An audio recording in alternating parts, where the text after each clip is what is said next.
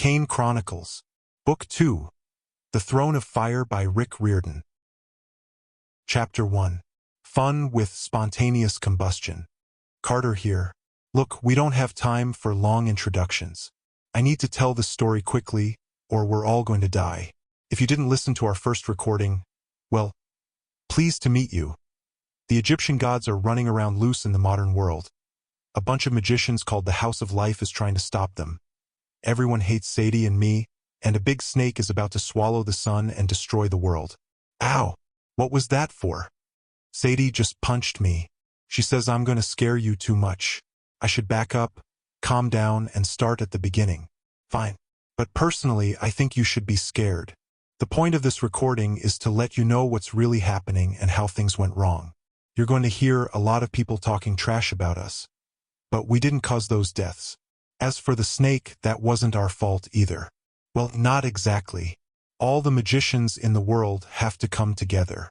It's our only chance. So here's the story. Decide for yourself. It started when we set Brooklyn on fire. The job was supposed to be simple. Sneak into the Brooklyn Museum, borrow a particular Egyptian artifact, and leave without getting caught. No, it wasn't robbery. We would have returned the artifact eventually. But I guess we did look suspicious. For kids in black ninja clothes on the roof of the museum. Oh, and a baboon also dressed like a ninja. Definitely suspicious. The first thing we did was send our trainees Jazz and Walt to open the side window while Khufu, Sadie, and I examined the big glass dome in the middle of the roof, which was supposed to be our exit strategy. Our exit strategy wasn't looking too good. It was well after dark, and the museum was supposed to be closed. Instead, the glass dome glowed with light. Inside, 40 feet below, hundreds of people in tuxedos and evening gowns mingled and danced in a ballroom the size of an airplane hangar. An orchestra played, but with the wind howling in my ears and my teeth chattering, I couldn't hear the music. I was freezing in my linen pajamas. Magicians are supposed to wear linen because it doesn't interfere with magic, which is probably a great tradition in the Egyptian desert, where it's hardly ever cold and rainy. In Brooklyn, in March, not so much. My sister, Sadie, didn't seem bothered by the cold. She was undoing the locks on the dome while humming along to something on her iPod. I mean, seriously, who brings their own tunes to a museum break-in? She was dressed in clothes like mine, except she wore combat boots. Her blonde hair was streaked with red highlights, very subtle for a stealth mission. With her blue eyes and her light complexion, she looked absolutely nothing like me, which we both agreed was fine. It's always nice to have the option of denying that the crazy girl next to me is my sister. You said the museum would be empty, I complained. Sadie didn't hear me until I pulled out her earbuds and repeated myself. Well, it was supposed to be empty. She'll deny this, but after living in the States for the last 3 months, she was starting to lose her British accent. The website said it closed at 5. How was I to know there'd be a wedding? A wedding? I looked down and saw that Sadie was right. Some of the ladies wore peach-colored bridesmaid dresses. One of the tables had a massive tiered white cake. 2 separate mobs of guests had lifted the bride and groom on chairs and were carrying them through the room while their friends swirled around them, dancing and clapping. The whole thing looked like a head-on furniture collision waiting to happen. Khufu tapped on the glass.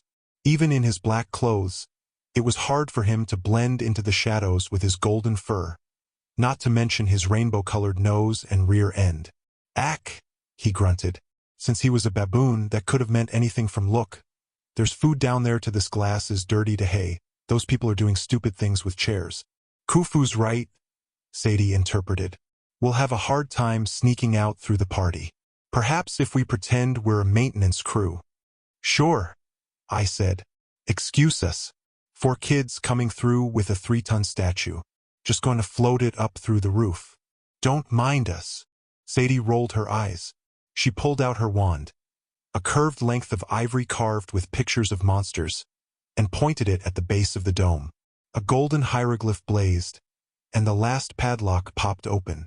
Well, if we're not going to use this as an exit, she said. Why am I opening it? Couldn't we just come out the way we're going in? Through the side window? I told you, the statue is huge. It won't fit through the side window. Plus the traps. "Try again tomorrow night then?" she asked. I shook my head. "Tomorrow the whole exhibit is being boxed up and shipped off on tour." She raised her eyebrows in that annoying way she has. "Perhaps if someone had given us more notice that we needed to steal this statue." "Forget it." I could tell where this conversation was going, and it wasn't going to help if Sadie and I argued on the roof all night. She was right, of course. I hadn't given her much notice. But, hey, my sources weren't exactly reliable. After weeks of asking for help, I'd finally gotten a tip from my buddy, the Falcon war god Horus, speaking in my dreams. "Oh, by the way, that artifact you wanted? The one that might hold the key to saving the planet? It's been sitting down the street in the Brooklyn Museum for the last 30 years. But tomorrow it leaves for Europe, so you'd better hurry. You'll have 5 days to figure out how to use it, or we're all doomed. Good luck." I could have screamed at him for not telling me sooner, but it wouldn't have made any difference. Gods only talk when they're ready, and they don't have a good sense of mortal time. I knew this because Horus had shared space in my head a few months ago. I still had some of his antisocial habits, like the occasional urge to hunt small furry rodents or challenge people to the death. "Let's just stick to the plan," Sadie said.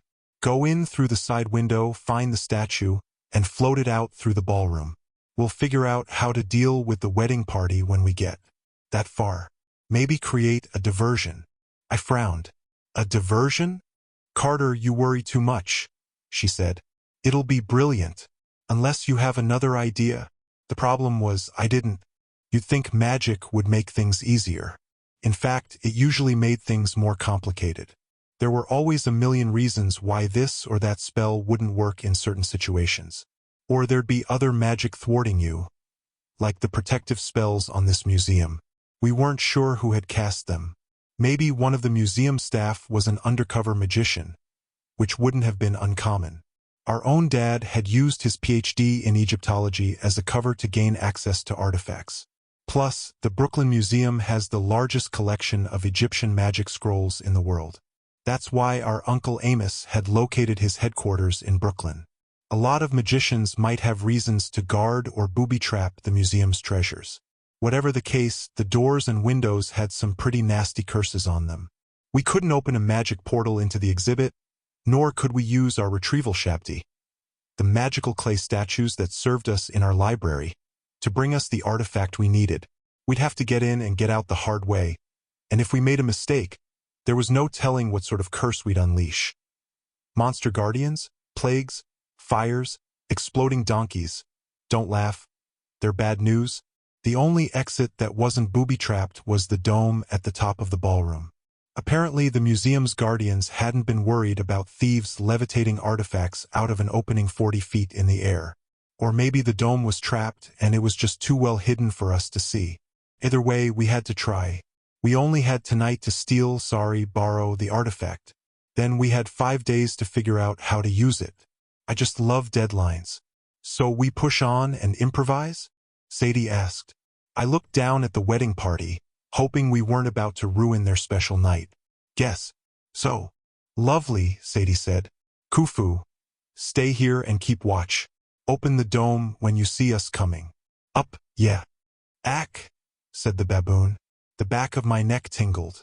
I had a feeling this heist was not going to be lovely. "Come on," I told Sadie. "Let's see how Jazz and Walt are doing." We dropped to the ledge outside the 3rd floor, which housed the Egyptian collection. Jazz and Walt had done their work perfectly. They duct-taped 4 sons of Horus statues around the edges of the window and painted hieroglyphs on the glass to counteract the curses and the mortal alarm system. As Sadie and I landed next to them, they seemed to be in the middle of a serious conversation. Jazz was holding Walt's hands. That surprised me, but it surprised Sadie even more. She made a squeaking sound like a mouse getting stepped on. "Oh yes, you did. I was there." Why would Sadie care? Okay, right after New Year's, when Sadie and I sent out our Jed amulet beacon to attract kids with magic potential to our headquarters, Jazz and Walt had been the first to respond. They'd been training with us for 7 weeks, longer than any of the other kids, so we'd gotten to know them pretty well. Jazz was a cheerleader from Nashville. Her name was short for Jasmine, But don't ever call her that unless you want to get turned into a shrub. She was pretty in a blonde cheerleader kind of way. Not really my type, but you couldn't help liking her because she was nice to everyone and always ready to help. She had a talent for healing magic, too, so she was a great person to bring along in case something went wrong, which happened with Sadie and me about 99% of the time. Tonight, she'd covered her hair in a black bandana. Slung across her shoulder was her magician's bag, marked with the symbol of the lion goddess Sekhmet. She was just telling Walt, "We'll figure it out." When Sadie and I dropped down next to them, Walt looked embarrassed. He was, well, how do I describe Walt? No thanks, Sadie. I'm not going to describe him as hot. Wait your turn. Walt was 14, same as me, but he was tall enough to play varsity forward. He had the right build for it, lean and muscular, and the dude's feet were huge. His skin was coffee bean brown, a little darker than mine, and his hair was buzz-cut so that it looked like a shadow on his scalp. Despite the cold, he was dressed in a black sleeveless tee and workout shorts, not standard magician clothes. But nobody argued with Walt. He'd been our first trainee to arrive, all the way from Seattle, and the guy was a natural sow, a charm maker. He wore a bunch of gold neck chains with magic amulets he'd made himself. Anyway, I was pretty sure Sadie was jealous of Jazz and liked Walt, though she'd never admit it because she'd spent the last few months moping about another guy, actually a god, she had a crush on. Yeah, fine, Sadie. I'll drop it for now. But I notice you're not denying it. When we interrupted their conversation, Walt let go of Jazz's hands real quick and stepped away. Sadie's eyes moved back and forth between them, trying to figure out what was going on. Walt cleared his throat. Windows ready. Brilliant. Sadie looked at Jazz. What did you mean? We'll figure it out? Jazz flapped her mouth like a fish trying to breathe. Walt answered for her. You know, the Book of R.A. We'll figure it out. Yes, Jazz said. The Book of R.A. I could tell they were lying, but I figured it was none of my business if they liked each other. We didn't have time for drama. Okay, I said before Sadie could demand a better explanation. Let's start the fun. The window swung open easily. No magic explosions. No alarms. I breathed a sigh of relief and stepped into the Egyptian wing, wondering if maybe we had a shot at pulling this off after all. The Egyptian artifacts brought back all kinds of memories. Until last year, I'd spent most of my life traveling around the world with my dad as he went from museum to museum, lecturing on ancient Egypt. That was before I knew he was a magician, before he unleashed a bunch of gods, and our lives got complicated. Now I couldn't look at Egyptian artwork without feeling a personal connection. I shuddered when we passed a statue of Horus, the falcon-headed god who'd inhabited my body last Christmas. We walked by a sarcophagus, and I remembered how the evil god Set had imprisoned our father in a golden coffin at the British Museum. Everywhere there were pictures of Osiris, the blue-skinned god of the dead, and I thought about how Dad had sacrificed himself to become Osiris's new host. Right now, somewhere in the magic realm of the Do-It, our dad was the king of the underworld. I can't even describe how weird it felt seeing a 5,000-year-old painting of some blue Egyptian god and thinking, yep, that's my dad. All the artifacts seemed like family mementos. A wand just like Sadie's. A picture of the serpent leopards that had once attacked us. A page from the Book of the Dead showing demons we'd met in person. Then there were the Shabti, magical figurines that were supposed to come to life when summoned. A few months ago, I'd fallen for a girl named Zia Rashid, who turned out to be a Shabti. Falling in love for the first time had been hard enough. But when the girl you like turns out to be ceramic and cracks to pieces before your eyes, well, it gives breaking your heart a new meaning. We made our way through the first room, passing under a big Egyptian-style zodiac mural on the ceiling. I could hear the celebration going on in the grand ballroom down the hallway to our right. Music and laughter echoed through the building. In the second Egyptian room, we stopped in front of a stone frieze the size of a garage door. Chiseled into the rock was a picture of a monster trampling some humans. Is that a griffin? Jazz asked. I nodded. The Egyptian version, yeah. The animal had a lion's body and the head of a falcon, but its wings weren't like most griffin pictures you see. Instead of bird wings, the monster's wings ran across the top of its back. Long, horizontal, and bristly like a pair of upside-down steel brushes. If the monster could have flown with those things at all, I figured they must have moved like a butterfly's wings. The frieze had once been painted. I could make out flecks of red and gold on the creature's hide. But even without color, the griffin looked eerily lifelike. His beady eyes seemed to follow me. Griffins were protectors, I said, remembering something my dad had once told me. They guarded treasures and stuff. Fab, Sadie said. So you mean they attacked? Oh, thieves, for instance, breaking into museums and stealing artifacts? It's just a frieze, I said, but I doubt that made anyone feel better. Egyptian magic was all about turning words and pictures into reality. There. Walt pointed across the room. That's it, right? We made a wide arc around the griffin and walked over to a statue in the center of the room. The god stood about 8 feet tall. He was carved from black stone and dressed in typical Egyptian style, bare-chested, with a kilt and sandals. He had the face of a ram and horns that had partially broken off over the centuries. On his head was a frisbee-shaped crown, a sun disk braided with serpents. In front of him stood a much smaller human figure. The god was holding his hands over the little dude's head, as though giving him a blessing. Sadie squinted at the hieroglyphic inscription. Ever since she'd hosted the spirit of Isis, goddess of magic, Sadie had had an uncanny ability to read hieroglyphs. Canum, she read. That'd be pronounced knum, I suppose. Rhymes with kaboom. Yeah, I agreed. This is the statue we need. Horace told me it holds the secret to finding the Book of R.A. Unfortunately, Horace hadn't been very specific. Now that we'd found the statue, I had absolutely no idea how it was supposed to help us. I scanned the hieroglyphs, hoping for a clue.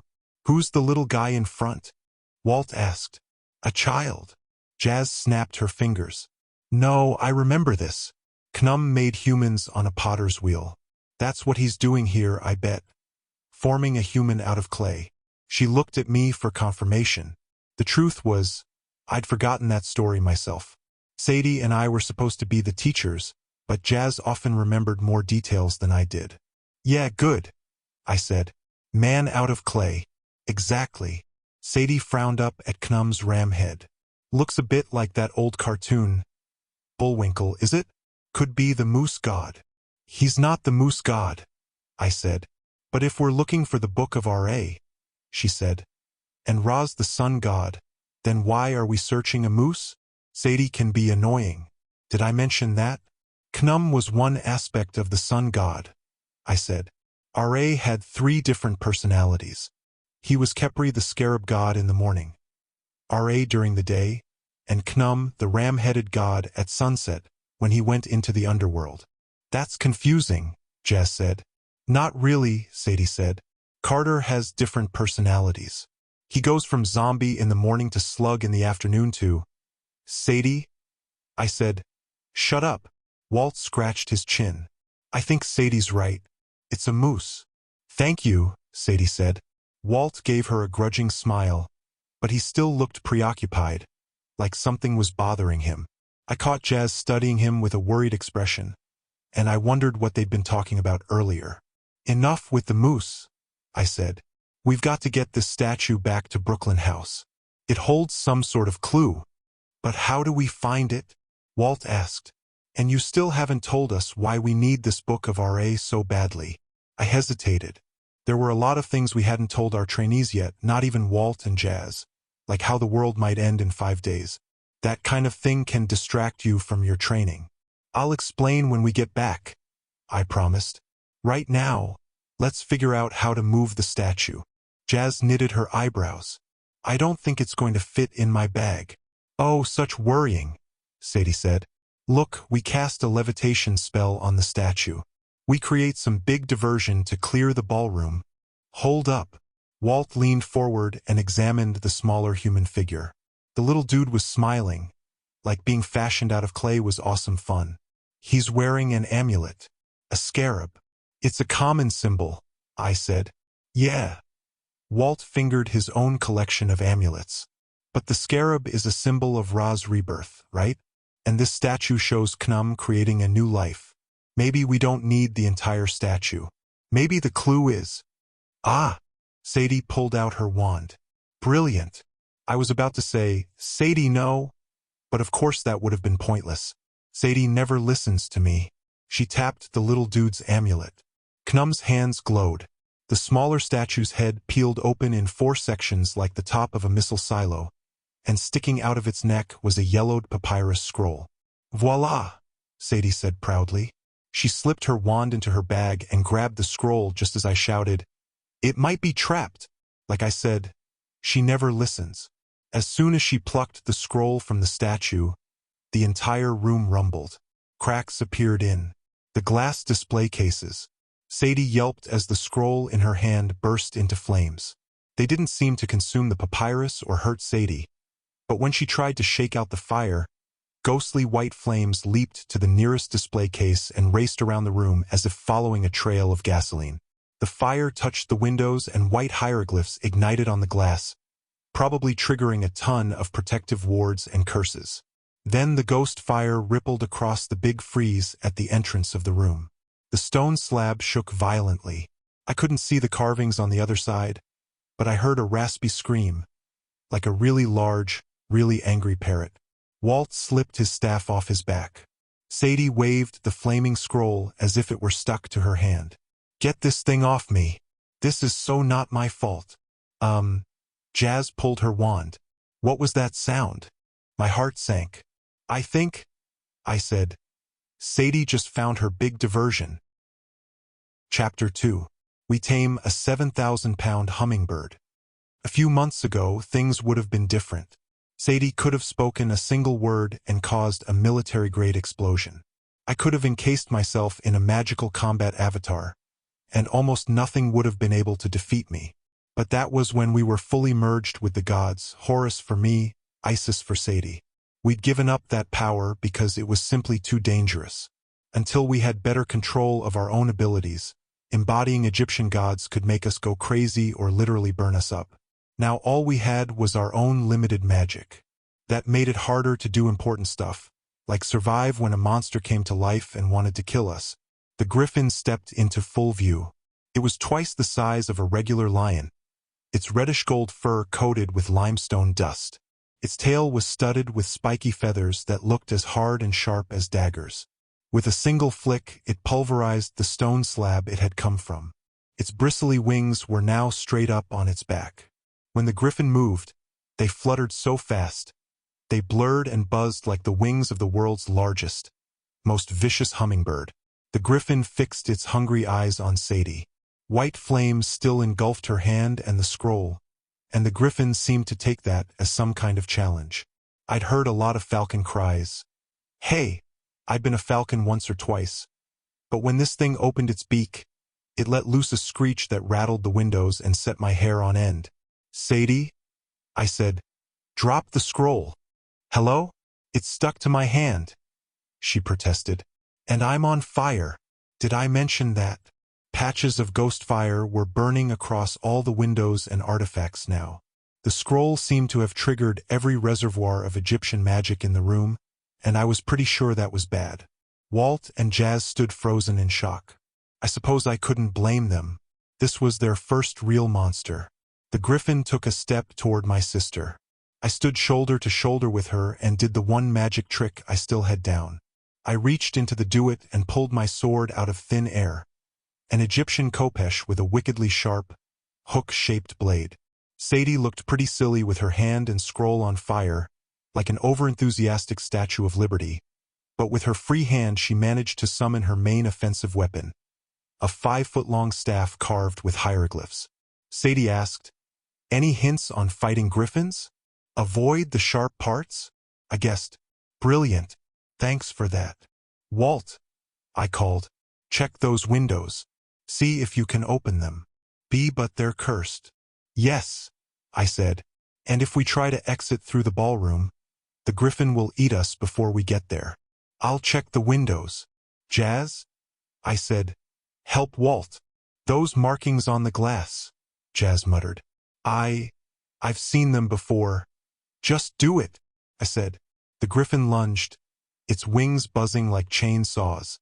Sadie threw her staff, and it morphed into a tiger in midair, slamming into the griffin with its claws unsheathed. The griffin was not impressed. It knocked the tiger aside, then lashed out with unnatural speed, opening its beak impossibly wide. Snap! The griffin gulped and burped, and the tiger was gone. "That was my favorite staff," Sadie cried. The griffin turned its eyes on me. I gripped my sword tight. The blade began to glow. I wished I still had Horus's voice inside my head, egging me on. Having a personal war god makes it easier to do stupidly brave things. "Walt," I called. "How's it coming with that window?" "Trying it now," he said. Hold on," Jess said nervously. "Those are symbols of Sekhmet." "Walt, stop." Then a lot of things happened at once. Walt opened the window, and a wave of white fire roared over him, knocking him to the floor. Jazz ran to his side. The griffin immediately lost interest in me. Like any good predator, it focused on the moving target, Jazz, and lunged at her. I charged after it. But instead of snapping up our friends, the griffin soared straight over Walt and Jazz and slammed into the window. Jazz pulled Walt out of the way while the griffin went crazy, thrashing and biting at the white flames. It was trying to attack the fire. The griffin snapped at the air. It spun, knocking over a display case of Shabdi. Its tail smashed a sarcophagus to pieces. I'm not sure what possessed me, but I yelled, "Stop it!" The griffin froze. It turned toward me, cawing in irritation. A curtain of white fire raced away and burned in the corner of the room, almost like it was regrouping. Then I noticed other fires coming together, forming burning shapes that were vaguely human. One looked right at me, and I sensed an unmistakable aura of malice. "Carter, keep its attention." Sadie apparently hadn't noticed the fiery shapes. Her eyes were still fixed on the griffin as she pulled a length of magic twine from her pocket. "If I can just get close enough." "Sadie, wait." I tried to process what was going on. Walt was flat on his back, shivering. His eyes were glowing white, as if the fire had gotten inside him. Jazz knelt over him, muttering a healing spell. "Rock!" The griffin croaked plaintively as if asking permission, as if it was obeying my order to stop, but didn't like it. The fiery shapes were getting brighter, more solid. I counted 7 blazing figures, slowly forming legs and arms. 7 figures. Jazz had said something about the symbols of Sekhmet. Dread settled over me as I realized what kind of curse was really protecting the museum. The griffin's release had just been accidental. It wasn't the real problem. Sadie threw her twine. "Wait!" I yelled, but it was too late. The magic twine whipped through the air, elongating into a rope as it raced toward the griffin. The griffin squawked indignantly and leaped after the fiery shapes. The fire creatures scattered, and a game of total annihilation tag was on. The griffin buzzed around the room, its wings humming. Display cases shattered. Mortal alarms blared. I yelled at the griffin to stop, but this time it did no good. Out of the corner of my eye, I saw Jazz collapse, maybe from the strain of her healing spell. "Sadie!" I yelled. "Help her!" Sadie ran to Jazz's side. I chased the griffin. I probably looked like a total fool in my black pajamas with my glowing sword, tripping over broken artifacts and screaming orders at a giant hummingbird cat. Just when I thought things couldn't get any worse, half a dozen party guests came around the corner to see what the noise was about. Their mouths fell open. A lady in a peach-colored dress screamed. The 7 white fire creatures shot straight through the wedding guests, who instantly collapsed. The fires kept going, whipping around the corner toward the ballroom. The griffin flew after them. I glanced back at Sadie, who was kneeling over Jazz and Walt. "How are they?" "Walt is coming around," she said. "But Jazz is out cold. Follow me when you can. I think I can control the griffin." "Carter, are you mad? Our friends are hurt and I've got a flaming scroll stuck to my hand. The window's open. Help me get Jazz and Walt out of here." She had a point. This might be our only chance to get our friends out alive. But I also knew what those 7 fires were now, and I knew that if I didn't go after them, a lot of innocent people were going to get hurt. I muttered an Egyptian curse, the cussing kind, not the magic kind, and ran to join the wedding party. The main ballroom was in chaos. Guests were running everywhere, screaming and knocking over tables. A guy in a tuxedo had fallen into the wedding cake and was crawling around with a plastic bride and groom decoration stuck to his rear. A musician was trying to run away with a snare drum on his foot. The white fires had solidified enough so that I could make out their forms, somewhere between canine and human, with elongated arms and crooked legs. They glowed like superheated gas as they raced through the ballroom, circling the pillars that surrounded the dance floor. One passed straight through a bridesmaid. The lady's eyes turned milky white, and she crumpled to the floor, shivering and coughing. I felt like curling into a ball myself. I didn't know any spells that could fight these things, and if one of them touched me, suddenly the griffin swooped down out of nowhere, followed closely by Sadie's magic rope, which was still trying to bind it. The griffin snapped up one of the fire creatures in a single gulp and kept flying. Wisps of smoke came out of its nostrils, but otherwise, eating the white fire didn't seem to bother it. "Hey!" I yelled. Too late, I realized my mistake. The griffin turned toward me, which slowed it down just enough for Sadie's magic rope to wrap around its back legs. Squawk! The griffin crashed into a buffet table. The rope grew longer, winding around the monster's body while its high-speed wings shredded the table, the floor, and plates of sandwiches like an out-of-control wood chipper. Wedding guests began clearing the ballroom. Most ran for the elevators, but dozens were unconscious or shaking in fits, their eyes glowing white. Others were stuck under piles of debris. Alarms were blaring, and the white fires, 6 of them now, were still completely out of control. I ran toward the griffin, which was rolling around, trying in vain to bite at the rope. "Calm down," I yelled. "Let me help you, stupid freak." The griffin's tail swept over my head and just missed decapitating me. I took a deep breath. I was mostly a combat magician. I'd never been good at hieroglyph spells, but I pointed my sword at the monster and said, "Hatep," a green hieroglyph, the symbol for be at peace, burned in the air, right at the tip of my blade. The griffin stopped thrashing. The buzzing of its wings slowed. Chaos and screaming still filled the ballroom, but I tried to stay calm as I approached the monster. "You recognize me, don't you?" I held out my hand, and another symbol blazed above my palm. A symbol I could always summon, the Eye of Horus. "You're a sacred animal of Horus, aren't you? That's why you obey me." The griffin blinked at the war god's mark. It ruffled its neck feathers and squawked in complaint, squirming under the rope that was slowly wrapping around its body. "Yeah, I know," I said. "My sister's a loser. Just hang on. I'll untie you." Somewhere behind me, Sadie yelled, "Carter!" I turned and saw her and Walt stumbling toward me, half carrying Jazz between them. Sadie was still doing her Statue of Liberty impression, holding the flaming scroll in one hand. Walt was on his feet and his eyes weren't glowing anymore, but Jazz was slumped over like all the bones in her body had turned to jelly. They dodged a fiery spirit and a few crazy wedding guests and somehow made it across the ballroom. Walt stared the griffin. "How did you calm it down?" "Griffins are servants of Horus," I said. "They pulled his chariot in battle. I think it recognized my connection to him." The griffin shrieked impatiently and thrashed its tail, knocking over a stone column. "Not very calm," Sadie noticed. She glanced up at the glass dome, 40 feet above, where the tiny figure of Khufu was waving at us frantically. "We need to get Jazz out of here now," she said. "I'm fine," Jazz muttered. "No, you're not," Walt said. "Carter, she got that spirit out of me, but it almost killed her. It's some kind of sickness demon." "A bow," I said. "An evil spirit. These 7 are called the Arrows of Sekhmet," Jazz said, confirming my fears. "They're plague spirits, born from the goddess. I can stop them." "You can rest," Sadie said. "Right," I said.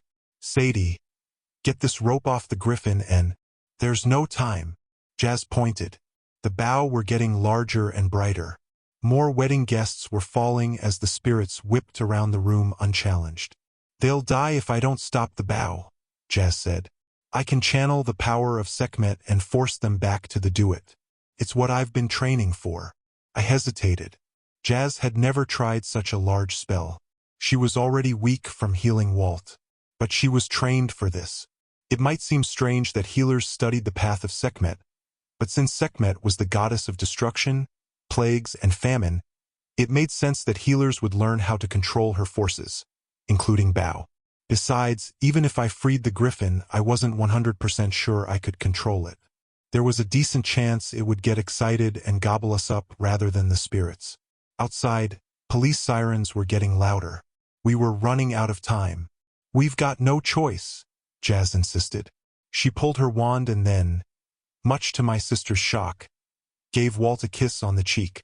"It'll be okay, Walt. Don't give up." Jazz took something else from her magician's bag, a wax figurine, and pressed it into my sister's free hand. "You'll need this soon, Sadie. I'm sorry I can't help you more. You'll know what to do when the time comes." I don't think I'd ever seen Sadie at such a loss for words. Jazz ran to the center of the ballroom and touched her wand to the floor, drawing a circle of protection around her feet. From her bag, she produced a small statue of Sekhmet, her patron goddess, and held it aloft. She began to chant. Red light glowed around her. Tendrils of energy spread out from the circle, filling the room like the branches of a tree.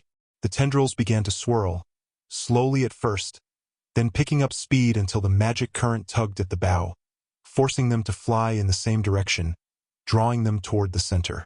The spirits howled, trying to fight the spell. Jazz staggered, but she kept chanting, her face beaded with sweat. "Can't we help her?" Walt asked. "Raw wowk," the griffin cried, which probably meant, "Hello, I'm still here." The sirens sounded like they were right outside the building now. Down the hall near the elevators, someone was shouting into a megaphone, ordering the last wave of wedding guests to exit the building, like they needed encouragement. The police had arrived, and if we got arrested, this situation was going to be difficult to explain. "Sadie," I said, "get ready to dispel the rope on the griffin."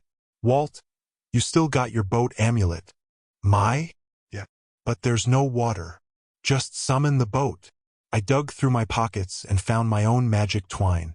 I spoke a charm and was suddenly holding a rope about 20 feet long. I made a loose slip knot in the middle, like a huge necktie, and carefully approached the griffin. "I'm just going to put this around your neck," I said. "Don't freak." "Freak," the griffin said. I stepped closer, conscious of how fast that beak could snap me up if it wanted to, but I managed to loop the rope around the griffin's neck. Then something went wrong. Time slowed down. The red swirling tendrils of Jazz's spell moved sluggishly, like the air had turned to syrup.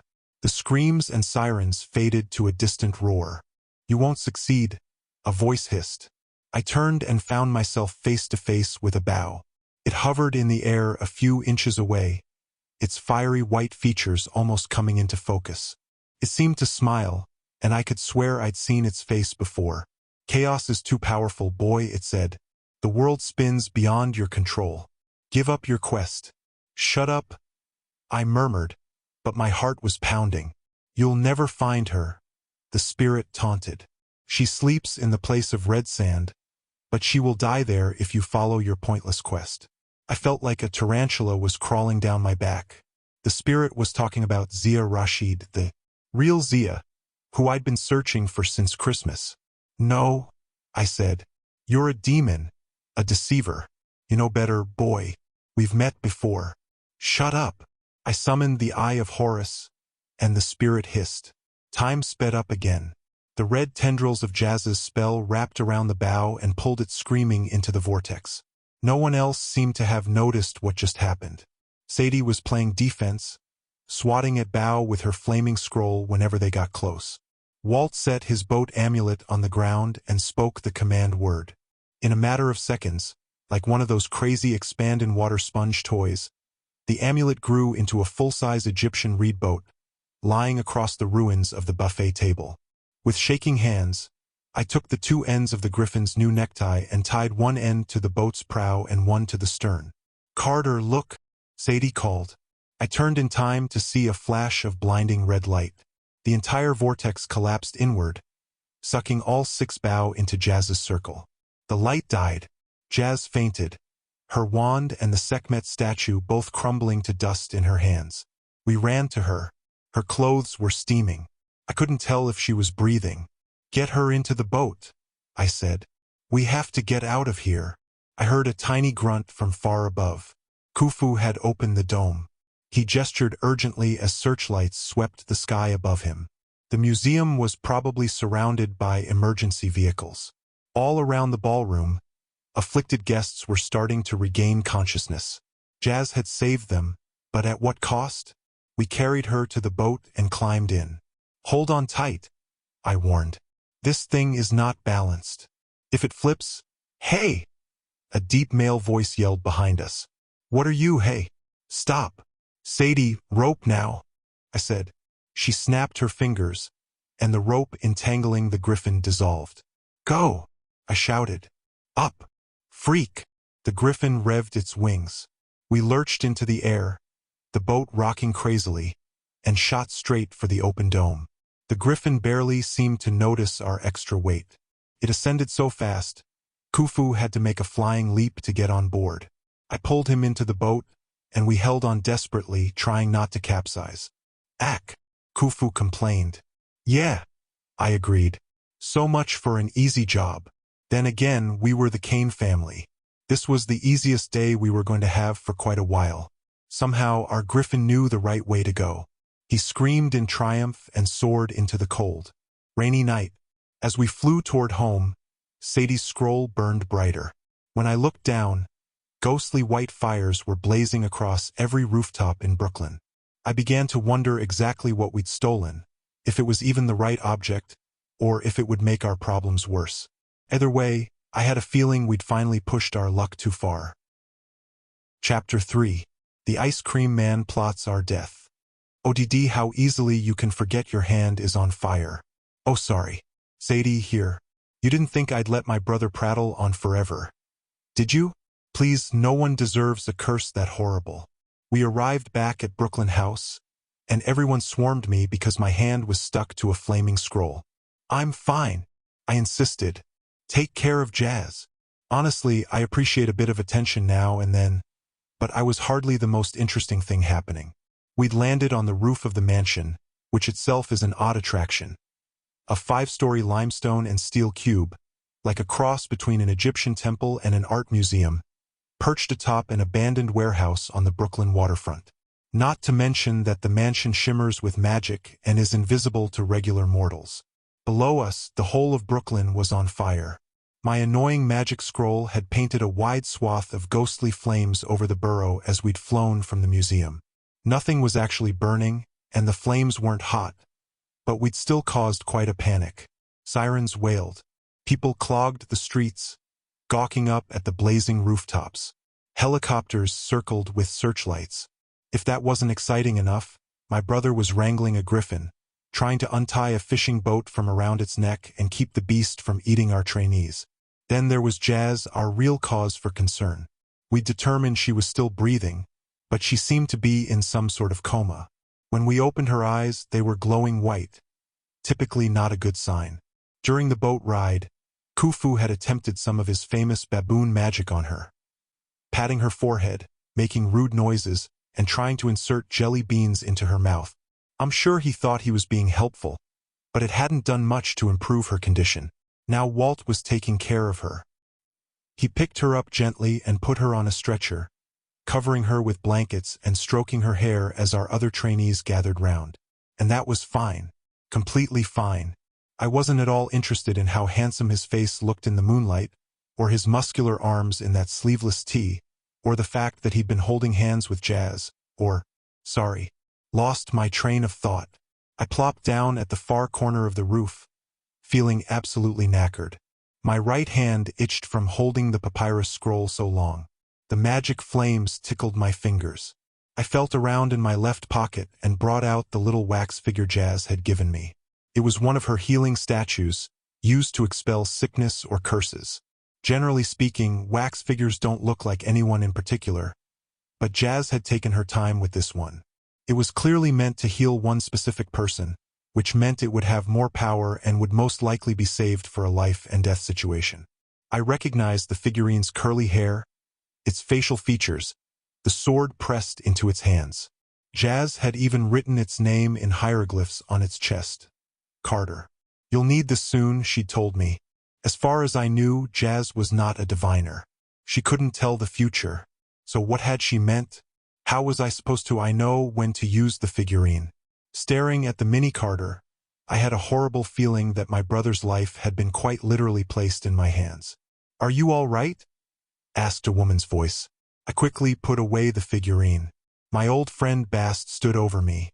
With her slight smile and glinting yellow eyes, she might have been concerned or amused. It's hard to tell with a cat goddess. Her black hair was pulled back in a ponytail. She wore her usual leopard skin leotard, as if she were about to perform a backflip. For all I knew, she might. As I said, you never can tell with cats. "I'm fine," I lied. I waved my flaming hand about helplessly. The scroll seemed to make Bast uncomfortable. "Let me see what I can do." She knelt next to me and began to chant. I pondered how odd it was having my former pet cast a spell on me. For years, Bast had posed as my cat, Muffin. I hadn't even realized I had a goddess sleeping on my pillow at night. Then, after our dad unleashed a slew of gods at the British Museum, Bast had made herself known. She'd been watching over me for 6 years.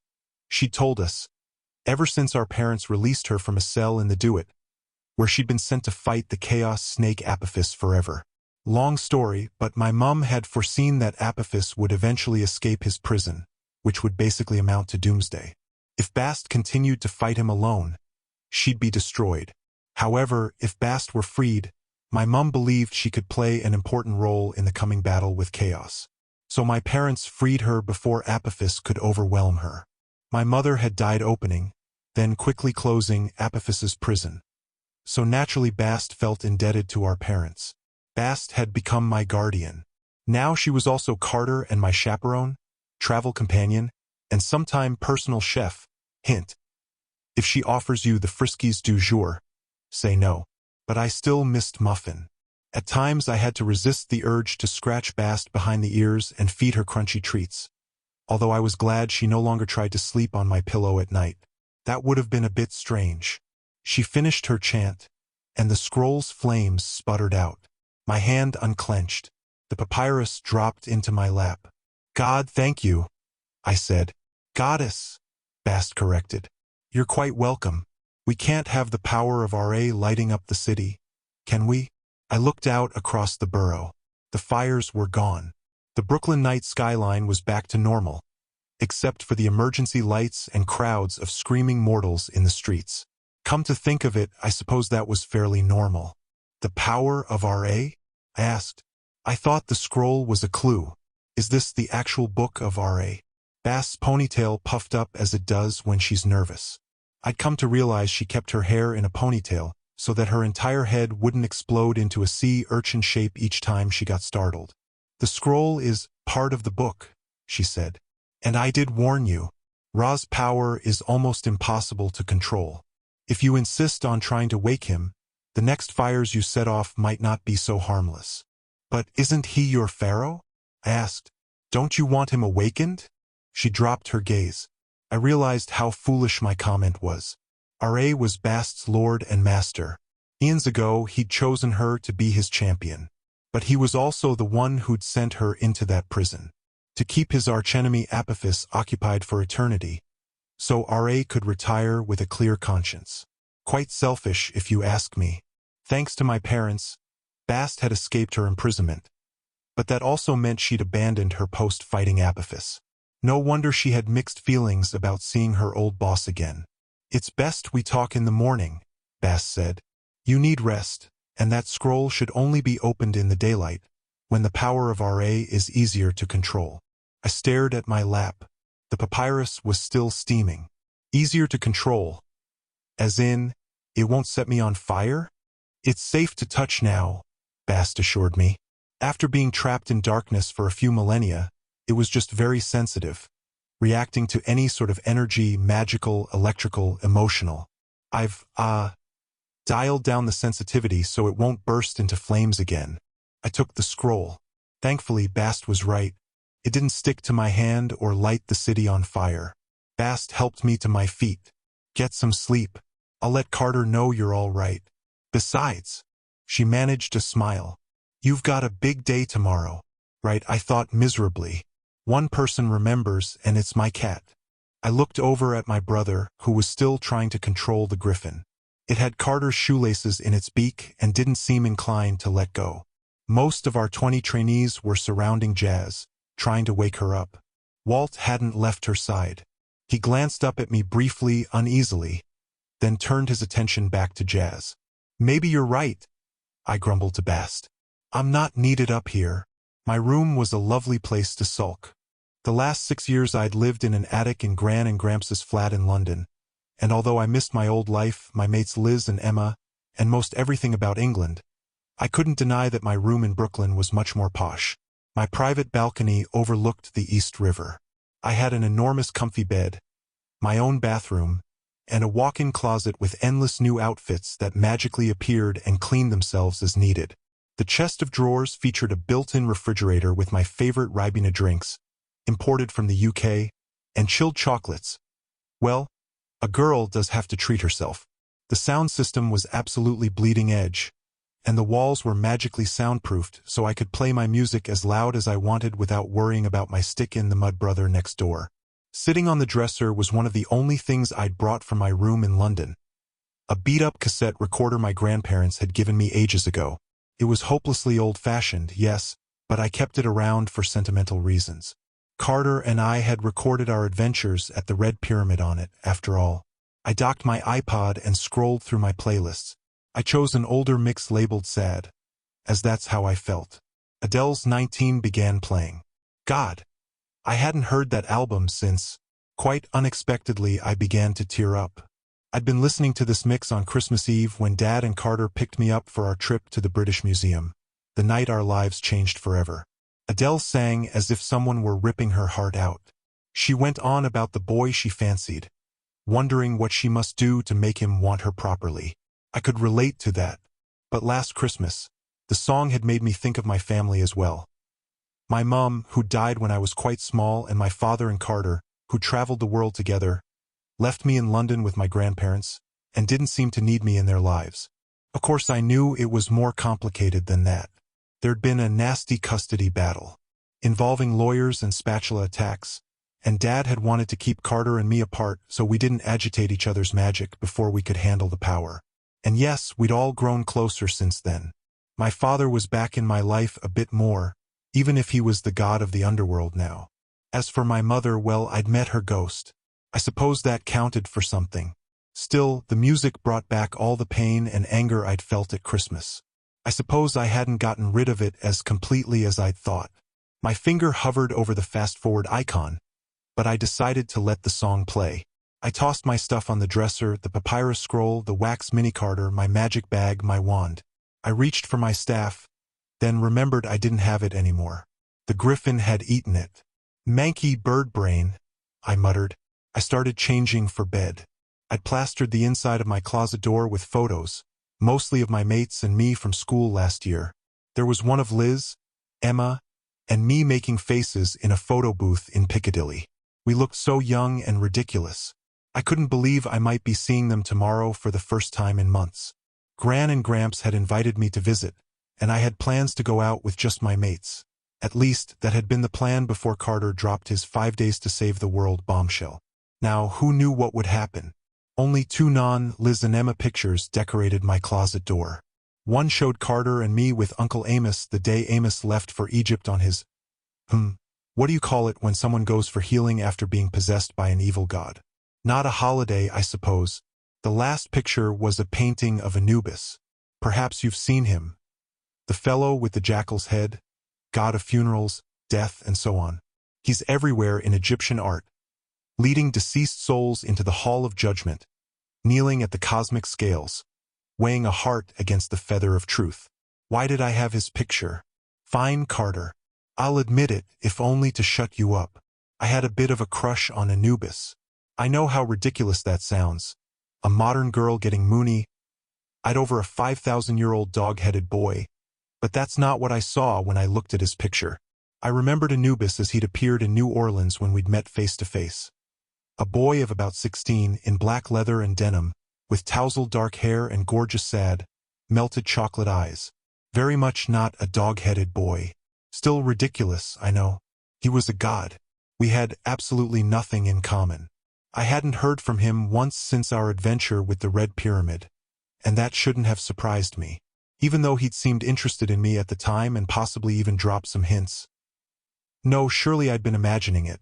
The past 7 weeks since Walt Stone had arrived at Brooklyn House, I'd thought I might be able to get over Anubis. Of course, Walt was my trainee, and I wasn't supposed to think of him as a possible boyfriend, but I was fairly sure there'd been a spark between us the first time we saw each other. Now, though, Walt seemed to be pulling away. He was acting so secretive, always looking so guilty and talking to Jazz.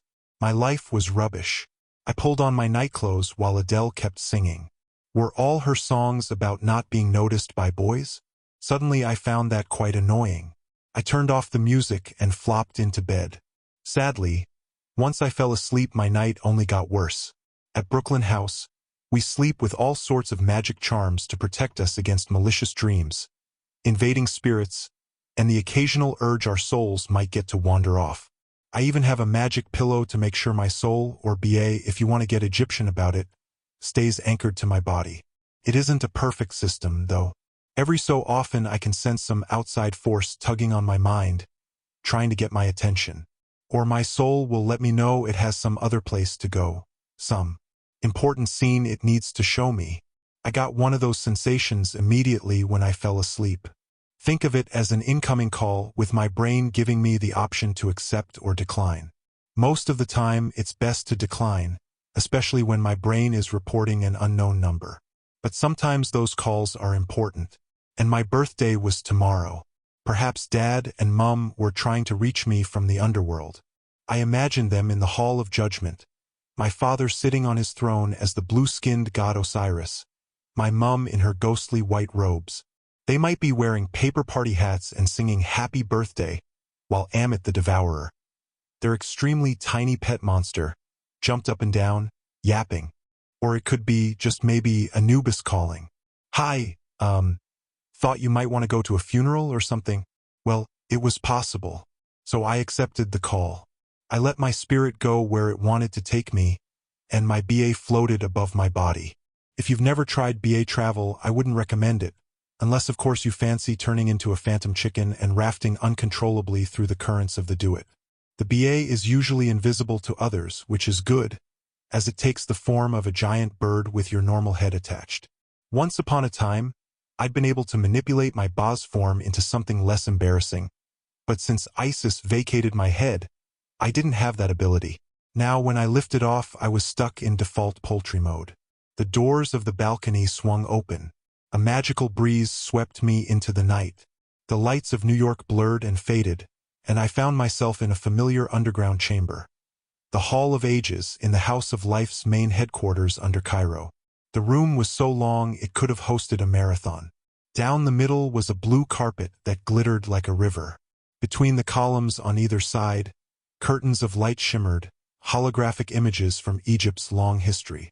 The light changed color to reflect different eras, from the white glow of the Age of the Gods all the way to the crimson light of modern times. The roof was even higher than the ballroom at the Brooklyn Museum, the vast space lit by glowing orbs of energy and floating hieroglyphic symbols. It looked as if someone had detonated a few kilos of children's cereal in zero gravity, all the colorful sugary bits drifting and colliding in slow motion. I floated to the end of the room, just above the dais with the pharaoh's throne. It was an honorary seat, empty since the fall of Egypt, but on the step below it sat the chief lector, master of the first gnome, leader of the House of Life, and my least favorite magician, Michel Desjardins. I hadn't seen Monsieur Delightful since our attack on the Red Pyramid, and I was surprised how much he'd aged. He'd only become chief lector a few months ago, but his slick black hair and forked beard were now streaked with gray. He leaned wearily on his staff, as if the chief lector's leopard skin cape across his shoulders was as heavy as lead. I can't say I felt sorry for him. We hadn't parted as friends. We'd combined forces, more or less, to defeat the god set, but he still considered us dangerous rogue magicians. He'd warned us that if we continued studying the path of the gods, which we had, he would destroy us the next time we met. That hadn't given us much incentive to invite him over for tea. His face was gaunt, but his eyes still glittered evilly. He studied the blood-red images in the curtains of light as if he were waiting for something. "Est-il? He asked, which my grammar school French led me to believe meant either, "Is he gone?" or possibly, "Have you repaired the island?" Fine. It was probably the first one. For a moment I was afraid he was talking to me. Then from behind the throne, a raspy voice answered, "Yes, my lord." A man stepped out of the shadows. He was dressed completely in white suit, scarf, even white reflective sunglasses. My first thought was, my God, he's an evil ice cream vendor. He had a pleasant smile and chubby face framed in curly gray hair. I might have mistaken him as harmless, even friendly, until he took off his glasses. His eyes were ruined. I'll admit I'm squeamish about eyes. A video of retinal surgery? I'll run out of the room. Even the idea of contact lenses makes me cringe. But the man in white looked as if his eyes had been splashed with acid, then repeatedly clawed by cats. His eyelids were masses of scar tissue that didn't close properly. His eyebrows were burned away and raked with deep grooves. The skin above his cheekbones was a mask of red welts, and the eyes themselves were such a horrible combination of blood red and milky white that I couldn't believe he was able to see. He inhaled, wheezing so badly, the sound made my chest hurt. Glittering against his shirt was a silver pendant with a snake-shaped amulet. "He used the portal moments ago, my lord," the man rasped. "Finally, he has gone." That voice was as horrible as his eyes. If he had been splashed with acid, some of it must have gotten into his lungs. Yet the man kept smiling, looking calm and happy in his crisp white suit as if he couldn't wait to sell ice cream to the good little children. He approached Desjardins, who was still staring at the curtains of light. The ice cream man followed his gaze. I did the same and realized what the chief lector was looking at. At the last pillar, just next to the throne, the light was changing. The reddish tint of the modern age was darkening to a deep purple, the color of bruises. On my first visit to the Hall of Ages, I'd been told that the room grew longer as the years passed, and now I could actually see it happening. The floor and walls rippled like a mirage, expanding ever so slowly, and the sliver of purple light widened. "Ah," said the ice cream man. "It's much clearer now." "A new age," Desjardins murmured. "A darker age. The color of the light has not changed for 1,000 years, Vladimir." "An evil ice cream man named Vladimir? All right, then." "It is the Kanes, of course," said Vladimir. "You should have killed the elder one while he was in our power." My BA feathers ruffled. I realized he was talking about Uncle Amos. "No," Desjardins said. "He was under our protection. All who seek healing must be given sanctuary, even Kane." Vladimir took a deep breath, which sounded like a clogged vacuum cleaner. "But surely now that he has left, we must act. You heard the news from Brooklyn, my lord. The children have found the first scroll. If they find the other two—" "I know, Vladimir. They humiliated the House of Life in Arizona. They made peace with Set rather than destroy him. And now they seek the Book of Ra. If you would allow me to deal with them." The top of Desjardins' staff erupted in purple fire. "Who is Chief Lector?" he demanded. Vladimir's pleasant expression faltered. "You are, my lord. And I will deal with the Kanes in due time, but Apophis is our greatest threat.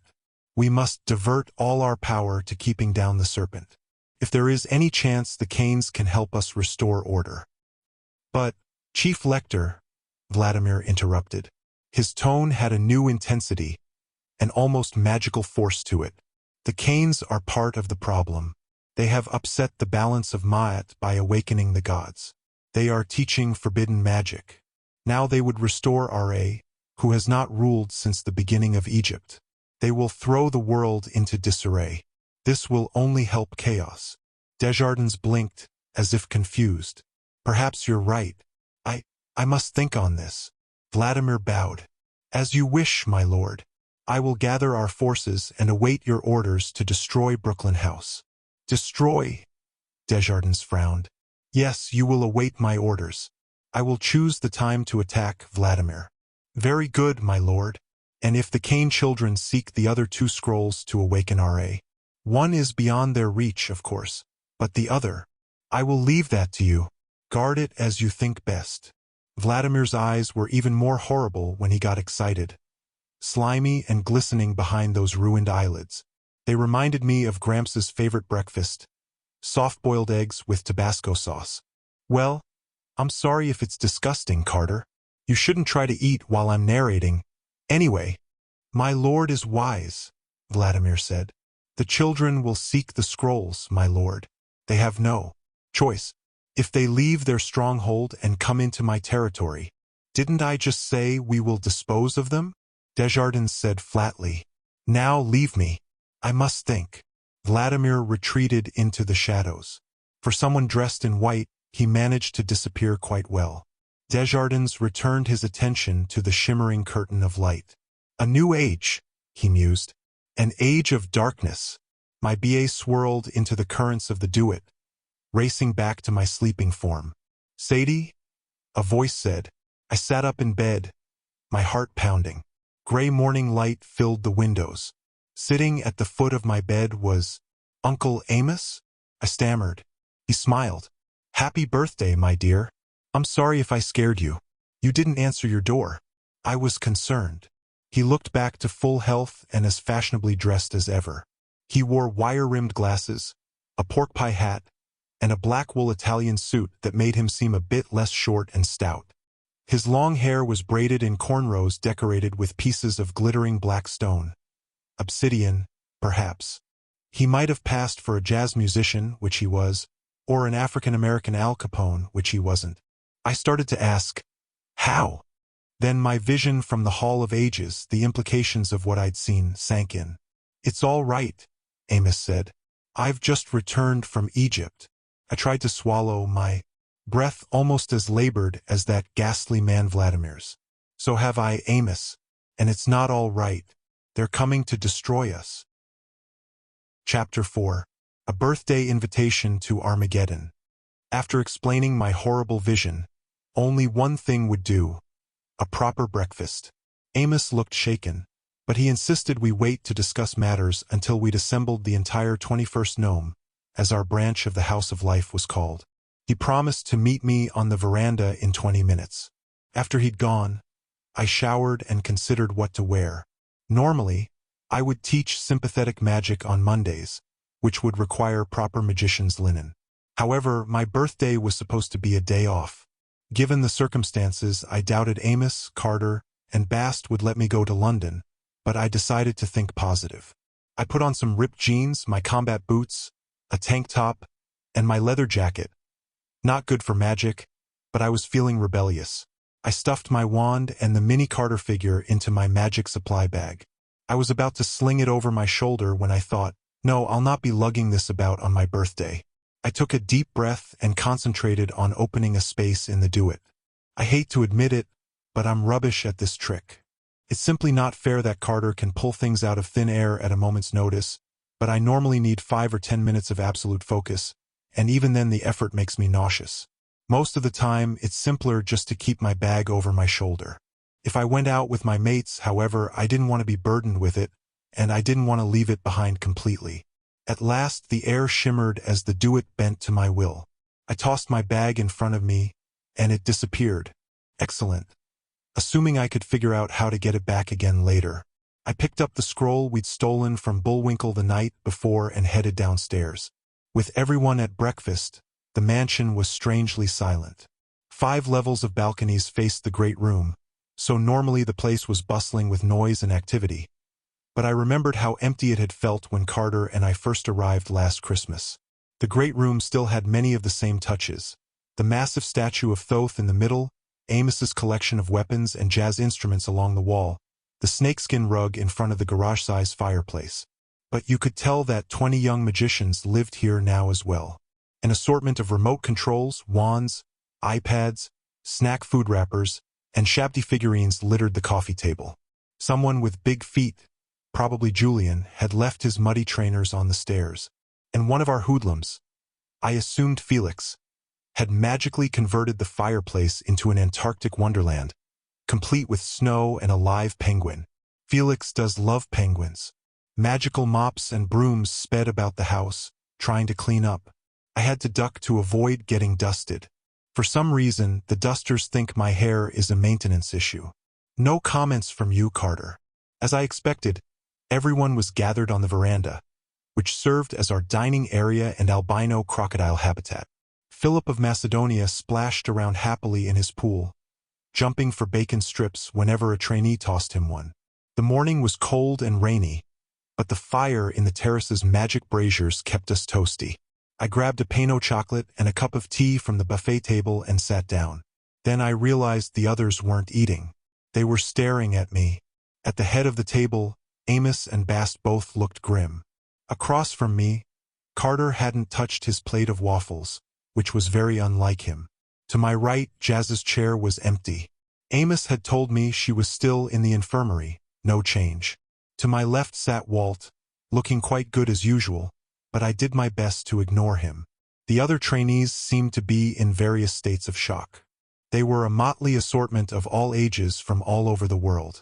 A handful were older than Carter and me, old enough for university, in fact, which was nice for chaperoning the younger ones, but always made me feel a bit uncomfortable when I tried to act as their teacher. The others were mostly between 10 and 15. Felix was just 9. There was Julian from Boston, Alyssa from Carolina, Sean from Dublin, and Cleo from Rio de Janeiro. Yes, I know, Cleo from Rio, but I'm not making it up. The thing we all had in common, the blood of the pharaohs. All of us were descended from Egypt's royal lines, which gave us a natural capacity for magic and hosting the power of the gods. The only one who didn't seem affected by the grim mood was Khufu.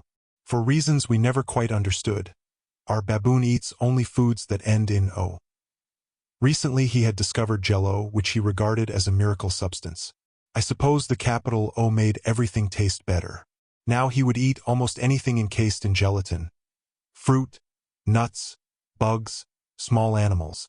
At the moment he had his face buried in a quivering red mountain of breakfast and was making rude noises as he excavated for grapes. Everyone else watched me, as if waiting for an explanation. "Morning," I muttered. "Lovely day. Penguin in the fireplace if anyone's interested." "Sadie," Amos said gently, "tell everyone what you told me." I sipped some tea to settle my nerves. Then I tried not to sound terrified as I described my visit to the Hall of Ages. When I was done, the only sounds were the fires crackling in the braziers and Philip of Macedonia splashing in his pool. Finally, 9-year-old Felix asked what was on everyone's mind. "So we're all going to die, then?" "No," Amos sat forward. "Absolutely not. Children, I know I've just arrived. I've hardly met most of you, but I promise we'll do everything we can to keep you safe. This house is layered with magic protection. You have a major goddess on your side," he gestured to Bast, who was opening a can of Fancy Feast tuna supreme with her fingernails, "and the Kane family to protect you. Carter and Sadie are more powerful than you might realize, and I've battled Michel Desjardins before, if it comes to that." Given all the trouble we'd had last Christmas, Amos's speech seemed a tad optimistic, but the trainees looked relieved. "If it comes to that?" Alyssa asked. "It sounds pretty certain they'll attack us." Amos knitted his brow. "Perhaps, but it troubles me that Desjardins would agree to such a foolish move. Apophis is the real enemy, and Desjardins knows it. He should realize he needs all the help he can get. Unless..." He didn't finish the sentence. Whatever he was thinking, it apparently troubled him greatly. "At any rate, if Desjardins decides to come after us, he will plan carefully. He knows this mansion will not fall easily. He can't afford to be embarrassed by the Kane family again. He'll study the problem, consider his options, and gather his forces. It would take several days for him to prepare, time he should be using to stop Apophis." Walt raised an index finger. "I don't know what it is about him, but he has a sort of gravity that draws the group's attention when he's about to speak." Even Khufu looked up from his Jell-O. "If Desjardins does attack us," Walt said, He'll be well prepared, with magicians who are a lot more experienced than we are. Can he get through our defenses? Amos gazed at the sliding glass doors, possibly remembering the last time our defenses had been breached. The results hadn't been good. We must make sure it doesn't come to that, he said. Desjardins knows what we're attempting and that we only have 5 days, well, for days now. According to Sadie's vision, Desjardins is aware of our plan and will try to prevent it out of some misguided belief that we are working for the forces of chaos. But if we succeed, we'll have bargaining power to make Desjardins back off. Cleo raised her hand. We don't know the plan. For days to do what? Amos gestured at Carter, inviting him to explain. That was fine with me. Honestly, I found the plan a bit crazy. My brother sat up. I must give him credit. Over the last few months, he'd made progress at resembling a normal teenager. After 6 years of homeschooling and traveling with Dad, Carter had been hopelessly out of touch. He dressed like a junior executive, in crisp white shirts and slacks. Now at least he'd learned to wear jeans and t-shirts and the occasional hoodie. He'd let his hair grow out in a curly mess, which looked much better. If he kept on improving, the boy might even get a date someday. What? Don't poke me. It was a compliment. We're going to wake the god R.A., Carter said, as if it was as easy as getting a snack from the fridge. The trainees glanced at one another. Carter wasn't known for his sense of humor, but they must have wondered if he was joking. You mean the sun god, Felix said. The old king of the gods. Carter nodded. You all know the story. Thousands of years ago, R.A. got senile and retreated into the heavens, leaving Osiris in charge. Then Osiris got overthrown by Set. Then Horus defeated Set and became pharaoh. Then, I coughed. Short version, please. Carter gave me a cross look. The point is, R.A. was the first and most powerful king of the gods. We believe R.A. is still alive. He's just asleep somewhere deep in the Duat. If we can wake him. But if he retired because he was senile, Walt said, wouldn't that mean he's really senile now? I'd asked the same thing when Carter first told me his idea. The last thing we needed was an all-powerful god who couldn't remember his own name, smelled like old people, and drooled in his sleep. And how could an immortal being get senile in the first place? No one had given me a satisfactory answer. Amos and Carter looked at Bast, which made sense, as she was the only Egyptian god present. She frowned at her uneaten fancy feast. Ra is the god of the sun. In olden times, he aged as the day aged, then sailed through the Duat on his boat each night and was reborn with the sunrise each morning. But the sun isn't reborn, I put in. It's just the rotation of the earth. Sadie, Bast warned. Right. Myth and science were both true. Simply different versions of the same reality, blah, blah. I'd heard that lecture 100 times, and I didn't want to hear it again. Bast pointed at the scroll, which I'd set next to my teacup. When R.A. stopped making his nightly journey, the cycle was broken, and R.A. faded into permanent twilight, at least so we think. He meant to sleep forever. But if you could find him in the Duat, and that's a big if, it's possible he might be brought back and reborn with the right magic. The Book of R.A. describes how this might be done. Ra's priests created the book in ancient times and kept it secret, dividing it into 3 parts, to be used only if the world was ending. If the world was ending? Cleo asked. You mean Apophis is really going to swallow the sun? Walt looked at me. Is that possible? In your story about the Red Pyramid, you said Apophis was behind Set's plan to destroy North America. He was trying to cause so much chaos that he could break out of his prison. I shivered, remembering the apparition that had appeared in the sky over Washington, D.C. A writhing giant snake. Apophis is the real problem, I agreed. We stopped him once, but his prison is weakening. If he manages to escape, he will, Carter said, in 4 days, unless we stop him. And then he'll destroy civilization, everything humans have built since the dawn of Egypt. That put a chill over breakfast table. Carter and I had talked privately about the 4-day deadline, of course. Horus and Isis had both discussed it with us. But it had seemed like a horrible possibility rather than absolute certainty. Now Carter sounded sure. I studied his face and realized he'd seen something during the night. Possibly a vision even worse than mine. His expression said, "Not here. I'll tell you later." Bast was digging her claws into the dining table. Whatever the secret was, she must be in on it. At the far end of the table, Felix counted on his fingers. Why 4 days? What's so special about, March 21st? The spring equinox, Bast explained. A powerful time for magic. The hours of day and night are exactly balanced, meaning the forces of chaos and Ma'at can be easily tipped one way or the other. It's the perfect time to awaken Ra. In fact, it's our only chance until the fall equinox, 6 months from now. But we can't wait that long.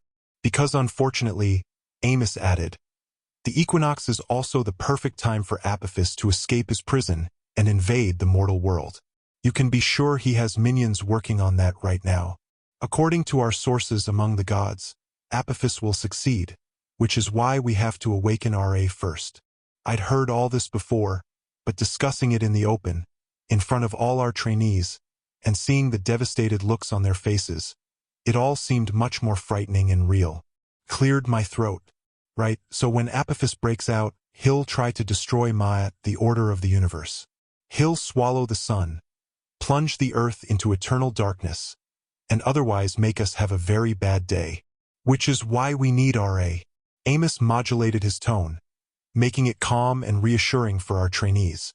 He projected such composure, even I felt a little less terrified. I wondered if this was a kind of magic, or if he was just better at explaining Armageddon than I was. Ra was Apophis's archenemy, he continued. Ra is the Lord of Order, whereas Apophis is the Lord of Chaos. Since the beginning of time, these two forces have been in a perpetual battle to destroy one another. If Apophis returns, we have to make sure we have Ra on our side to counteract him. Then we stand a chance. A chance, Walt said. Assuming we can find Ra and wake him, and the rest of the House of Life doesn't destroy us first. Amos nodded. But if we can awaken Ra, that would be a feat more difficult than any magician has ever accomplished. It would make Desjardins think twice. The chief lector, well, it would seem he's not thinking clearly, but he's no fool. He recognizes the danger of Apophis rising. We must convince him that we're on the same side, that the path of the gods is the only way to defeat Apophis. I would rather do this than fight him. Personally, I wanted to punch Desjardins in the face and set his beard on fire, but I supposed Amos had a point. Cleo, poor thing, had gone as green as a frog. She'd come all the way from Brazil to Brooklyn to study the path of Thoth, god of knowledge, and we'd already pegged her as our future librarian. But when the dangers were real, and not just in the pages of books, well, she had a tender stomach. I hoped she could make it to the edge of the terrace if she needed to. The scroll, she managed. You said there are 2 other parts? I took the scroll. In the daylight it looked more fragile, brittle and yellow and likely to crumble. My fingers trembled. I could feel magic humming in the papyrus like a low-voltage current. I felt an overwhelming desire to open it. I began to unroll the cylinder. Carter tensed. Amos said, Sadie, no doubt they expected Brooklyn to catch fire again, but nothing happened. I spread out the scroll and found it was written in gibberish, not hieroglyphics, not any language I could recognize. The end of the papyrus was a jagged line, as if it had been ripped. I imagine the pieces graphed together, I said. It will be readable only when all 3 sections are combined. Carter looked impressed.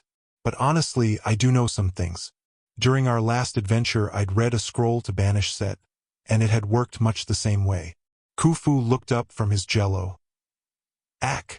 He put 3 slimy grapes on the table. Exactly, Bast agreed. As Khufu says, the 3 sections of the book represent the 3 aspects of Ra, morning, noon, and night. That scroll there is the spell of Knum. You'll need to find the other 2 now. How Khufu fit all of that into a single grunt, I didn't know. But I wished I could take all my classes from baboon teachers.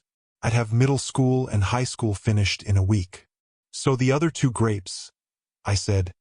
I mean scrolls, according to my vision last night, they won't be easy to find. Amos nodded.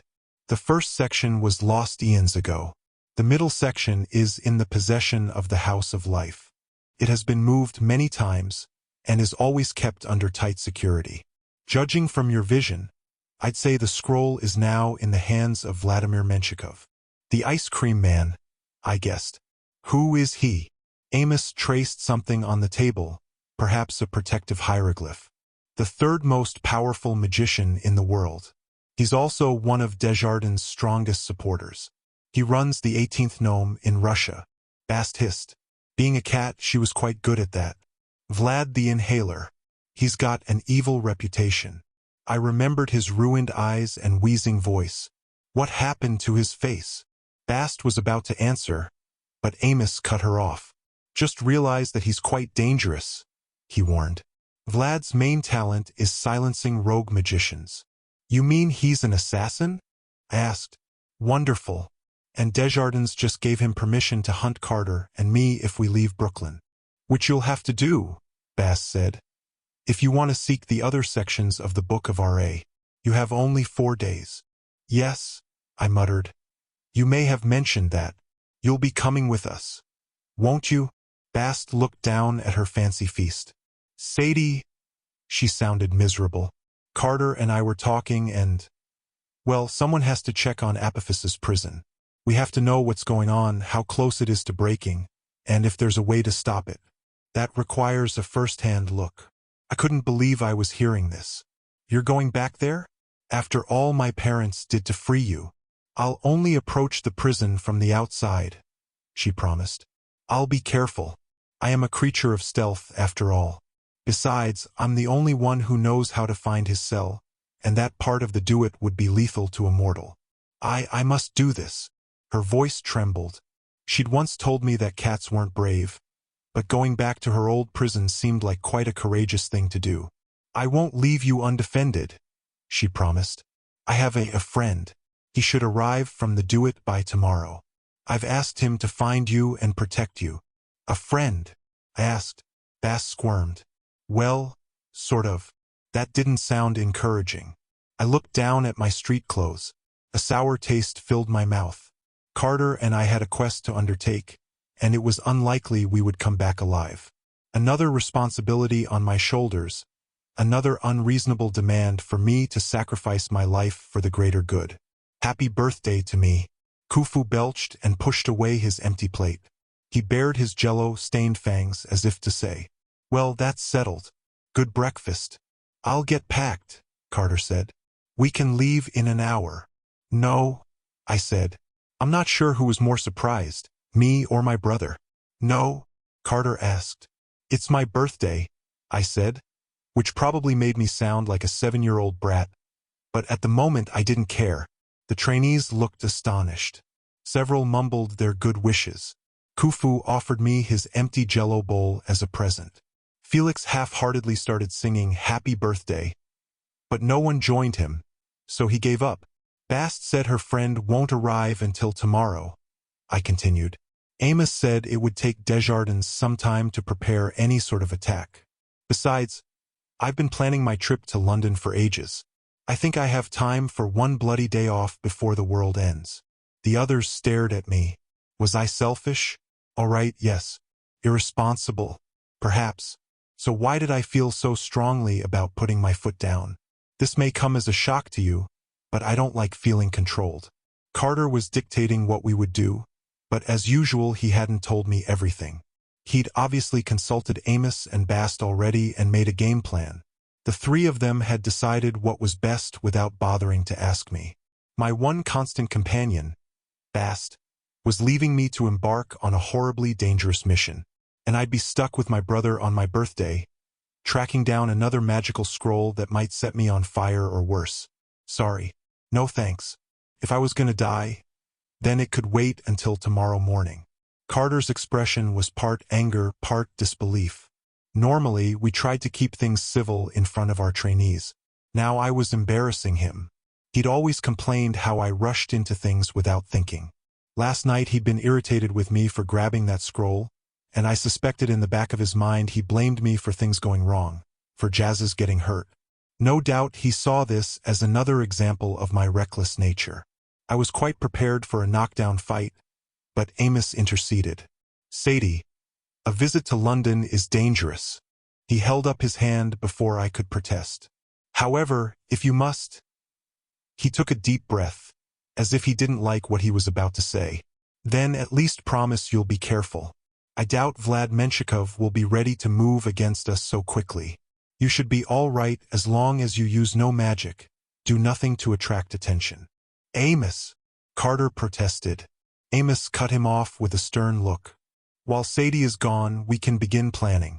Tomorrow morning, the two of you can begin your quest. I will take over your teaching duties with our trainees and oversee the defense of Brooklyn House. I could see in Amos's eyes he didn't want me to go. It was foolish, dangerous, and rash, in other words, rather typical of me. But I could also sense his sympathy for my predicament. I remembered how fragile Amos had looked after Set took over his body last Christmas. When he'd gone to the first gnome for healing, I knew he'd felt guilty about leaving us alone. Still, it had been the right choice for his sanity. Amos, of all people, knew what it was like to need to get away. If I stayed here, if I left on a quest straight away without even time to breathe, I felt I would explode. Besides, I felt better knowing Amos would be covering for us at Brooklyn House. I was relieved to give up my teaching duties for a while. Truth be told, I'm a horrid teacher. I simply have no patience for it. Oh, be quiet, Carter. You weren't supposed to agree with me. Thank you, Amos, I managed. He stood, clearly indicating that the meeting was over. I think that's enough for one morning, he said. The main thing is for all of you to continue your training, and don't despair. We'll need you in top shape to defend Brooklyn House. We will prevail. With the gods on our side, Marat will overcome chaos, as it always has before. The trainees still looked uneasy, but they stood and began to clear their dishes. Carter gave me one more angry look, then stormed inside. That was his problem. I was determined not to feel guilty. I would not have my birthday ruined. Still, as I stared down at my cold tea and uneaten Pano chocolate, I had a horrible feeling I might never sit at this table again. An hour later, I was ready for London. I'd chosen a new staff from the arsenal and stowed it in the duet along with my other supplies. I left the magic Bullwinkle scroll with Carter, who wouldn't even talk to me, then checked on Jazz in the infirmary and found her still in a coma. An enchanted washcloth kept her forehead cool. Healing hieroglyphs floated around her bed, but she still looked so frail. Without her usual smile, she seemed like a different person. I sat next to her and held her hand. My heart felt as heavy as a bowling ball. Jazz had risked her life to protect us. She'd gone up against a mob of Bao with only a few weeks of training. She tapped into the energy of her patron goddess, Sekhmet, just as we taught her, and the effort had almost destroyed her. What had I sacrificed lately? I'd thrown a tantrum because I might miss my birthday party. I'm so sorry, Jazz. I knew she couldn't hear me, but my voice quavered. I'll go mad if I don't get away. We've already had to save the bloody world once, and now I have to do it again. I imagined what Jazz would say. Something reassuring, no doubt. It's not your fault, Sadie. You deserve a few hours. That just made me feel worse. I should never have allowed Jazz to put herself in danger. 6 years ago, my mother had died channeling too much magic. She'd burned up closing the gate to Apophis's prison.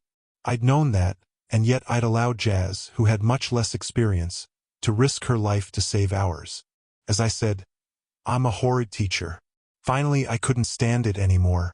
I squeezed Jazz's hand, told her to get better soon, and left the infirmary. I climbed to the roof where we kept our relic for opening portals, a stone sphinx from the ruins of Heliopolis. I tensed when I noticed Carter at the other end of the roof, feeding a pile of roasted turkeys to the griffin. Since last night, he'd constructed quite a nice stable for the monster, so I guessed it would be staying with us. At least that would keep the pigeons off the roof. I almost hoped Carter would ignore me. I wasn't in the mood for another argument. But when he saw me, he scowled, wiped the turkey grease off his hands, and walked over. I braced myself for a scolding. Instead, he grumbled, "Be careful. I got you a birthday gift, but I'll wait until you come back." He didn't add the word alive, but I thought I heard it in his tone. "Look, Carter. Just go," he said. "It's not going to help us to argue." I wasn't sure whether to feel guilty or angry, but I supposed he had a point. We didn't have a very good history with birthdays. One of my earliest memories was fighting with Carter on my 6th birthday, and my cake exploding from the magical energy we stirred up. Perhaps, considering that, I should have left well enough alone. But I couldn't quite do it. "I'm sorry," I blurted out. "I know you blame me for picking up the scroll last night, and for Jazz's getting hurt, but I feel as if I'm falling apart." "You're not the only one," he said. A lump formed in my throat. I'd been so worried about Carter's being mad at me, I hadn't paid attention to his tone. He sounded absolutely miserable. "What is it?" I asked. "What happened?" He wiped his greasy hands on his trousers. "Yesterday at the museum, one of those spirits, one of them talked to me. He told me about his odd encounter with the flaming bow, how time had seemed to slow down and the bow had warned Carter our quest would fail. He said," Carter's voice broke, "he said Zia was asleep at the place of Red Sands, whatever that is. He said if I didn't give up the quest and rescue her, she would die." "Carter," I said carefully. "Did this spirit mention Zia by name?" "Well, no." "Could he have meant something else?" "No, I'm sure. He meant Zia." I tried to bite my tongue. Honestly, I did. But the subject of Zia Rashid had become an unhealthy obsession for my brother. "Carter, not to be unkind," I said, "but the last few months you've been seeing messages about Zia everywhere. 2 weeks ago, you thought she was sending you a distress call in your mashed potatoes. It was a Z, carved right in the potatoes." I held up my hands. "Fine. And your dream last night?" His shoulders tensed. "What do you mean?" "Oh, come on. At breakfast, you said Apophis would escape from his prison on the equinox. You sounded completely certain, as if you'd seen proof. You'd already talked to Bast and convinced her to check Apophis's prison. Whatever you saw, it must have been bad." I don't know. I'm not sure." "I see." My irritation rose. So Carter didn't want to tell me. We were back to keeping secrets from each other? Fine. "We'll continue this later then," I said. "See you tonight." "You don't believe me," he said. "About Zia. And you don't trust me. So we're even." We glared at each other. Then Carter turned and stomped off toward the Griffin. I almost called him back. I hadn't meant to be so cross with him. On the other hand, apologizing is not my strong suit, and he was rather impossible. I turned to the Sphinx and summoned a gateway. I got rather good at it, if I do say so myself. Instantly a swirling funnel of sand appeared in front of me, and I jumped through. A heartbeat later, I tumbled out at Cleopatra's Needle on the bank of the River Thames. 6 years before, my mother had died here. It wasn't my favorite Egyptian monument, but the Needle was the closest magic portal to Gran and Gramps' flat. Fortunately, the weather was miserable and there was no one about, so I brushed the sand off my clothes and headed for the underground station. 30 minutes later, I stood on the steps of my grandparents' flat. It seemed so odd to be home. I wasn't even sure I could call it that anymore. For months I'd been longing for London. The familiar city streets, my favorite shops, my mates, my old room. I'd even been homesick for the dreary weather. But now everything seemed so different, so foreign. Nervously, I knocked on the door. No answer. I was sure they were expecting me. I knocked again. Perhaps they were hiding, waiting for me to come in. I imagined my grandparents, Liz, and Emma crouching behind the furniture, ready to jump out and yell, "Surprise!" Gran and Gramps crouching and jumping. Not bloody likely. I fished out my key and unlocked the door. The living room was dark and empty. The stairwell light was off, which Gran would never allow. She was mortally afraid of falling downstairs. Even Gramps' television was switched off, which wasn't right. Gramps always kept the rugby matches on, even if he wasn't watching. I sniffed the air. 6 in the evening London time, yet no smell of burning biscuits from the kitchen. Gran should have burned at least 1 tray of biscuits for tea time. It was a tradition. I got out my phone to call Liz and Emma, but the phone was dead. I knew I'd charged the battery. My mind was just beginning to process a thought. I am in danger when the front door slammed shut behind me. I spun, grabbing for my wand, which I didn't have. Above me, at the top of the dark stairwell, a voice that was definitely not human hissed, "Welcome home, Sadie Kane." Chapter 5. I learned to really hate dung beetles. Thanks a lot, Sadie. Hand me the mic right when you get to a good part. So yeah, Sadie left on her birthday trip to London. The world was ending in 4 days, we had a quest to complete, and she goes off to party with her friends. Really had her priorities straight. Huh? Not that I was bitter or anything. On the bright side, Brooklyn House was pretty quiet once she left, at least until the three-headed snake showed up. But first I should tell you about my vision. Sadie thought I was hiding something from her at breakfast. Right? Well, that was sort of true. Honestly, though, what I saw during the night terrified me so badly I didn't want to talk about it. Especially on her birthday. I'd experienced some bizarre stuff since I started learning magic. But this took the Nobel Prize for weird. After our trip to the Brooklyn Museum, I had a tough time getting to sleep. When I finally managed, I awoke in a different body. It wasn't soul travel or a dream. I was Horus the Avenger. I'd shared a body with Horus before. He'd been in my head for almost a week at Christmas, whispering suggestions and otherwise being annoying. During the fight at the Red Pyramid, I'd even experienced a perfect melding of his thoughts and mine. I'd become what Egyptians called the Eye of the God. All of his power at my command, our memories mixing together, human and God working as one. But I'd still been in my own body. This time, things were reversed. I was a guest in Horus's body, standing at the prow of a boat on the magical river that wound through the Duet. My eyesight was as sharp as a falcon's. Through the fog, I could see shapes moving in the water, scaly reptilian backs and monstrous fins. I saw ghosts of the dead drifting along either shore. Far above, the cavern's ceiling glistened red, as if we were sailing down the throat of a living beast. My arms were bronze and muscular, circled with bands of gold and lapis lazuli. I was dressed for battle in leather armor, a javelin in one hand and a khopesh in the other. I felt strong and powerful like, well, a god. "Hello, Carter," said Horus, which felt like talking to myself. "Horus, what's up?" I didn't tell him I was irritated by his intrusion into my sleep. I didn't need to. I was sharing his mind. "I answered your questions," Horus said. "I told you where to find the first scroll. Now you must do something for me. There is something I wish to show you." The boat lurched forward. I grabbed the railing of the navigator's platform. Looking back, I could see the boat was a pharaoh's bark, about 60 feet long and shaped like a massive canoe. In the middle, a tattered pavilion covered an empty dais where a throne might once have sat. A single mast held a square sail that had once been decorated, but was now faded and hanging in shreds. Port and starboard, sets of broken oars dangled uselessly. The boat must have been abandoned for centuries. The rigging was covered in cobwebs. The lines were rotten. The planks of the hull groaned and creaked as the boat picked up speed. "It is old, like R.A. Horus said. Do you really want to put this boat back into service? Let me show you the threat you face."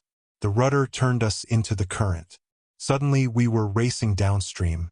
I'd sailed on the river of night before, but this time we seemed to be much deeper in the Duet. The air was colder, the rapids faster. We jumped a cataract and went airborne. When we splashed down again, monsters began attacking. Horrible faces rose up. A sea dragon with feline eyes, a crocodile with porcupine bristles, a serpent with the head of a mummified man. Each time one rose up, I raised my sword and cut it down, or speared it with my javelin to keep it away from the boat. But they just kept coming, changing forms, and I knew that if I hadn't been Horus the Avenger, if I had just been Carter Kane trying to deal with these horrors, I would go crazy or die or both. Every night, this was the journey, Horus said. It was not Ra who fended off the creatures of chaos. We other gods kept him safe. We held back Apophis and his minions. We plunged over another waterfall and crashed headlong into a whirlpool. Somehow, we managed not to capsize. The boat spun out of the current and floated toward the shore. The riverbank here was a field of glistening black stones, or so I thought. As we got closer, I realized they were bug shells, millions and millions of dried-up beetle carapaces, stretching into the gloom as far as I could see. A few living scarabs moved sluggishly among the empty shells, so it seemed like the whole landscape was crawling. I'm not even going to try to describe the smell of several million dead dung beetles. The serpent's prison, Horus said. I scanned the darkness for a jail cell, chains, a pit or something. All I saw was an endless expanse of dead beetles. Where? I asked. I am showing you this place in a way you can understand, Horus said. If you were here in person, you would burn to ashes. If you saw this place as it really is, your limited mortal senses would melt. Great, I muttered. I just love having my senses melted. The boat scraped against the shore, stirring up a few live scarabs. The whole beach seemed to squirm and writhe. Once all these scarabs were alive, Horus said, the symbol of Ra's daily rebirth, holding back the enemy. Now only a few remain. The serpent slowly devours his way out. Wait, I said. You mean? In front of me, the shoreline swelled as something underneath pushed upward, a vast shape straining to break free. I gripped my sword and javelin. But even with all the strength and courage of Horus, I found myself trembling. Red light glowed beneath the scarab shells. They crackled and shifted as the thing below surged toward the surface. Through the thinning layer of dead bugs, a 10-foot-wide red circle stared up at me. A serpent's eye, full of hatred and hunger. Even in my godly form, I felt the power of chaos washing over me like lethal radiation, cooking me from the inside out, eating into my soul, and I believed what Horus had said. If I were here in the flesh, I would be burned to ashes. It's breaking free. My throat started closing up with panic. Horus, it's getting out. Yes, he said. Soon, Horus guided my arm. I raised my spear and thrust it into the serpent's eye. Apophis howled with rage. The riverbank trembled. Then Apophis sank beneath the dead scarab shells, and the red glow faded. But not today, Horus said. On the equinox, the bonds will weaken enough for the serpent to break free at last. Become my avatar again, Carter. Help me lead the gods into battle. Together we may be able to stop the rise of Apophis. But if you awaken Ra and he takes back the throne, will he have the strength to rule? Is this boat in any shape to sail the Duat again? Why did you help me find the scroll, then? I asked. If you don't want Ra awakened, it must be your choice, Horus said. I believe in you, Carter Kane. Whatever you decide, I will support you. But many of the other gods do not feel the same. They think our chances would be better with me as their king and general, leading them into battle against the serpent. They see your plan to awaken Ra as foolish and dangerous. It is all I can do to prevent open rebellion. I may not be able to stop them from attacking you and trying to prevent you. Just what we need, I said. More enemies. It does not have to be that way, Horus said. Now you have seen the enemy. Who do you think has the best chance to stand against the Lord of Chaos, Ra or Horus? The boat pushed away from the dark shore. Horus released my BA, and my consciousness floated back to the mortal world like a helium balloon. The rest of the night, I dreamed about a landscape of dead scarabs and a red eye glaring from the depths of a weakening prison. If I acted a little shaken up the next morning, now you know why. I spent a lot of time wondering why Horus had showed me that vision. The obvious answer, Horus was now king of the gods. He didn't want Ra coming back to challenge his authority. Gods tend to be selfish. Even when they're helpful, they always have their own motives. That's why you have to be careful about trusting them. On the other hand, Horus had a point. Ra had been old 5,000 years ago. No one knew what kind of shape he was in now. Even if we managed to wake him, there was no guarantee he would help. If he looked as bad as his boat, I didn't see how Ra could defeat Apophis. Horus had asked me who stood the best chance against the Lord of Chaos. Scary truth. When I searched my heart, the answer was none of us. Not the gods. Not the magicians. Not even all of us working together. Horus wanted to be the king and lead the gods into battle. But this enemy was more powerful than anything he'd ever faced. Apophis was as ancient as the universe, and he only feared one enemy, Ra. Bringing RA back might not work, but my instincts told me it was our only shot. And frankly, the fact that everyone kept telling me it was a bad idea, Bast, Horace, even Sadie, made me more certain it was the right thing to do. I'm kinda stubborn that way. The right choice is hardly ever the easy choice, my dad had often told me. Dad had defied the entire house of life. He'd sacrificed his own life to unleash the gods because he was sure it was the only way to save the world. Now it was time for me to make the difficult choice. Fast forward past breakfast and my argument with Sadie. After she jumped through the portal, I stayed on the roof with no company but my new friend, the psychotic griffin. He screamed "F-R-U-K," so much that I decided to call him Freak. Plus, it fit his personality. I'd expected him to disappear overnight, to either fly away or return to the do-it, but he seemed happy in his new roost. I'd feathered it with a stack of morning newspapers, all of them featuring headlines about the bizarre sewer gas eruption that had swept through Brooklyn the night before. According to the reports, the gas had ignited ghostly fires across the borough, caused extensive damage at the museum, and overwhelmed some people with nausea, dizziness, and even hallucinations of rhinoceros-sized hummingbirds. Stupid sewer gas. I was tossing Freak more roasted turkeys. Geez, he had an appetite. When Bast appeared next to me. Normally, I enjoy birds, she said. But that thing is disturbing. "F-R-E-K," said Freak. He and Bast regarded each other as if each was wondering what the other would taste like for lunch. Bast sniffed. "You're not going to keep it, are you?" "Well, he's not tied up or anything," I said. "He could leave if he wanted to. I think he likes it here." "Wonderful," Bast muttered. "One more thing that might kill you while I'm gone." Personally, I thought Freak and I were getting along pretty well, but I figured nothing I said would reassure Bast. She was dressed for travel. Over her usual leopard skin bodysuit, she wore a long black coat embroidered with protective hieroglyphs.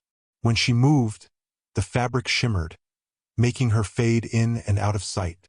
"Be careful," I told her. She smiled. "I'm a cat, Carter. I can look after myself. I'm more worried about you and Sadie while I'm gone. If your vision is accurate and Apophis's prison is close to breaking, well, I'll be back as soon as I can." There wasn't much I could say to that. If my vision was accurate, we were all in deep trouble.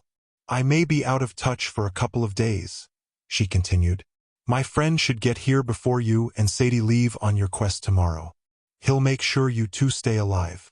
Can't you at least tell me his name?" Bast gave me a look that was either amused or nervous, possibly both. "He's a little hard to explain. I'd better let him introduce himself." With that, Bast kissed me on the forehead. "Take care, my kid." I was too stunned to respond. I thought of Bast as Sadie's protector. I was just kind of an add-on. But her voice held such affection, I probably blushed. She ran to the edge of the roof and jumped. I wasn't worried about her, though. I was pretty sure she'd land on her feet. I wanted to keep things as normal as possible for the trainees, so I led my usual morning class. I called it Magic Problem Solving 101. The trainees called it Whatever Works. I gave the trainees a problem. They could solve it any way they wanted. As soon as they succeeded, they could go. I guess this wasn't much like real school, where you have to stay until the end of the day even if you're just doing busy work. But I'd never been to a real school. All those years homeschooling with my dad, I'd learned at my own pace. When I finished my assignments to my dad's satisfaction, the school day was over. The system worked for me, and the trainees seemed to like it, too. I also thought Zia Rashid would approve. The first time Sadie and I trained with Zia, she told us that magic couldn't be learned from classrooms and textbooks. You had to learn by doing. So for Magic Problem Solving 101, we headed to the training room and blew stuff up. Today I had 4 students. The rest of the trainees would be off researching their own paths of magic, practicing enchantments, or doing regular schoolwork under the supervision of our college-age initiates. As our main adult chaperone while Amos was gone, Bast had insisted we keep everyone up to speed on the regular subjects like math and reading, although she did sometimes add her own elective courses, such as advanced cat grooming or napping. There was a waiting list to get into napping. Anyway, the training room took up most of the second floor. It was about the size of a basketball court, which is what we used it for in the evenings. It had a hardwood floor, god statues lining the walls, and a vaulted ceiling with pictures of ancient Egyptians rocking that sideways walk they always do. On the baseline walls, we'd stuck falcon-headed statues of Ra perpendicular to the floor, 10 feet up, and hollowed out their sun-disk crowns so we could use them as basketball hoops. Probably blasphemous. But hey, if Ra didn't have a sense of humor, that was his problem. Walt was waiting for me, along with Julian, Felix, and Alyssa. Jazz almost always showed up for these sessions, but of course Jazz was still in a coma. And that was a problem none of us knew how to solve. I attempted to put on my confident teacher face. Okay, guys, today we'll try some combat simulations. We'll start simple. I pulled 4 Shabdi figurines from my bag and placed them in different corners of the room. I stationed 1 trainee in front of each. Then I spoke a command word. The 4 statuettes grew into full-size Egyptian warriors armed with swords and shields. They weren't super realistic. Their skin looked like glazed ceramic, and they moved slower than real humans. But they'd be good enough for starters. Felix, I called. No penguins. Ah, come on. Felix believed that the answer to every problem involved penguins.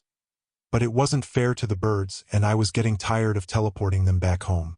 Somewhere in Antarctica, a whole flock of Magellanic penguins was undergoing psychotherapy. Begin! I yelled, and the Shabdi attacked. Julian, a big 7th grader who'd already decided on the path of Horus, went straight into battle. He hadn't quite mastered summoning a combat avatar, but he encased his fist in golden energy like a wrecking ball and punched the Shabdi. It flew backward into wall, cracking to pieces. 1 down. Alyssa had been studying the path of Geb, the earth god. Nobody at Brooklyn House was an expert in earth magic, but Alyssa rarely needed help. She'd grown up in a family of potters in North Carolina and had been working with clay since she was a little girl. She dodged the Shabdi's clumsy swing and touched it on the back. A hieroglyph glowed against its clay armor. Nothing seemed to happen to the warrior, but when it turned to strike, Alyssa just stood there. I was about to yell at her to duck, but the Shabdi missed her completely. Its blade hit the floor, and the warrior stumbled. It attacked again, swinging 6 times, but its blade never got close to Alyssa.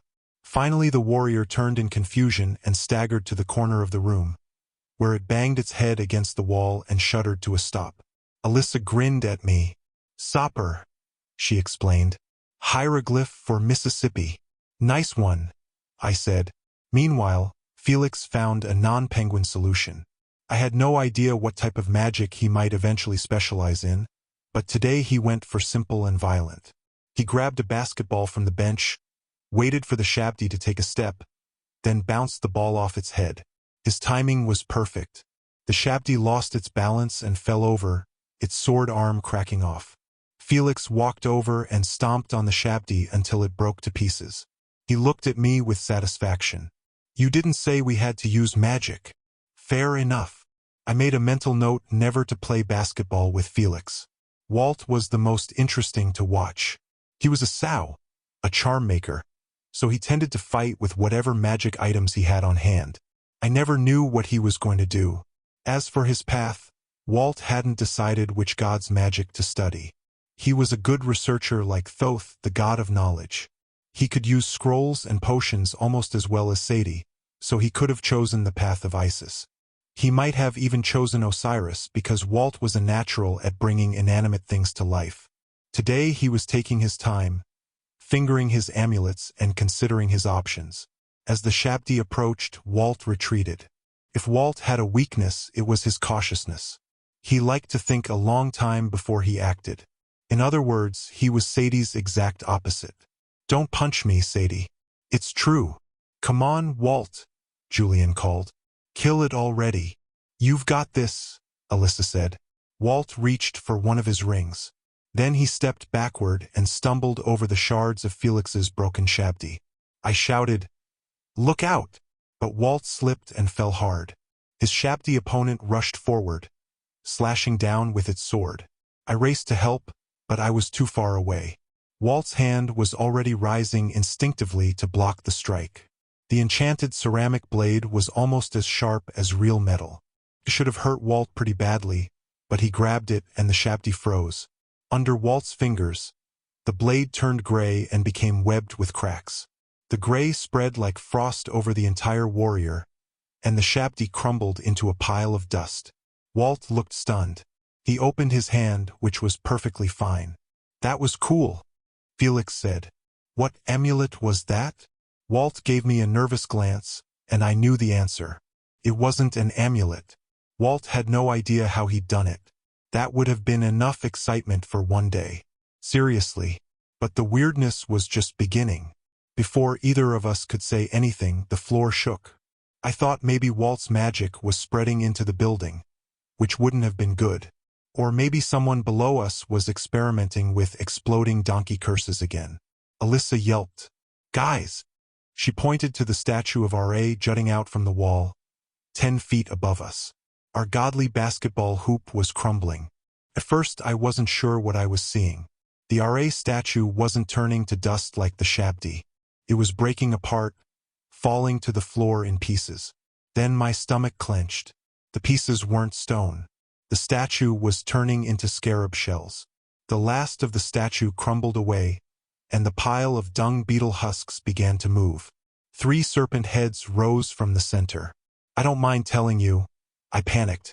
I thought my vision of Apophis was coming true right then and there. I stumbled back so quickly, I ran into Alyssa.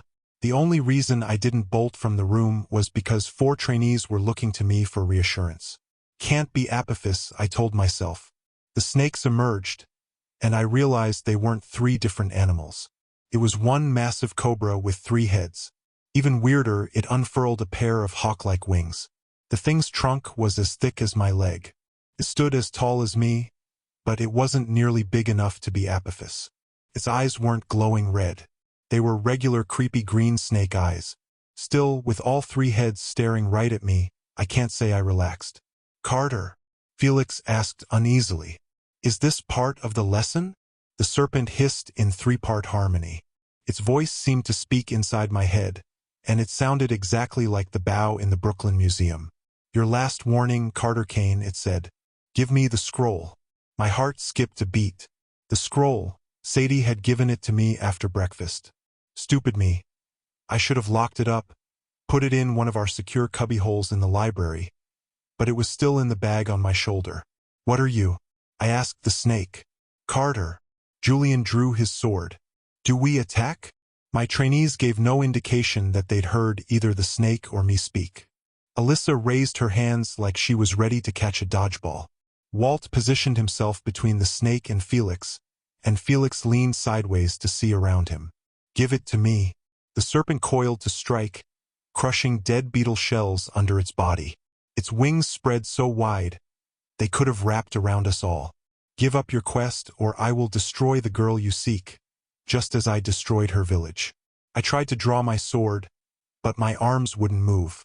I felt paralyzed, as if those 3 sets of eyes had put me into a trance. Her village, I thought. Zia's village. Snakes can't laugh, but this thing's hiss sounded amused. "You'll have to make a choice, Carter Kane, the girl or the god. Abandon your foolish quest, or soon you'll be just another dry husk like Ra's scarabs." My anger saved me. I shook off the paralysis and yelled, "Kill it!" Just as the serpent opened its mouths, blasting out 3 columns of flames. I raised a green shield of magic to deflect the fire. Julian chucked his sword like a throwing axe. Alyssa gestured with her hand, and 3 stone statues leaped off their pedestals, flying at the serpent. Walt fired a bolt of gray light from his wand, and Felix took off his left shoe and lobbed it at the monster. Right about then, it sucked to be the serpent. Julian's sword sliced off one of its heads. Felix's shoe bounced off another. The blast from Walt's wand turned the 3rd to dust. Then Alyssa's statues slammed into it, smashing the monster under a ton of stone. What was left of the serpent's body dissolved into sand. The room was suddenly quiet. My 4 trainees looked at me. I reached down and picked up one of the scarab shells. "Carter, that was part of the lesson, right?" Felix asked. "Tell me that was part of the lesson." I thought about the serpent's voice, the same voice as the bows in the Brooklyn Museum. I realized why it sounded so familiar. I'd heard it before during the battle at the Red Pyramid. "Carter, Felix looked like he was about to cry. He was such a troublemaker. I sometimes forgot he was only 9 years old. Yes, just a test. I lied. I looked at Walt and we came to a silent agreement. We need to talk about this later. But first, I had someone else to question. Class dismissed. I ran to find Amos. Chapter 6. A birdbath almost kills me. Amos turned the scarab shell in his fingers. A 3-headed snake, you say? I felt guilty dumping this on him. He'd been through so much since Christmas. Then he finally got healed and came home and boom. A monster invades our practice room. But I didn't know who else to talk to. I was kind of sorry Sadie wasn't around. All right, Sadie, don't gloat. I wasn't that sorry. Yeah, I said, with wings and flamethrower breath. Ever seen something like that before? Amos put the scarab shell on the table. He nudged it, as if expecting it to come to life. We had the library to ourselves, which was unusual. Often, the big round chamber was filled with trainees hunting through rows of cubbyholes for scrolls, or sending retrieval shabdi across the world for artifacts, books, or pizza. Painted on the floor was a picture of Geb the Earth God, his body dotted with trees and rivers. Above us, the starry-skinned sky goddess Nut stretched across the ceiling. I usually felt safe in this room, sheltered between two gods who'd been friendly to us in the past. But now I kept glancing at the retrieval shabdi stationed around the library and wondering if they would dissolve into scarab shells or decide to attack us. Finally, Amos spoke a command word, Amax. Burn. A small red hieroglyph blazed over the scarab. The shell burst into flames and crumbled to a tiny mound of ash. I seem to recall a painting, Amos said. In the tomb of Thutmose III, it showed a 3-headed winged snake like the one you described. But what it means, he shook his head. Snakes can be good or bad in Egyptian legend. They can be the enemies of Ra, or his protectors. This wasn't a protector, I said. It wanted the scroll, and yet it had 3 heads which might symbolize the 3 aspects of Ra. And it was born from the rubble of Ra's statue. It wasn't from Ra, I insisted. Why would Ra want to stop us from finding him? Besides, I recognized the snake's voice. It was the voice of your... I bit my tongue. It was the voice of Set's minion from the Red Pyramid, the one who was possessed by Apophis. Amos's eyes became unfocused. Face of horror, he remembered. You think Apophis was speaking to you through this serpent? I nodded. I think he set those traps at the Brooklyn Museum. He spoke to me through that bow. If he's so powerful that he can infiltrate this mansion... No, Carter. Even if you're right, it wasn't Apophis himself. If he'd broken out of his prison, it would cause ripples through the do-it so powerful. Every magician would feel them. But possessing the minds of minions, even sending them into protected places to deliver a message, that's much easier. I don't think that snake could have done you much harm. It would have been quite weak after breaching our defenses. It was mostly sent to warn you and scare you. It worked, I said. I didn't ask Amos how he knew so much about possession and the ways of chaos. Having had his body taken over by Set, the god of evil, had given him an intensive crash course in stuff like that. Now he seemed back to normal, but I knew from my own experience of sharing a mind with Horus. Once you hosted a god, whether it was voluntary or not, you were never quite the same. You retained the memories, even some traces of the god's power. I couldn't help noticing that the color of Amos's magic had changed. It used to be blue. Now, when he summoned hieroglyphs, they glowed red. The color of Set. I'll strengthen the charms around the house, he promised. It's high time I upgraded our security. I'll make sure Apophis can't send messengers through again. I nodded, but his promise didn't make me feel much better. Tomorrow, if Sadie came back safely, we'd be off on a quest to find the other 2 scrolls for the Book of Ra. Sure, we'd survived our last adventure fighting Set, but Apophis was in a totally different league. And we weren't hosting gods anymore. We were just kids, facing evil magicians, demons, monsters, spirits, and the eternal Lord of Chaos. In the plus column, I had a cranky sister, a sword, a baboon, and a griffin with a personality disorder.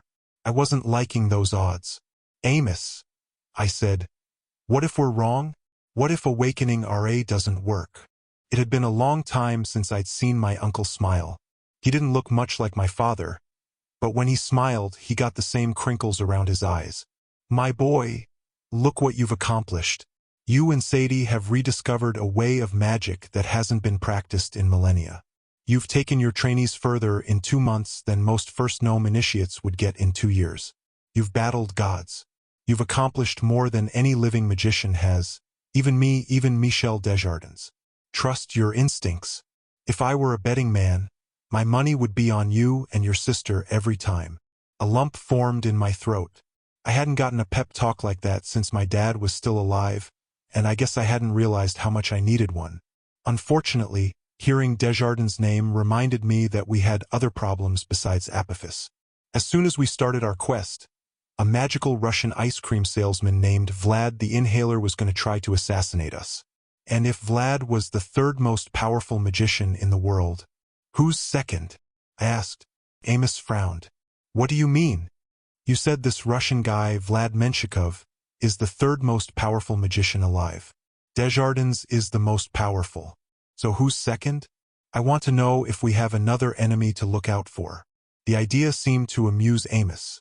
Don't worry about that. And despite your past dealings with Desjardins, I would not say he's truly an enemy. Tell him that, I muttered. I did, Carter.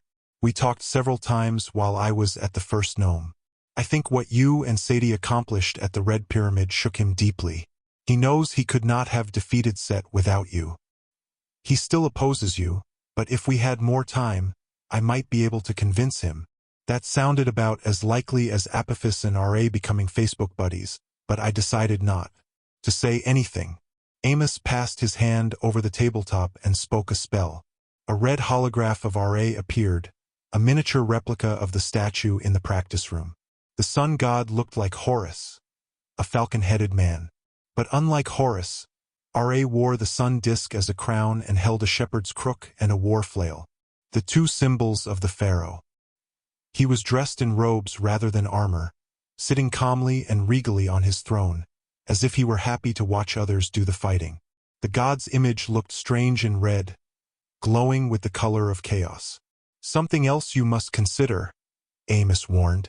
I don't say this to discourage you, but you asked why RA might want to stop you from waking him. The Book of RA was divided for a reason.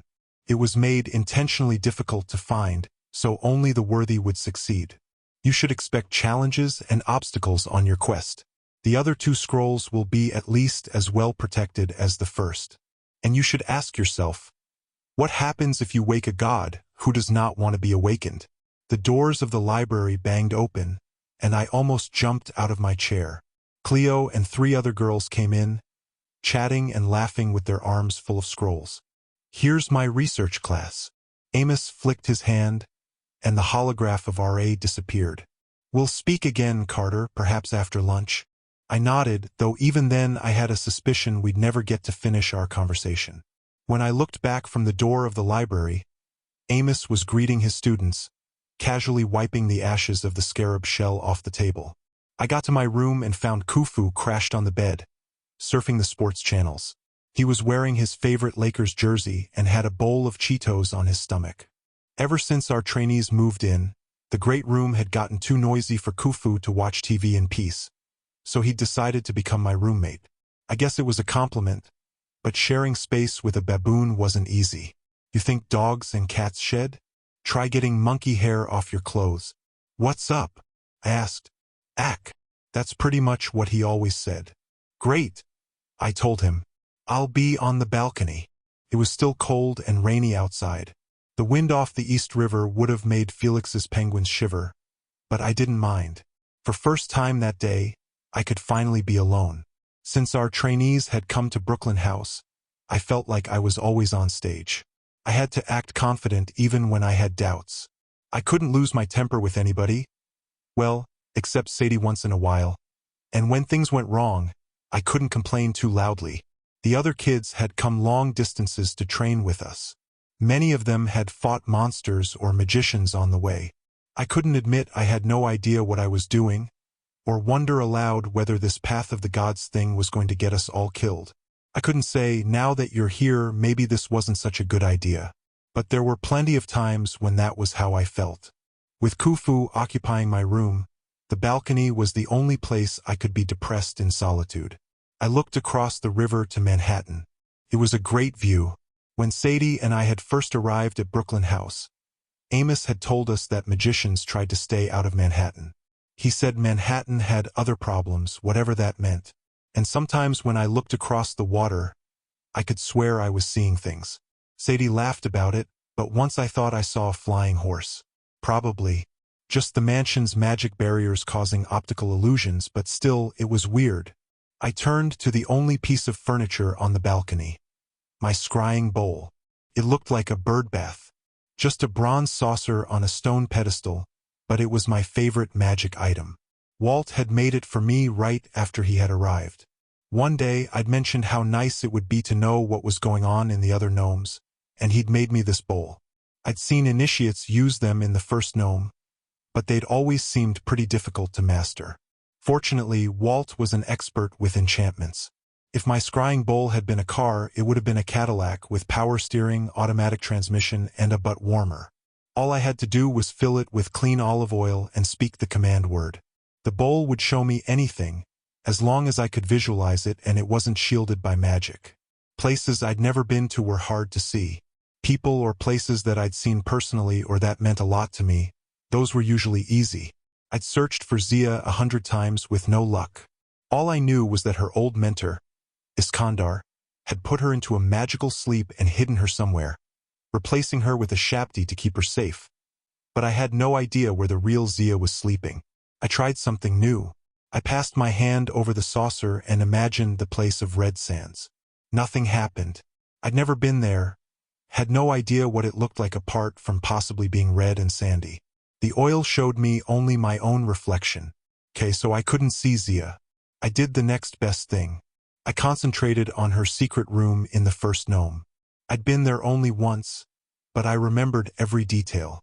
It was the first place where I'd felt close to Zia. The surface of the oil rippled and became a magical video feed. Nothing had changed in the room. Magic candles still burned on the little table. The walls were covered with Zia's photographs. Pictures of her family village on the Nile, her mother and father, Zia as a small child. Zia had told me the story of how her father had unearthed an Egyptian relic and accidentally unleashed a monster on their village. Magicians came to defeat the monster, but not before the entire town was destroyed. Only Zia, hidden by her parents, had survived. Iskandar, the old chief lector, had taken her to the first gnome and trained her. He'd been like a father to her. Then, last Christmas, the gods had been unleashed at the British Museum. One of them, Nephthys, had chosen Zia as a host. Being a godling was punishable by death in the first gnome, whether you meant to host the god's spirit or not, so Iskandar had hidden Zia away. He'd probably meant to bring her back after he sorted things out, but he had died before that could happen. So the Zia I'd known was a replica, but I had to believe the Shabdi and the real Zia had shared thoughts. Wherever the real Zia was, she would remember me when she woke up. She'd know that we shared a connection, maybe the start of a great relationship. I couldn't accept that I'd fallen in love with nothing but a piece of pottery. And I definitely couldn't accept that Zia was beyond my power to rescue. I concentrated on the image in the oil. I zoomed in on a photograph of Zia riding on her father's shoulders. She was young in the photo, but you could tell she was going to be beautiful when she grew up. Her glossy black hair was cut in a short wedge, as it had been when I knew her. Her eyes were brilliant amber. The photographer had caught her mid-laugh, trying to cover her dad's eyes with her hands. Her smile radiated playful mischief. "I will destroy the girl you seek," the three-headed snake had said, just as I destroyed her village. I was sure he meant Zia's village. But what did that attack 6 years ago have to do with Apophis's rising now? If it hadn't been just a random accident, if Apophis had meant to destroy Zia's home, then why? I had to find Zia. It wasn't just personal anymore. She was connected somehow to the coming battle with Apophis. And if the snake's warning was true, if I had to choose between finding the Book of R.A. and saving Zia, well, I'd already lost my mom, my dad, and my old life for the sake of stopping Apophis. I wasn't going to lose Zia too. I was contemplating how hard Sadie would kick me if she heard me say that, when somebody knocked on the balcony's glass door. "Hey!" Walt stood in the doorway holding Khufu's hand. Hope you don't mind." "Khufu let me in." "Ak," Khufu confirmed. He led Walt outside, then jumped on the railing, disregarding the 100-foot drop to the river below. "No problem," I said. Not like I had a choice.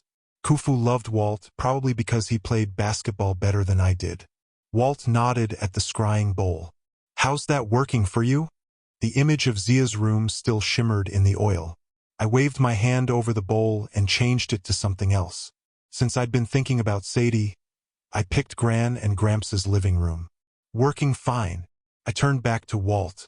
"How are you feeling?" For some reason, his whole body tensed. He looked at me like I was trying to corner him. "What do you mean?" "The training room incident.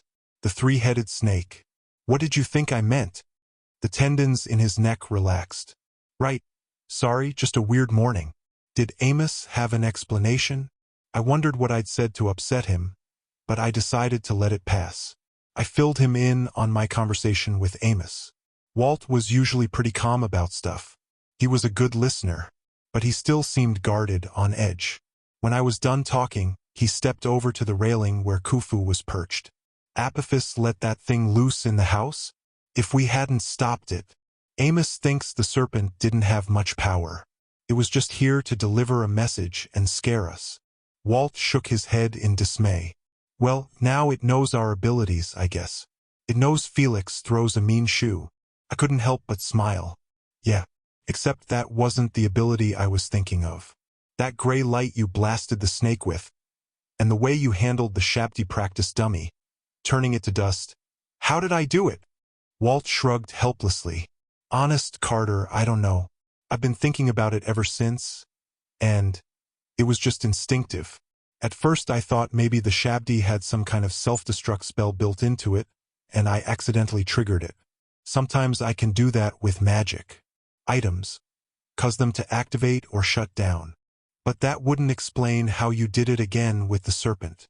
"No," he agreed. He seemed even more distracted by the incident than I was.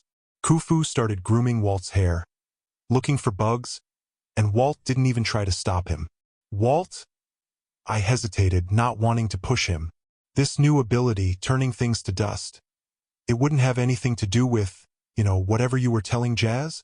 There it was again, that caged animal look. "I know," I said quickly. "It's none of my business, but you've been acting upset lately. If there's anything I can do." He stared down at the river. He looked so depressed. Khufu grunted and patted him on the shoulder. "Sometimes I wonder why I came here," Walt said. "Are you kidding?" I asked. "You're great at magic. One of the best. You've got a future here." He pulled something out of his pocket, one of the dried-up scarabs from the practice room. "Thanks. But the timing, it's like a bad joke. Things are complicated for me, Carter. And the future, I don't know." I got the feeling he was talking about more than our 4-day deadline to save the world. "Look, if there's a problem," I said. "If it's something about the way Sadie and I are teaching." "Of course not. You've been great. And Sadie, she likes you a lot," I said. "I know she can come on a little strong. If you want her to back off." "Okay, Sadie, maybe I shouldn't have said that. But you aren't exactly subtle when you like somebody." I figured it might be making the guy uncomfortable. Walt actually laughed. "No, it's nothing about Sadie. I like her too. I'm just..." "Ak!" Khufu barked so loudly, it made me jump. He bared his fangs. I turned and realized that he was snarling at the scrying bowl. The scene was still Gran and Gramps' living room. But as I studied it more closely, I realized something was wrong. The lights and TV were off. The sofa had been tipped over. I got a metallic taste in my mouth. I concentrated on shifting the image until I could see the front door. It had been smashed to pieces. "What's wrong?" Walt came up next to me. "What is it?" "Sadie?" I focused all my willpower on finding her. I knew her so well that I could usually locate her instantly, but this time the oil turned black. A sharp pain stabbed behind my eyes, and the surface of the oil erupted in flames. Walt pulled me back before my face could get burned. Khufu barked in alarm and tipped the bronze saucer over the railing, sending it hurtling toward the East River. "What happened?" Walt asked. "I've never seen a bowl do. Portal to London." I coughed, my nostrils stinging with burned olive oil. "Nearest one. Now." Walt seemed to understand. His expression hardened with resolve. "Our portal's still on cool down. We'll need to go back to the Brooklyn Museum." "The Griffin," I said. "Yeah, I'm coming too." I turned to Khufu. "Go tell Amos we're leaving. Sadie's in trouble." "No time to explain." Khufu barked and leaped straight over the side of the balcony, taking the express elevator down. Walt and I bolted from my room, racing up the stairs to the roof. Chapter 7. A Gift from the Dog-Headed Boy. "Well, you talked long enough, brother dear. As you've been babbling on, everyone's been imagining me frozen in the doorway of Gran and Gramps' flat, screaming H, and the fact that you and Walt bolted off to London, assuming I needed to be rescued. Men. Yes, fair enough. I did need help, but that's not the point. Back to the story. I just heard a voice hissing from upstairs. 'Welcome home, Sadie Kane.' Course, I knew this was bad news. My hands tingled as if I'd stuck my fingers in a light socket. I tried to summon my staff and wand, but as I may have mentioned, I'm rubbish at retrieving things from the do-it on short notice. I cursed myself for not coming prepared, but really, I couldn't have been expected to wear linen pajamas and lug around a magic duffel bag for a night on the town with my mates. I considered fleeing, but Gran and Gramps might be in danger. I couldn't leave without knowing that they were safe. The stairwell creaked. At the top, the hem of a black dress appeared, along with sandaled feet that weren't quite human. The toes were gnarled and leathery, with overgrown nails like a bird's talons. As the woman descended into full view, I made a very undignified whimpering noise. She looked 100 years old, hunched over and emaciated. Her face, earlobes, and neck sagged with folds of wrinkly pink skin, as if she'd melted under a sun lamp. Her nose was a drooping beak. Her eyes gleamed in their cavernous sockets, and she was almost bald. Just a few greasy black tufts like weeds pushing through her craggy scalp. Her dress, however, was absolutely plush. It was midnight black, fluffy, and huge like a fur coat 6 sizes too big. As she stepped toward me, the material shifted, and I realized that it wasn't fur. The dress was made from black feathers. Her hands appeared from her sleeves, claw-like fingers beckoning me forward. Her smile revealed teeth like broken bits of glass. And did I mention the smell? Not just old person smell, old dead person smell. "I've been waiting for you," said the hag. "Fortunately, I'm very patient." I grasped the air for my wand. Of course, I had no luck. Without Isis in my head, I couldn't simply speak words of power anymore. I had to have my tools. My only chance was to stall for time and hope I could collect my thoughts enough to access the do-it. "Who are you?" I asked. "Where are my grandparents?" The hag reached the foot of the stairs. From 2 meters away, her feathery dress appeared to be covered with bits of egad. "Was that meat? Don't you recognize me, dear?" Her image flickered.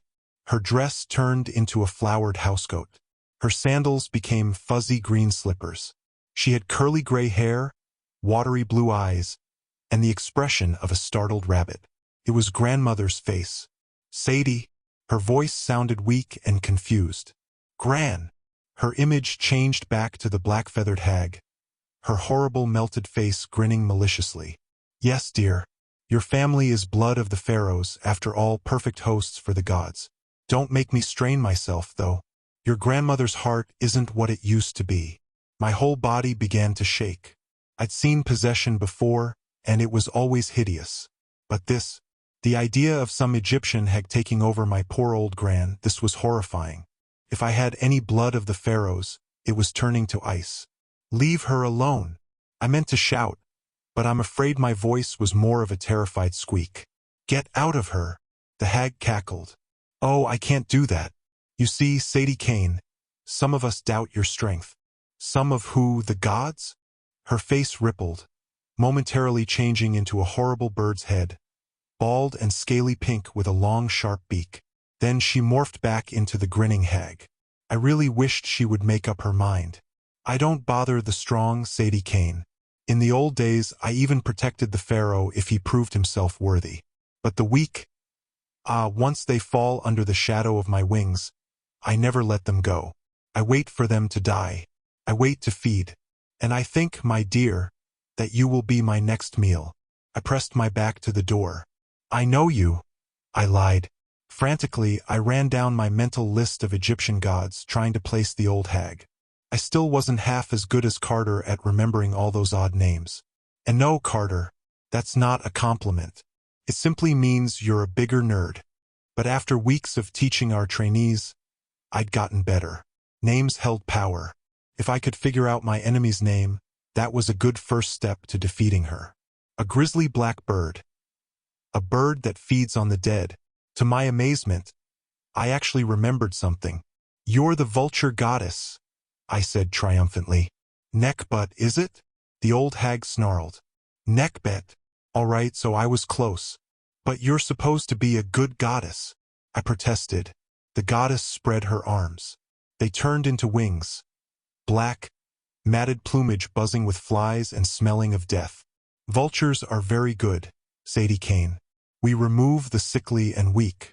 We circle them until they die, then feed on their carcasses, cleaning the world of their stench. You, on the other hand, would bring back Ra, that wizened old carcass of a sun god. You would place a weak pharaoh on the throne of the gods. It goes against nature. Only the strong should live. The dead should be eaten. Her breath smelled like roadkill. Despicable creatures, vultures. Without a doubt, the most disgusting birds ever. I suppose they served their purpose, but did they have to be so greasy and ugly? Couldn't we have cute fuzzy rabbits that cleaned up roadkill instead? Right, I said. First, get out of my gran. Then, if you're a good vulture, I'll buy you some breath mints. This must have been a sore subject for Nekhbet. She lunged at me. I dove sideways, clambering over the couch and tipping it in the process. Nekhbet swept Gran's china collection off the sideboard. You will die, Sadie Kane, she said. I will pick clean your bones. Then the other gods will see you were not worthy. I waited for another attack, but she just glared at me from the other side of the sofa. It occurred to me that vultures don't usually kill. They wait for their prey to die. Nekhbet's wings filled the room. Her shadow fell over me, wrapping me in darkness. I began to feel trapped, helpless, like a small sickly animal. If I hadn't tested my will against gods before, I might not have recognized this as magic, this insistent nagging in the back of my mind, urging me to give up in despair. But I'd stood against any number of horrid gods from the underworld.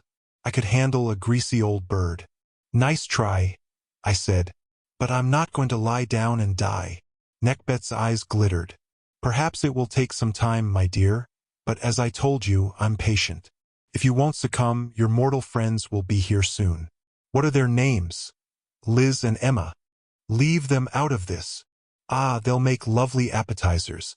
And you haven't even said hello to dear old Gramps yet. Blood roared in my ears. Where is he? I demanded. Nekhbet glanced at the ceiling. Oh, he'll be along shortly. We vultures like to follow a nice big predator around, and wait for it to do the killing. From upstairs came a muffled crash, as if a large piece of furniture had been thrown out a window. Gramps shouted, No, no. Then his voice changed into the roar of a mad animal. Noah! The last of my courage melted into my combat boots. What? Yes, Nekhbet said. Bobby is waking.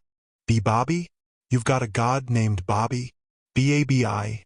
The vulture goddess snarled. You really are quite dense, aren't you, dear? The ceiling plaster cracked under the weight of heavy footsteps. Something was tromping toward the stairwell. Bobby will take good care of you, Nekhbet promised, and there will be plenty left over for me. Goodbye, I said, and I bolted for the door. Nekhbet didn't try to stop me. She shrieked behind me. A hunt! Excellent! I made it across the street when our front door exploded. Glancing back, I saw something emerge. From the ruins and dust, a dark hairy shape much too big to be my grandfather. I didn't wait for a better look.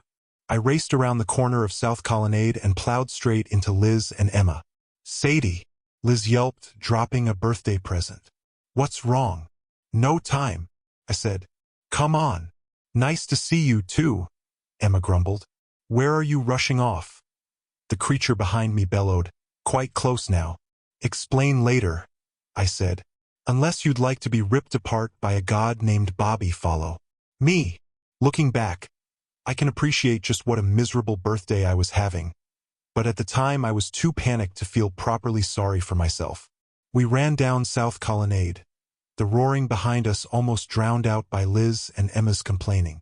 "Sadie," Emma said, "is this one of your jokes?" She'd gotten a bit taller but still looked much the same, with her oversized, glittery glasses and short spiky hair. She wore a black leather miniskirt, a fuzzy pink jumper, and ridiculous platform shoes that she could barely walk in, much less run. "Who's that flamboyant rock and roll chap from the 70s, Elton John? If he had an Indian daughter, she might look like Emma." "It's no joke," I promised. "And for God's sake, lose those shoes."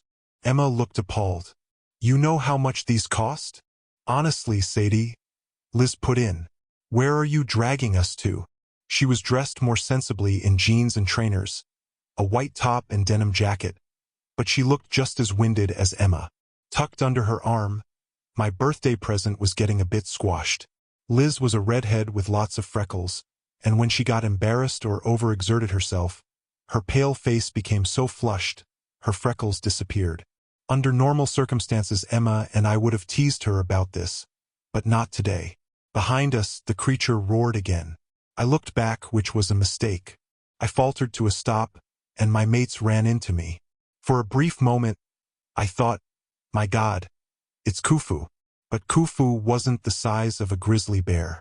He didn't have glittering silver fur, fangs like scimitars, or a look of bloodlust in his eyes. The baboon ravaging Canary Wharf looked like he would eat anything, not just foods ending with an O, and would have no difficulty ripping me limb from limb. The only good news: the activity on the street had momentarily distracted him. Cars swerved to avoid the beast. Pedestrians screamed and ran. The baboon began overturning taxis, smashing shop windows, and causing a general riot. As he got closer to us, I saw a bit of red cloth hanging from his left arm, the remains of Gramps' favorite cardigan. Stuck on his forehead were Gramps' glasses. Until that moment, the shock hadn't fully hit me. That thing was my grandfather, who had never used magic, never done anything to annoy the Egyptian gods. There were times I didn't like my grandparents, especially when they'd said bad things about my dad, or ignored Carter, or when they'd let Amos take me away last Christmas without a fight. But still, they'd raised me for 6 years. Gramps had put me on his lap and read me his dusty old Enid Blyton stories when I was small. He'd watched after me at the park and taken me to the zoo countless times. He'd bought me sweets even though Gran disapproved. He may have had a temper, but he was a reasonably harmless old pensioner. He certainly didn't deserve to have his body taken over like this. The baboon ripped the door off a pub and sniffed inside. Panicked patrons smashed through a window and ran off down the street, still holding their pints. A policeman ran toward the commotion, saw the baboon, then turned and ran the other way, yelling into his radio for reinforcements. When faced with magical events, mortal eyes tended to short-circuit, sending the brain only images it could understand. I had no idea what these people thought they were seeing. Possibly an escaped zoo animal or an enraged gunman, but they knew enough to flee. I wondered what the London security cameras would make of the scene later. "Sadie," Liz said in a very small voice. "What is that?" "Bobby," I said. "The bloody god of baboons. He's taken over my granddad, and he wants to kill us." "Excuse me," Emma said. "Did you just say a baboon god wants to kill us?" The baboon roared, blinking and squinting as if he had forgotten what he was doing. Maybe he'd inherited Gramps' absent-mindedness and bad eyesight.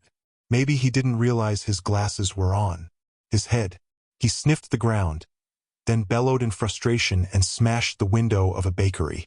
I almost believed we'd gotten a bit of good luck. Perhaps we could sneak away. Then a dark shape glided overhead, spreading its black wings and crying, "Here! Here!" Wonderful. The baboon had air support.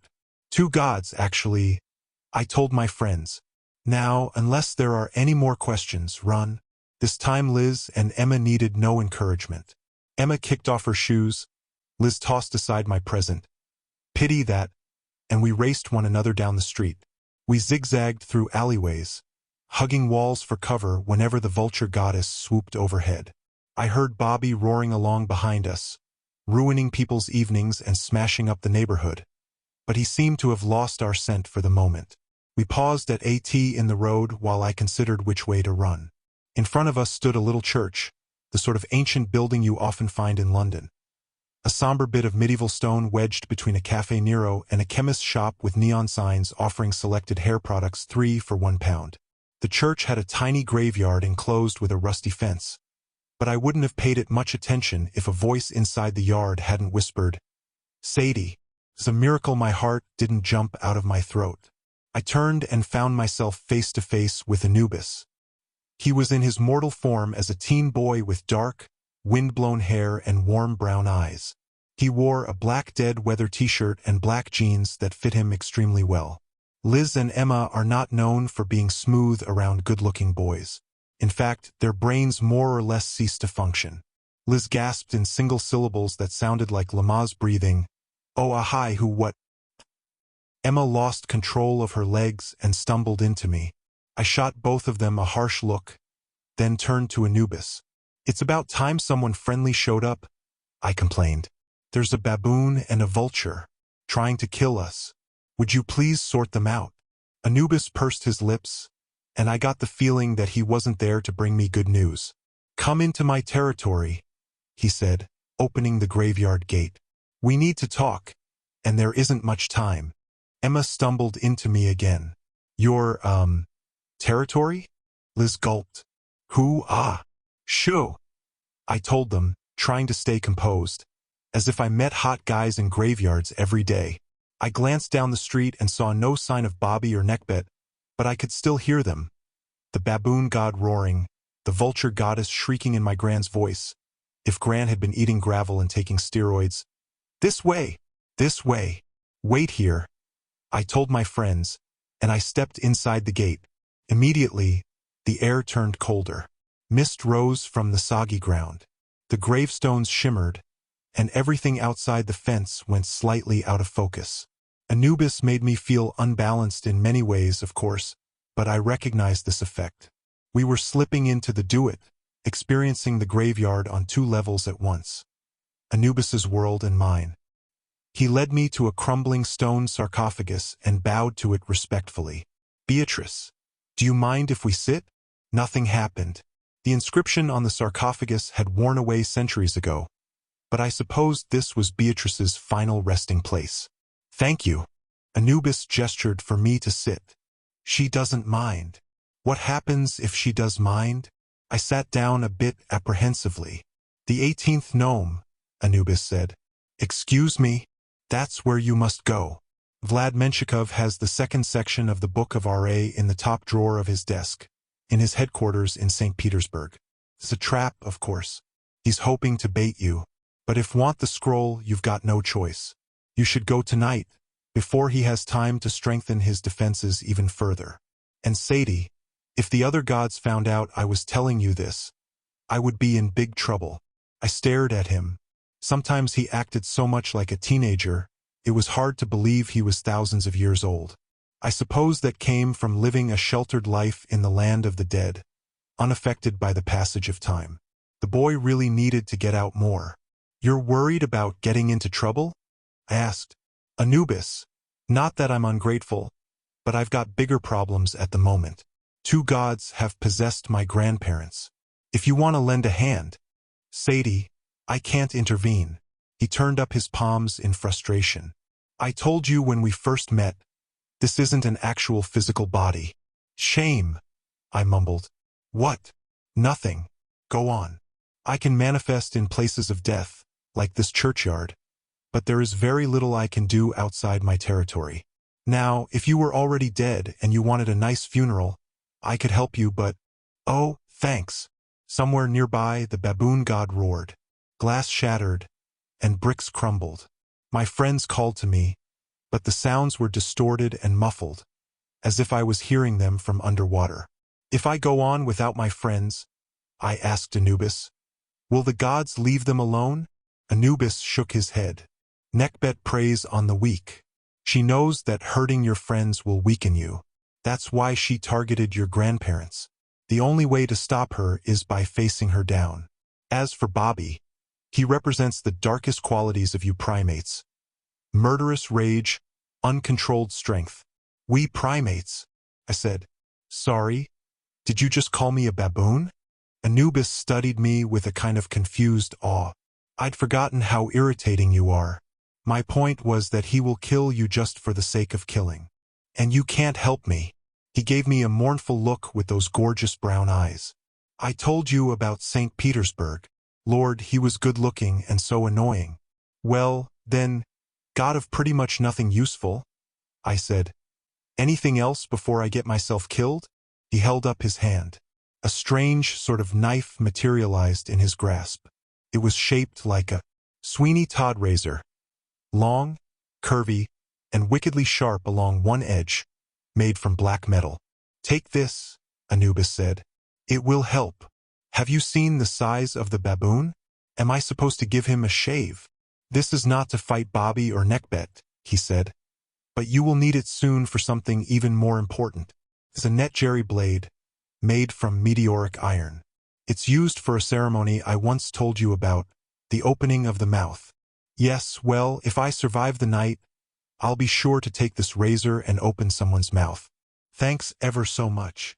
Liz screamed, Sadie!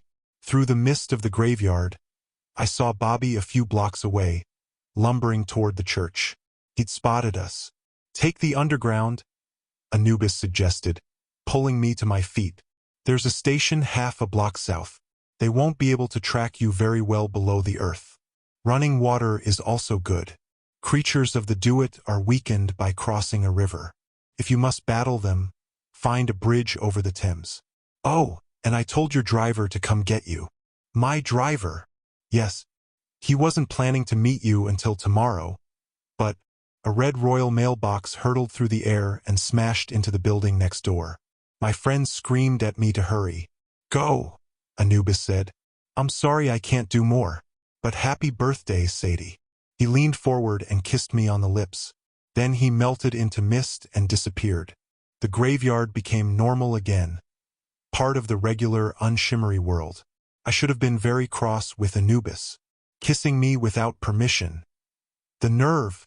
But I stood there, paralyzed, staring at Beatrice's crumbling sarcophagus, until Emma yelled, Sadie, come on! My friends grabbed my arms, and I remembered how to run. We bolted for the Canary Wharf tube station. The baboon roared and smashed through traffic behind us. Overhead, Nekhbet shrieked, There they go! Kill them! Who was that boy? Emma demanded as we plunged into the station. God! He was hot.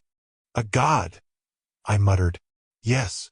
I slipped the black razor into my pocket and clambered down the escalator, my lips still tingling from my first kiss.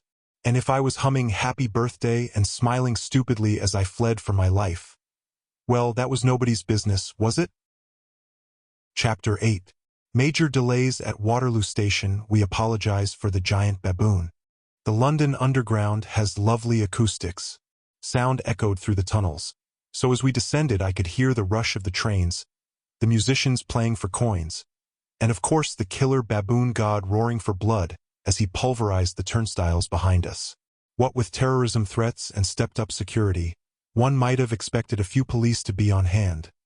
But sadly not this time of evening, not at such a relatively small station. Sirens wailed from the street above, but we'd be dead or long gone by the time mortal help arrived. And if the police did try to shoot Bobby while he possessed Gramps' body, no. I forced myself not to think about that. Anubis had suggested traveling underground. And if I had to fight, I should find a bridge. I had to stick with that plan. There wasn't much choice of trains at Canary Wharf. Thankfully, the Jubilee line was running on time. We made it to the platform, jumped aboard the last carriage as the doors were closing, and collapsed on a bench. The train lurched away into the dark tunnel. Behind us, I saw no sign of Bobby or Neckbet chasing. "Sadie Kane," Emma gasped. "Will you please tell us what's going on?" My poor friends. I'd never gotten them into this much trouble, not even when we got shut in the boys' changing room at school. Long story which involved a 5-quid bet, Dylan Quinn's knickers, and a squirrel. Perhaps I'll tell you later. Emma's feet were cut and blistered from running barefoot. Her pink jumper looked like mangled poodle fur, and her glasses had lost several rhinestones. Liz's face was red as a valentine. She'd taken off her denim jacket, which she never does, as she's always cold. Her white top was blotted with sweat. Her arms were so freckly, they reminded me of Nut the sky goddess's constellation skin. Of the two, Emma looked more annoyed, waiting for my explanation. Liz looked horrified, her mouth moving as if she wanted to speak, but had lost her vocal cords. I thought she'd make some comment about the bloodthirsty gods chasing us, but when she finally found her voice, she said, "That boy kissed you." Leave it to Liz to have her priorities straight. "I will explain," I promised. "I know I'm a horrible friend for dragging you both into this, but please, give me a moment. I need to concentrate." "Concentrate on what?" Emma demanded. "Emma, hush," Liz chided. She said to let her concentrate. I closed my eyes, trying to calm my nerves. It wasn't easy, especially with an audience. Without my supplies, however, I was defenseless, and I wasn't likely to get another chance to retrieve them. I thought, "You can do this, Sadie. It's only reaching into another dimension. Only ripping a tear in the fabric of reality." I reached out. Nothing happened. I tried again, and my hand disappeared into the duet. Liz shrieked. Fortunately, I didn't lose my concentration or my hand. My fingers closed around the strap of my magic bag, and I pulled it free. Emma's eyes widened. "That's brilliant. How did you do that?" I was wondering the same thing, actually. Given the circumstances, I couldn't believe I'd managed it on just my second try. "It's, magic," I said. My mates stared at me, mystified and scared, and the enormity of my problems suddenly came crashing down on me.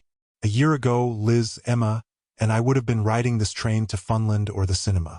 We would have been laughing at the ridiculous ringtones on Liz's phone or Emma's photoshopped pictures of the girls we hated at school. The most dangerous things in my life had been Gran's cooking and Gramps' temper when he saw my marks for the term. Now Gramps was a giant baboon. Gran was an evil vulture. My friends were regarding me as if I'd dropped from another planet, which wasn't far from the truth. Even with my magic supplies in hand, I had no idea what I was going to do. I didn't have the full power of Isis at my command anymore. If I tried to fight Bobby and Neckbet, I might injure my own grandparents and would likely get myself killed. But if I didn't stop them, who would? Godly possession would eventually burn out a human host. That had almost happened to Uncle Amos, who was a full-fledged magician and knew how to defend himself. Gran and Gramps were old, frail, and quite unmagical. They didn't have much time. Despair, much worse than the vulture goddess's wings, overwhelmed me. I didn't realize I was crying until Liz put her hand on my shoulder. "Sadie, dear, we're sorry. It's just a bit strange, you know? Tell us what's the matter. Let us help." I took a shaky breath. I'd missed my mates so much. I'd always thought them a bit odd, but now they seemed blissfully normal, part of a world that wasn't mine anymore. They were both trying to act brave, but I could tell they were terrified inside. I wished I could leave them behind, hide them, keep them out of harm's way, but I remembered what Neckbet had said. They'll make lovely appetizers. Anubis had warned that the vulture goddess would hunt down my friends and hurt them just to hurt me. At least if they were with me, I could try to protect them. I didn't want to upend their lives the way mine had been, but I owed them the truth. "This will sound absolutely mad," I warned.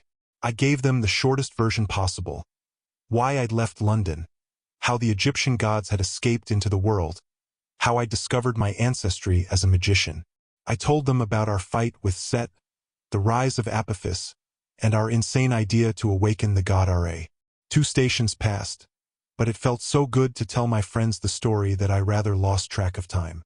When I was done, Liz and Emma looked at one another, no doubt wondering how to gently tell me I was bonkers. I know it seems impossible, I said. But, Sadie, we believe you, Emma said. I blinked. You do. Course we do. Liz's face was flushed, the way she got after several roller coaster rides. I've never heard you talk so seriously about anything. You've changed. It's just I'm a magician now, and I can't believe how stupid that sounds. It's more than that. Emma studied my face as if I was turning into something quite frightening. You seem older, more mature. Her voice was tinged with sadness, and I realized my mates and I were growing apart. It was as if we stood on opposite sides of a widening chasm, and I knew with gloomy certainty the breach was already too wide for me to jump back across. Your boyfriend is amazing, Liz added, probably to cheer me up. He's not my... I stopped. There was no winning that argument with Liz. Besides, I was so mixed up about that bloody jackal Anubis, I didn't know where to begin. The train slowed. I saw the signs for Waterloo Station. Oh God, I said. I meant to get off at London Bridge. I need a bridge. Can't we backtrack? Liz asked. A roar from the tunnel behind us answered that question. Looking back, I saw a large shape with glittering silver fur loping along the tracks. Its foot touched the 3rd rail and sparks flew, but the baboon god lumbered on unfazed. As the train braked, Bobby started to gain on us. No going back, I said. We'll have to make it to Waterloo Bridge. That's half a mile from the station, Liz protested. What if it catches us? I rummaged through my bag and pulled out my new staff. Instantly it expanded to full length, the lion-carved tip blazing with golden light. Then I suppose we'll have to fight. Should I describe Waterloo Station as it was before or after we destroyed it? The main concourse was massive. It had a polished marble floor, loads of shops and kiosks, and a glass girder ceiling high enough so that a helicopter could fly about inside comfortably. Rivers of people flowed in and out, mixing, separating, and occasionally colliding as they made their way to various escalators and platforms. When I was small, the station building had rather frightened me. I worried that the giant Victorian clock hanging from the ceiling might fall and crush me. The announcers' voices were much too loud. I prefer to be the noisiest thing in my environment. Thank you very much. The masses of commuters standing mesmerized under the departure boards, watching for their trains, reminded me of a mob in a zombie movie, which, granted, I shouldn't have watched as a young child, but I was always rather precocious. At any rate, my mates and I were racing through the main station, pushing our way toward the nearest exit, when a stairwell behind us exploded. Crowds scattered as Bobby climbed from the rubble. Businessmen screamed, dropping their briefcases and sprinting for their lives. Liz, Emma, and I pressed against the side of the paper chase kiosk to avoid getting trampled by a group of tourists yelling in Italian. Bobby howled. His fur was covered with grime and soot from his run through the tunnels. Gramps' cardigan was ripped to shreds on his arm, but, miraculously, his glasses were still on his head. He sniffed the air, probably trying to catch my scent. Then a dark shadow passed overhead. "Where are you going, Sadie Kane?" Neckbet shrieked. She soared through the terminal, swooping down on the already panicked crowds. "Would you fight by running away? You are not worthy." An announcer's calm voice echoed through the terminal. "The 8:02 train for Basingstoke will arrive on platform 3. Roar." Bobby swatted a bronze statue of some poor famous bloke and knocked his head clean off. A policeman ran forward, armed with a pistol. Before I could yell at him to stop, he fired a shot at Bobby. Liz and Emma both screamed. The bullet deflected off Bobby's fur, as if it were made of titanium, and shattered a nearby McDonald's sign. The officer fainted dead away. I'd never seen so many people clear out of a terminal so quickly. I considered following them, but decided it would be too dangerous. I couldn't have these insane gods killing loads of innocent people just because I was in their midst. and if we tried to join the exodus, we'd only get stuck or crushed in a stampede. Sadie, look! Liz pointed up, and Emma yelped. Neckbet sailed into the ceiling girders and perched there with the pigeons. She glared down at us and cried to Bobby, "Here she is, my dear. Here." "I wish she'd shut up," I muttered. "Isis was foolish to choose you," Neckbet yelled.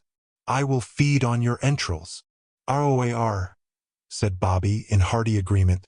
"The 8:14 train for Brighton is delayed," said the announcer. "We apologize for the inconvenience." Bobby had seen us now. His eyes smoldered with primal rage, but I also saw something of Gramps in his expression. The way he furrowed his brow and jutted out his chin. Just as Gramps did when he got angry at the telly and yelled at the rugby players. Seeing that expression on the baboon god almost made me lose my nerve. I wasn't going to die here. I wasn't going to let these two repulsive gods hurt my friends or burn up my grandparents. Bobby lumbered toward us. Now that he'd found us, he didn't seem in any hurry to kill us. He lifted his head and made a deep barking sound to the left and right, as if calling out, summoning friends for dinner. Emma's fingers dug into my arm. Liz whimpered, "Sadie?" The crowds had mostly cleared out now. No other police were in sight. Perhaps they'd fled, or perhaps they were all on their way to Canary Wharf, not realizing the problem was now here. "We're not going to die," I promised my mates. "Emma, hold my staff." "You're, oh right." She took the staff gingerly as if I'd handed her a rocket launcher, which I suppose it could have been with the proper spell. "Liz," I ordered, "watch the baboon." "Watching the baboon," she said. "Rather hard to miss the baboon." I rummaged through my magic bag, desperately taking inventory. Wand good for defense, but against two gods at once I needed more. Sons of Horus, magic chalk. This wasn't the place to draw a protective circle. I had to get to the bridge. I needed to buy time to get out of this terminal. "Sadie," Liz warned. Bobby had jumped onto the roof of the body shop. He roared, and smaller baboons began to appear from every direction, climbing over the heads of fleeing commuters, swinging down from the girders, popping out of the stairwells and shops. There were dozens of them, all wearing black and silver basketball jerseys. Was basketball some sort of international baboon sport? Until today, I'd been rather fond of baboons. The ones I'd met before, like Khufu and his sociable friends, were the sacred animals of Thoth, god of knowledge. They were generally wise and helpful. I suspected, however, that Bobby's troop of baboons was a different sort altogether. They had blood-red fur, wild eyes, and fangs that would have made a saber-toothed tiger feel inadequate. They began to close in, snarling as they prepared to pounce. I pulled a block of wax from my bag, no time to fashion a shabdi. 2 Tayat amulets, the sacred mark of Isis, those might be helpful. Then I found a corked glass vial I'd quite forgotten about. Inside was some murky sludge, my first attempt at a potion. It had been sitting at the bottom of my bag for ages because I'd never been desperate enough to test it. I shook the potion. The liquid glowed with a sickly green light. Bits of gunk swirled inside. I uncorked it. The stuff smelled worse than neckbet. "What is that?" Liz asked. "Disgusting," I said. Animation scroll blended with oil, water, and a few secret ingredients. Came out a bit chunky, I'm afraid. "Animation?" Emma asked. "You're going to summon cartoons?" "That would be brilliant," I admitted. "But this is more dangerous. If I do it right, I can ingest a great deal of magic without burning myself up." "And if you do it wrong?" Liz asked. I handed them each an amulet of Isis. "Hold on to these. When I say go, run for the taxi stands. Don't stop." "Sadie," Emma protested. "What on earth?"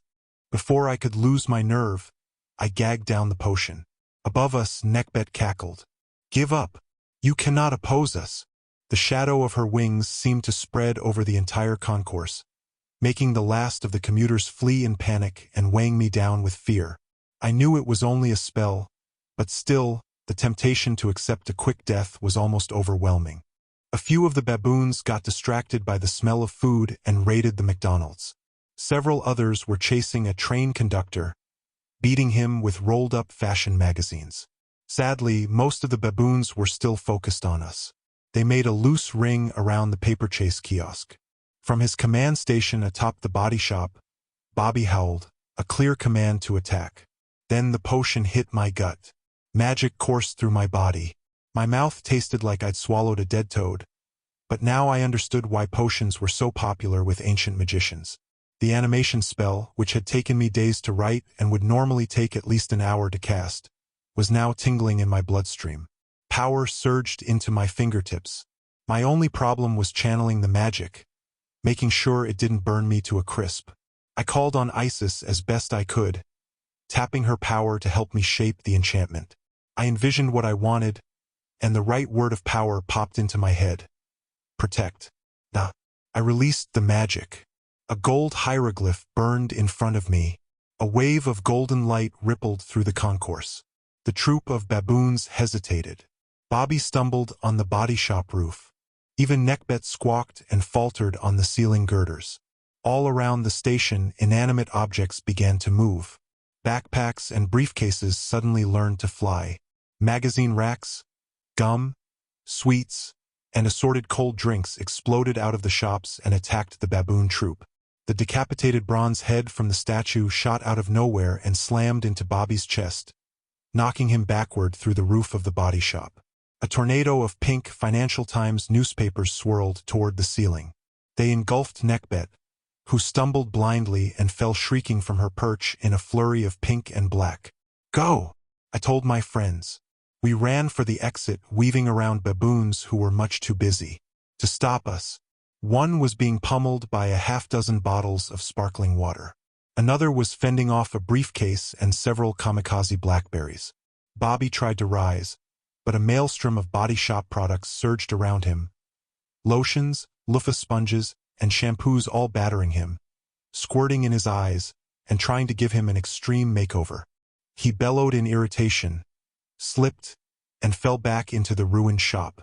I doubted my spell would do the gods any permanent damage, but with luck it would keep them occupied for a few minutes. Liz, Emma, and I made it out of the terminal. With the entire station evacuated, I didn't really expect any cabs to be in the taxi queue, and indeed the curb was empty. I resigned myself to running all the way to Waterloo Bridge, though Emma had no shoes, and the potion had made me queasy. "Look," Liz said. "Oh, well done, Sadie," Emma said. "What?" I asked. "What did I do?" Then I noticed the chauffeur, an extremely short, scruffy man standing at the end of the drive in a black suit, holding a placard that read Kane. I suppose my friends thought I'd summoned him by magic. Before I could tell them differently, Emma said, "Come on," and they sprinted toward the little man. I had no choice but to follow. I remembered what Anubis had said about sending my driver to meet me. I suppose this must be him, but the closer we got, the less eager I was to meet him. He was shorter than me by half, stouter than my Uncle Amos, and uglier than anyone else on the planet. His facial features were positively Neanderthal. Under his thick, furry monobrow, one eye was bigger than the other. His beard looked as if it had been used to scrape greasy pots. His skin was poxy with red welts, and his hair looked like a bird's nest that had been set on fire then stomped out. When he saw me, he scowled, which did nothing to help his appearance. "About time." His accent was American. He belched into his fist, and the smell of curry nearly knocked me over. "Bast's friend? Sadie Kane." Possibly. I decided to have a serious talk with Bast about her choice of friends. "Just by the way, we have two gods trying to kill us." The warty little man smacked his lips, clearly unimpressed. "Guess you'll want a bridge, then." He turned toward the curb and yelled, "BOO!" A black Mercedes limousine appeared out of nowhere, as if it had been scared into existence. The chauffeur glanced back at me and arched his brow. "Well, get in." I'd never been in a limousine before. I hope most are nicer than the one we took. The back seat was littered with takeaway curry containers, old fish and chip paper, crisps bags, and various dirty socks.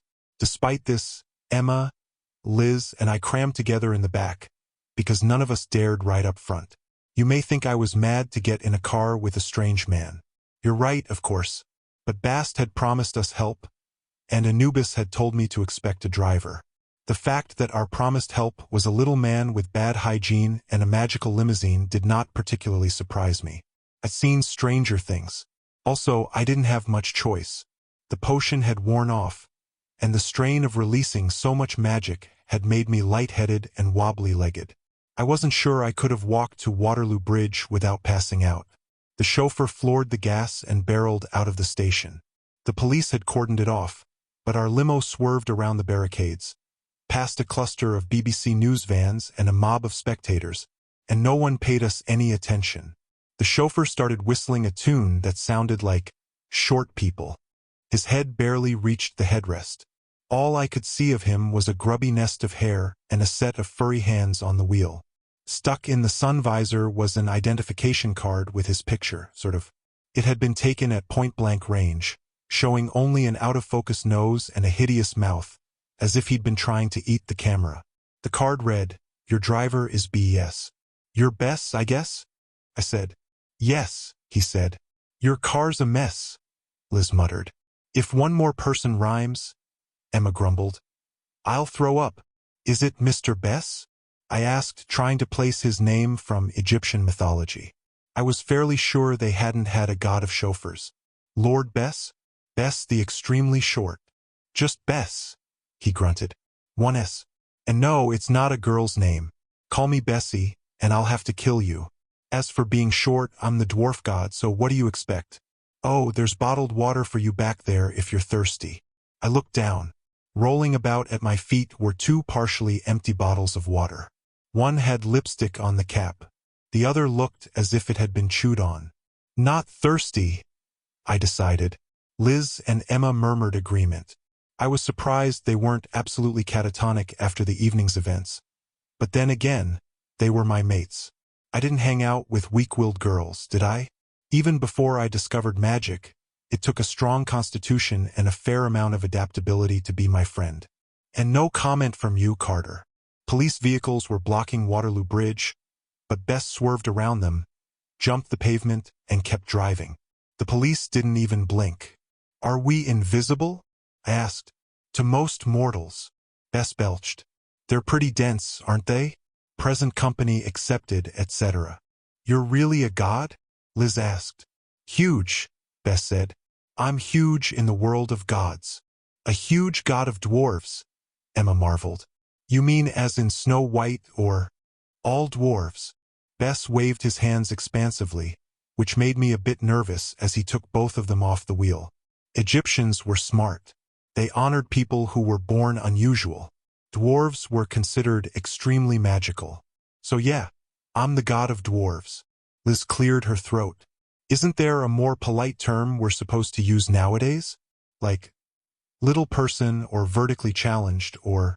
"I'm not going to call myself the god of vertically challenged people," Bess grumbled. "I'm a dwarf." Now here we are, just in time. He spun the car to a stop in the middle of the bridge. Looking behind us, I almost lost the contents of my stomach. A winged black shape was circling over the riverbank. At the end of the bridge, Bobby was taking care of the barricade in his own fashion. He was throwing police cars into the River Thames while the officers scattered and fired their weapons, though the bullets seemed to have no effect on the baboon god's steely fur. "Why are we stopping?" Emma asked. Bess stood on his seat and stretched, which he could do quite easily. "It's a river," he said. "Good place to fight gods, if I do say so myself. All that force of nature flowing underneath our feet makes it hard to stay anchored in the mortal world." Looking at him more closely, I could see what he meant. His face was shimmering like a mirage. A lump formed in my throat. This was the moment of truth. I felt sick from the potion and from fear. I wasn't at all sure I had enough magic to combat those two gods. But I had no choice. "Liz, Emma," I said. "We're getting out." "Getting out," Liz whimpered. Emma swallowed. "Are you sure?" "I know you're scared," I said. "But you'll need to do exactly as I say." They nodded hesitantly and opened the car doors. The poor things. Again I wished I'd left them behind. But honestly, after seeing my grandparents possessed, I couldn't stand the idea of letting my friends out of my sight. Bess stifled a yawn. Need my help? Bobby was lumbering toward us. Neckbet circled over him, shrieking orders. If the river was affecting them at all, they didn't show it. I didn't see how a dwarf god could stand against those two, but I said, yes, I need help, right? Bess cracked his knuckles. So get out. What? I can't change clothes with you in the car, can I? I have to put on my ugly outfit. Ugly outfit? Go! The dwarf commanded. I'll be out in a minute. It didn't take much encouragement. None of us wanted to see any more of Bess than we had to. We got out, and Bess locked the doors behind us. The windows were heavily tinted, so I couldn't see in. For all I knew, Bess would be relaxing, listening to music while we got slaughtered. I certainly didn't have much hope that a wardrobe change was going to defeat Neckbet and Bobby. I looked at my frightened mates, then at the two gods charging toward us. We'll make our last stand here.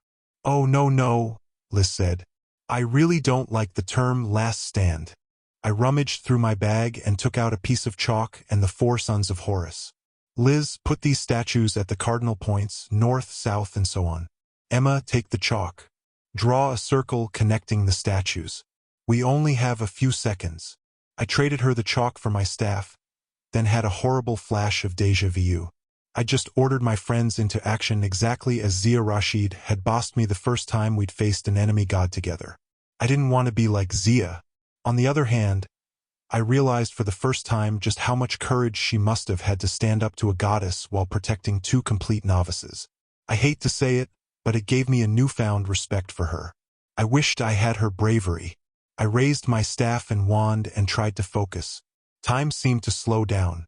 I reached out with my senses until I was aware of everything around me. Emma scrawling with chalk to finish the circle, Liz's heart beating too fast, Bobby's massive feet pounding on the bridge as he ran toward us, the Thames flowing under the bridge, and the currents of the Duet flowing around me just as powerfully. Bast once told me the Duet was like an ocean of magic under the surface of the mortal world. If that was true, then this place, a bridge over moving water, was like a jet stream. Magic flowed more strongly here, could drown the unwary. Even gods might be swept away. I tried to anchor myself by concentrating on the landscape around me. London was my city. From here I could see everything: the Houses of Parliament, the London Eye, even Cleopatra's Needle on the Victoria Embankment, where my mother had died. If I failed now, so close to where my mother had worked her last magic. No, I couldn't let it come to that. Bobby was only a meter away when Emma finished the circle. I touched my staff to the chalk, and golden light flared up. The baboon god slammed into my protective force field like it was a metal wall. He staggered backward. Neckbet swerved away at the last second and flew around us, cawing in frustration. Unfortunately, the circle's light began to flicker. My mum had taught me at a very young age. For every action there is an equal and opposite reaction. That applied to magic as well as science. The force of Bobby's assault left me seeing black spots. If he attacked again, I wasn't sure I could hold the circle. I wondered if I should step outside it, make myself the target. If I channeled energy into the circle first, it might maintain itself for a while, even if I died. At least my friends would live. Zia Rashid had probably been thinking the same thing last Christmas when she stepped outside her circle to protect Carter and me. She really had been annoyingly brave. Whatever happens to me, I told my friends, stay inside the circle. Sadie, Emma said, I know that tone of voice. Whatever you're planning, don't. You can't leave us, Liz pleaded. Then she shouted at Bobby in a squeaky voice. Gee, go away, you horrible foamy ape. My friend here doesn't want to destroy you. But she will, Bobby snarled. He was rather foamy, thanks to the body shop attack, and he smelled wonderful. Several different colors of shampoo foam and bath beads were matted in his silver fur. Neckbet hadn't fared so well. She perched atop a nearby lamppost, looking as if she'd been assaulted by the entire contents of the West Cornwall Pasty Company. Bits of ham, cheese, and potato splattered her feathery cloak, giving testament to the brave enchanted meat pies that had given their brief lives to delay her. Her hair was decorated with plastic forks, napkins, and bits of pink newsprint. She looked quite keen to tear me to shreds. The only good news: Bobby's minions evidently hadn't made it out of the train station. I imagined a troop of pasty-splattered baboons shoved against police cars and handcuffed. It lifted my spirits somewhat. Neckbet snarled. "You surprised us at the station, Sadie Kane. I'll admit that was well done. And bringing us to this bridge. A good try. But we are not so weak. You don't have the strength to fight us any longer. If you cannot defeat us, you have no business raising RA. You lot should be helping me," I said. "Not trying to stop me." "Ah," Bobby barked. "Indeed," agreed the vulture goddess. "The strong survive without help. The weak must be killed and eaten. Which are you, child? Be honest." The truth?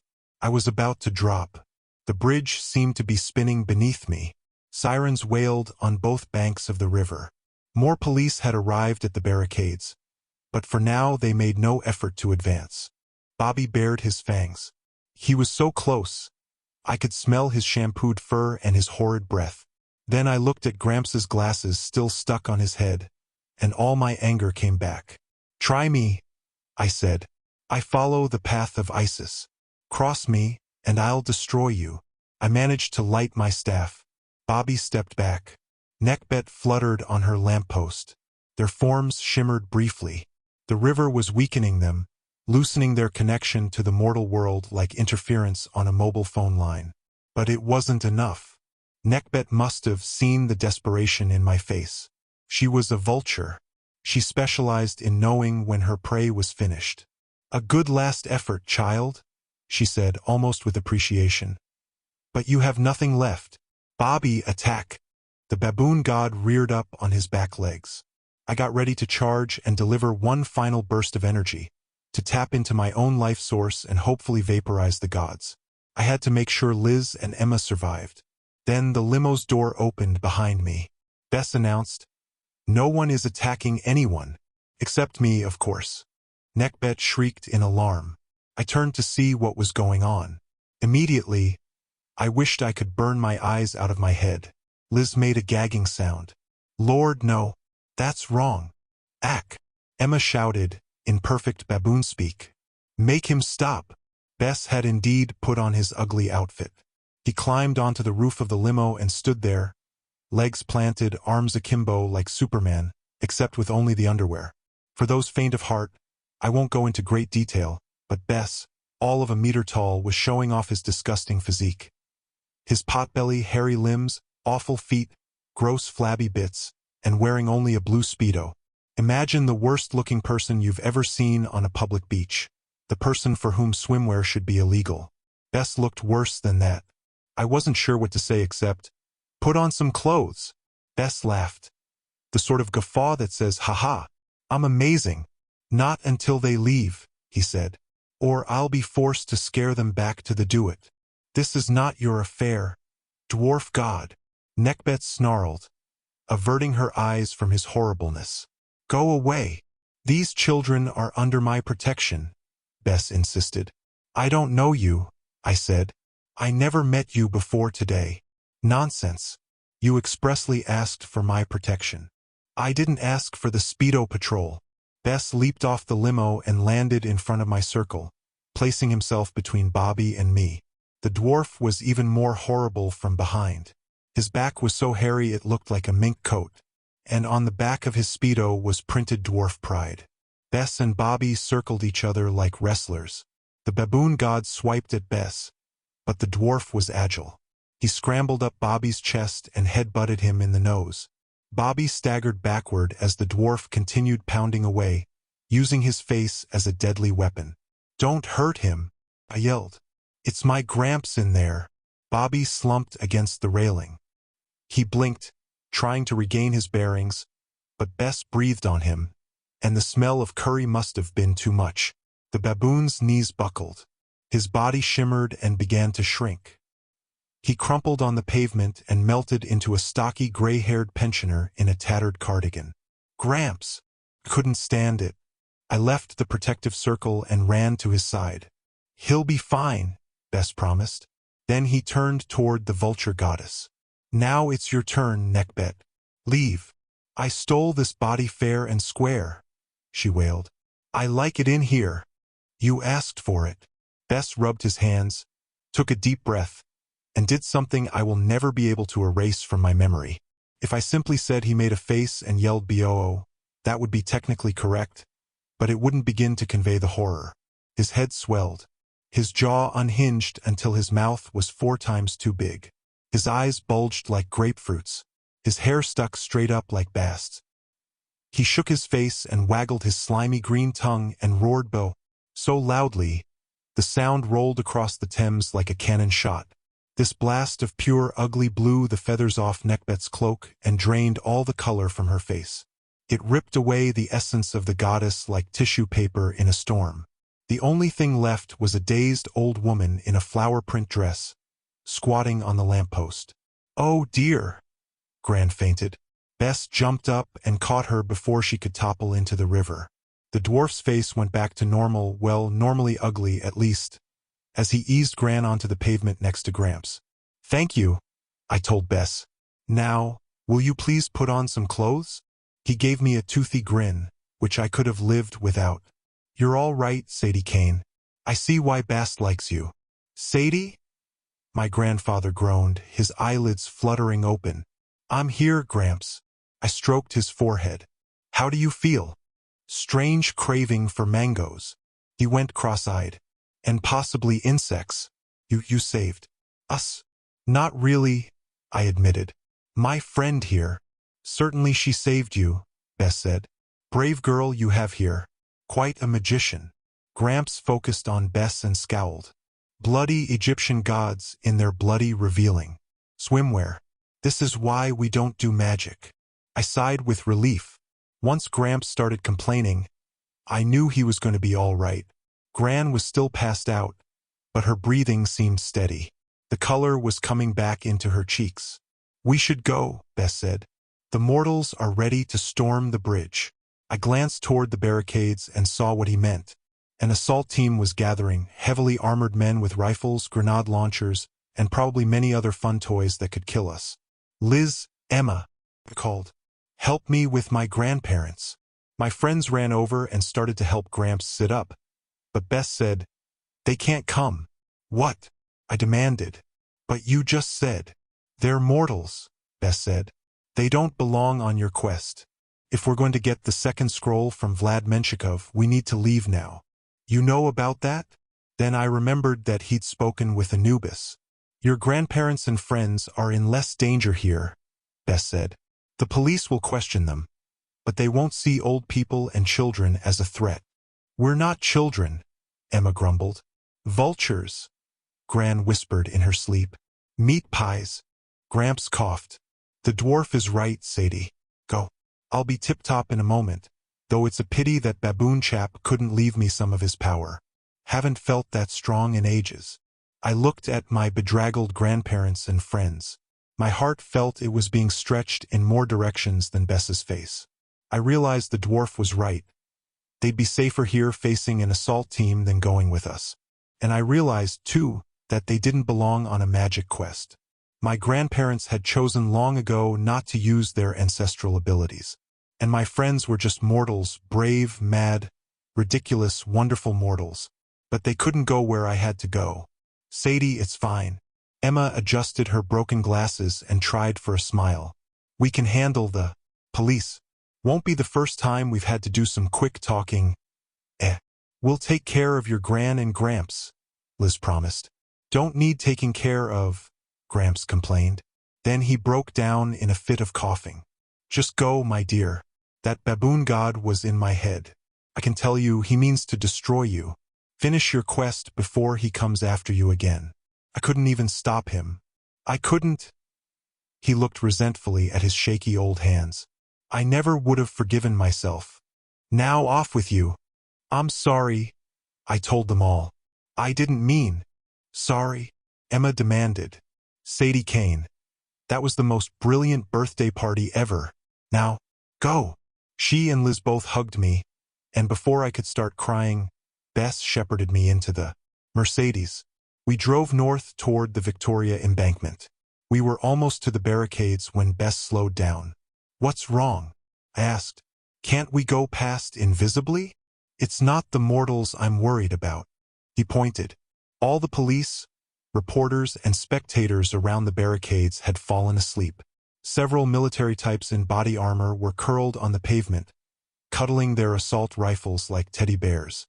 Standing in front of the barricades, blocking our car, were Carter and Walt. They were disheveled and breathing heavily, as if they'd run here all the way from Brooklyn. They both had wands at the ready. Carter stepped forward, pointing his sword at the windshield. "Let her go," he yelled at Bess, "or I'll destroy you." Bess glanced back at me. Should I frighten him?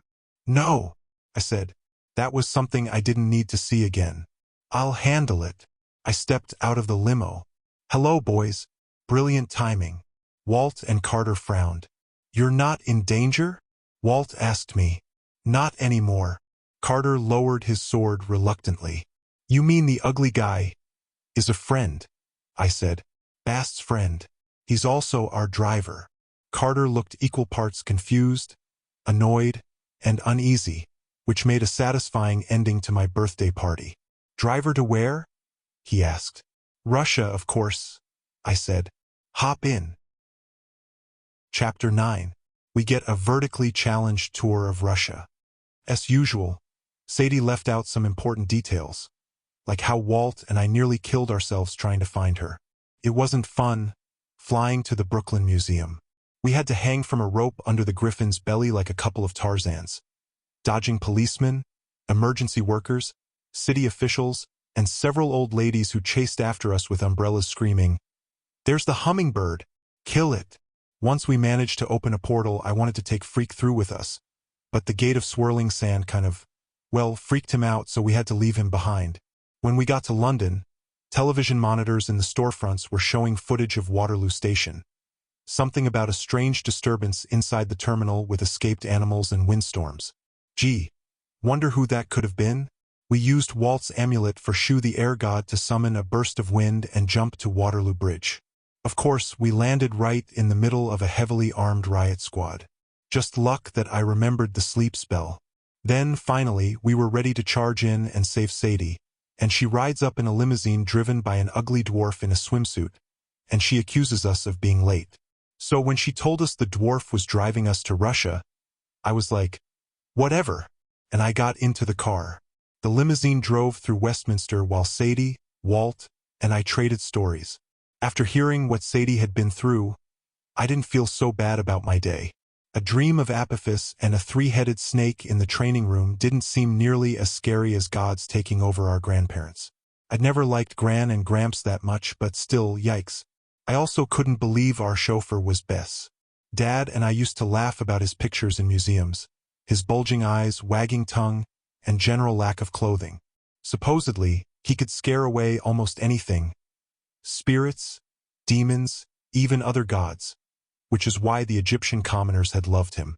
Bess looked out for the little guy, which wasn't meant as a dwarf joke. In the flesh, he looked exactly like his pictures, only in full color with full smell. "We owe you," I told him. "So you're a friend of Bast's?" His ears turned red. "Yeah, sure.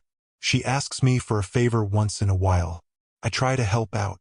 I got the feeling there was some history there he didn't want to go into. When Horus spoke to me, I said, he warned that some of the gods might try to stop us from waking Ra. Now I guess we know who. Sadie exhaled. If they didn't like our plan, an angry text message would have done. Neckbet and Bobby almost tore me apart. Her face was a little green. Her combat boots were splattered with shampoo and mud, and her favorite leather jacket had a stain on the shoulder that looked suspiciously like vulture poop.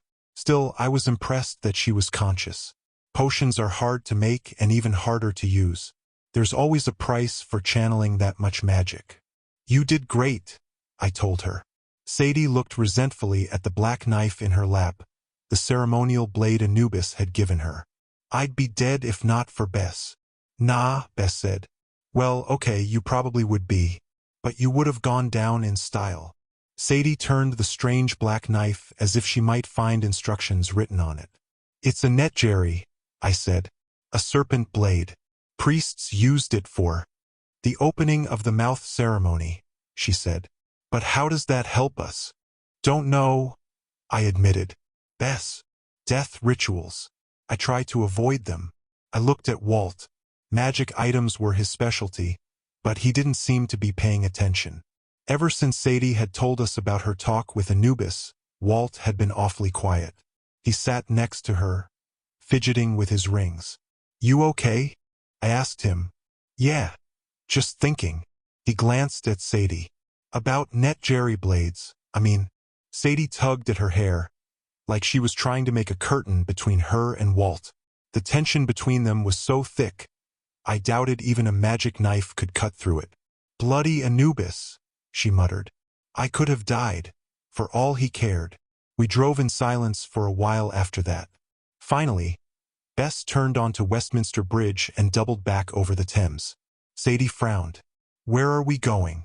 We need a portal. All the best artifacts are at the British Museum.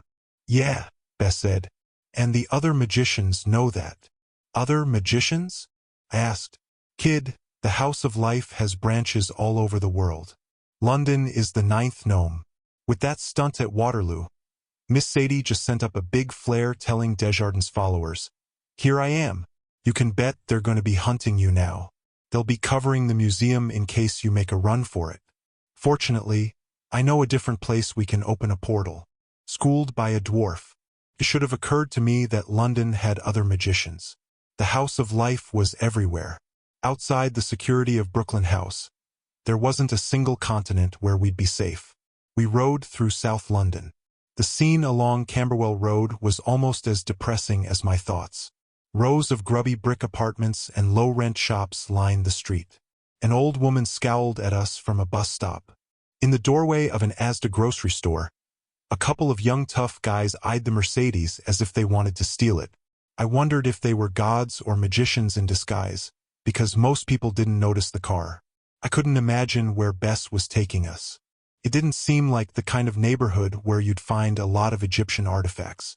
Finally, a big park opened up on our left.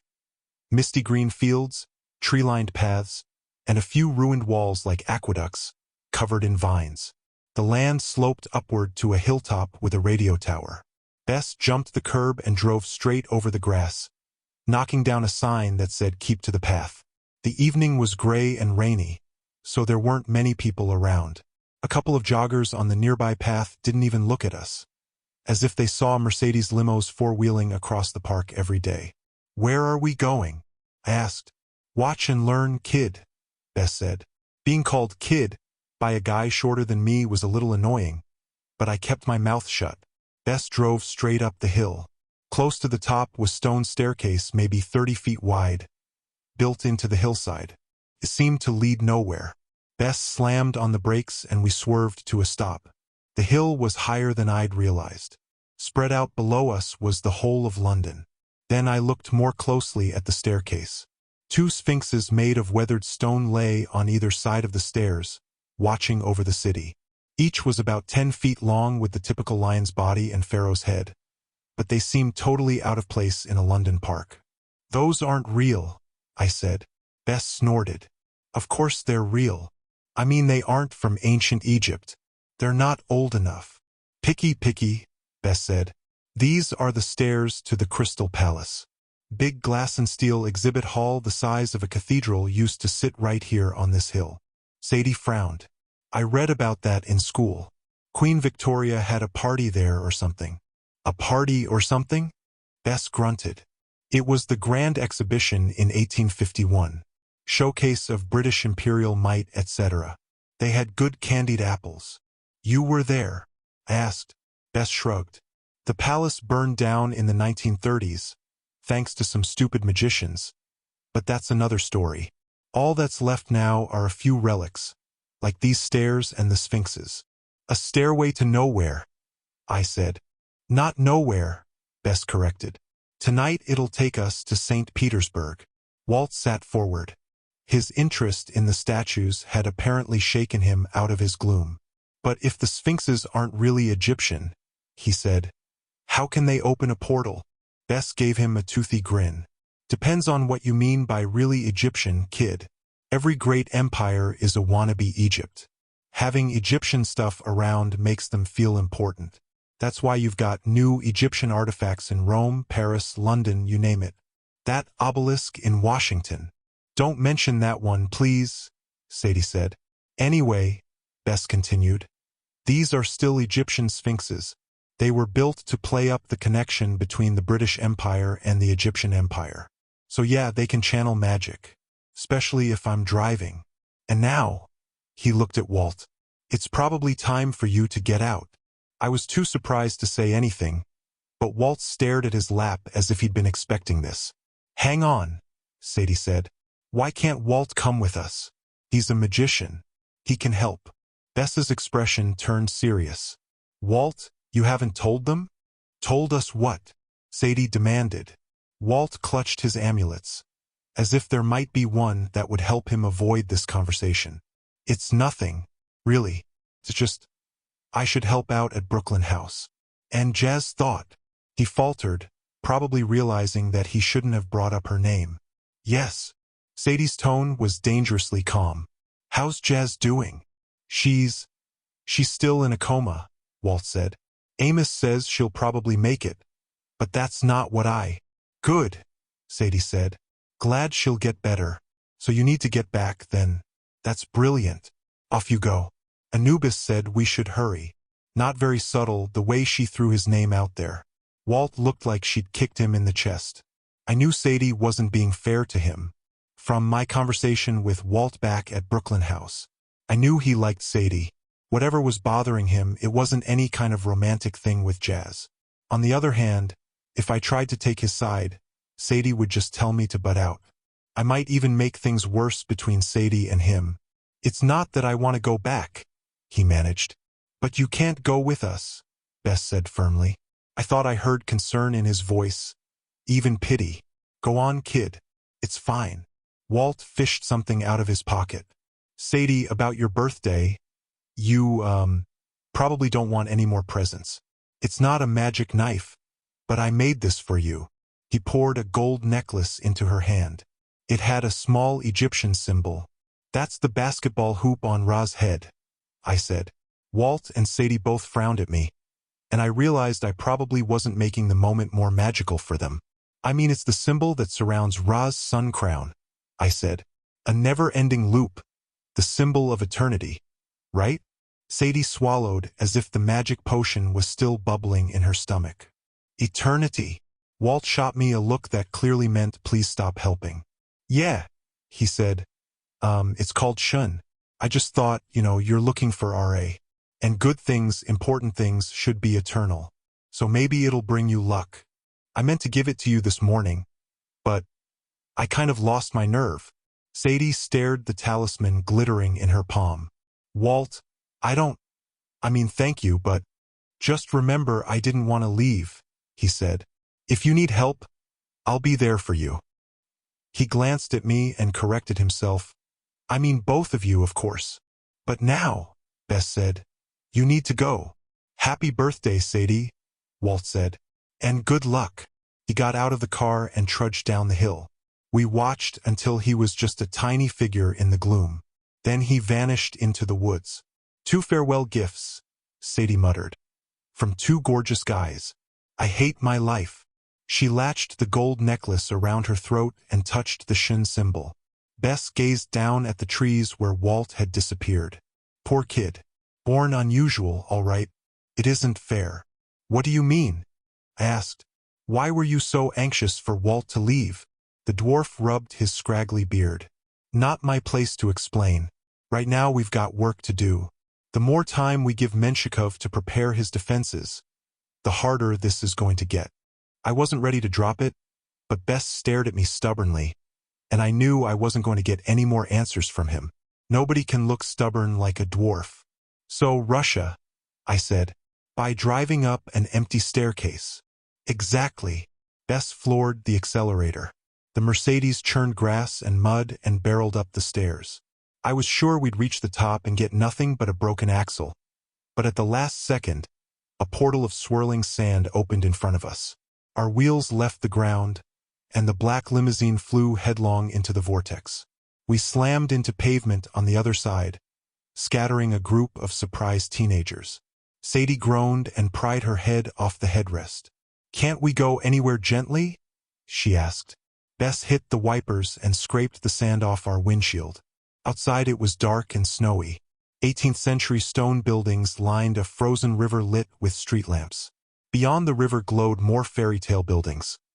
Golden church domes, white palaces, and ornate mansions painted Easter egg green and blue. I might have believed we'd traveled back in time 300 years, except for the cars, the electric lights, and of course the teenagers with body piercings, dyed hair, and black leather clothes screaming at us in Russian and pounding on the hood of the Mercedes because we'd almost run them over. "They can see us?" Sadie asked. "Russians," Bess said with a kind of grudging admiration. "Very superstitious people. They tend to see magic for what it is.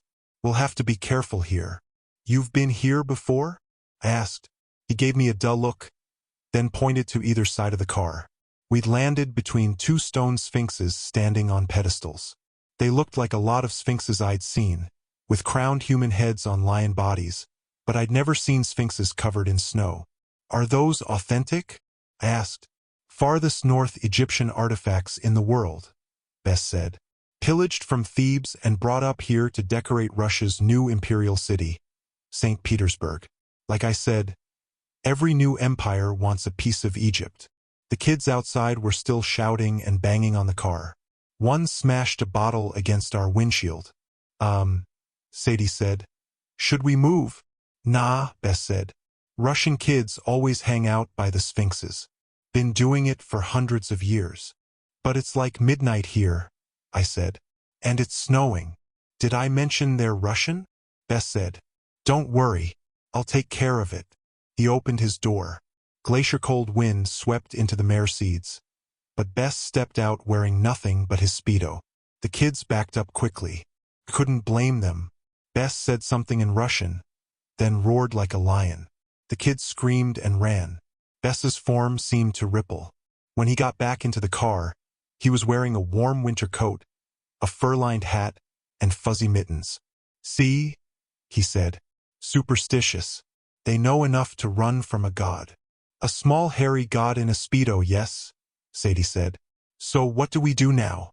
Bess pointed across the river at a glowing palace of white and gold stone. "That's the Hermitage." "Hermits live there?" Sadie asked. "No," I said. "I've heard of that place. It was the Tsar's palace. Now it's a museum. Best Egyptian collection in Russia."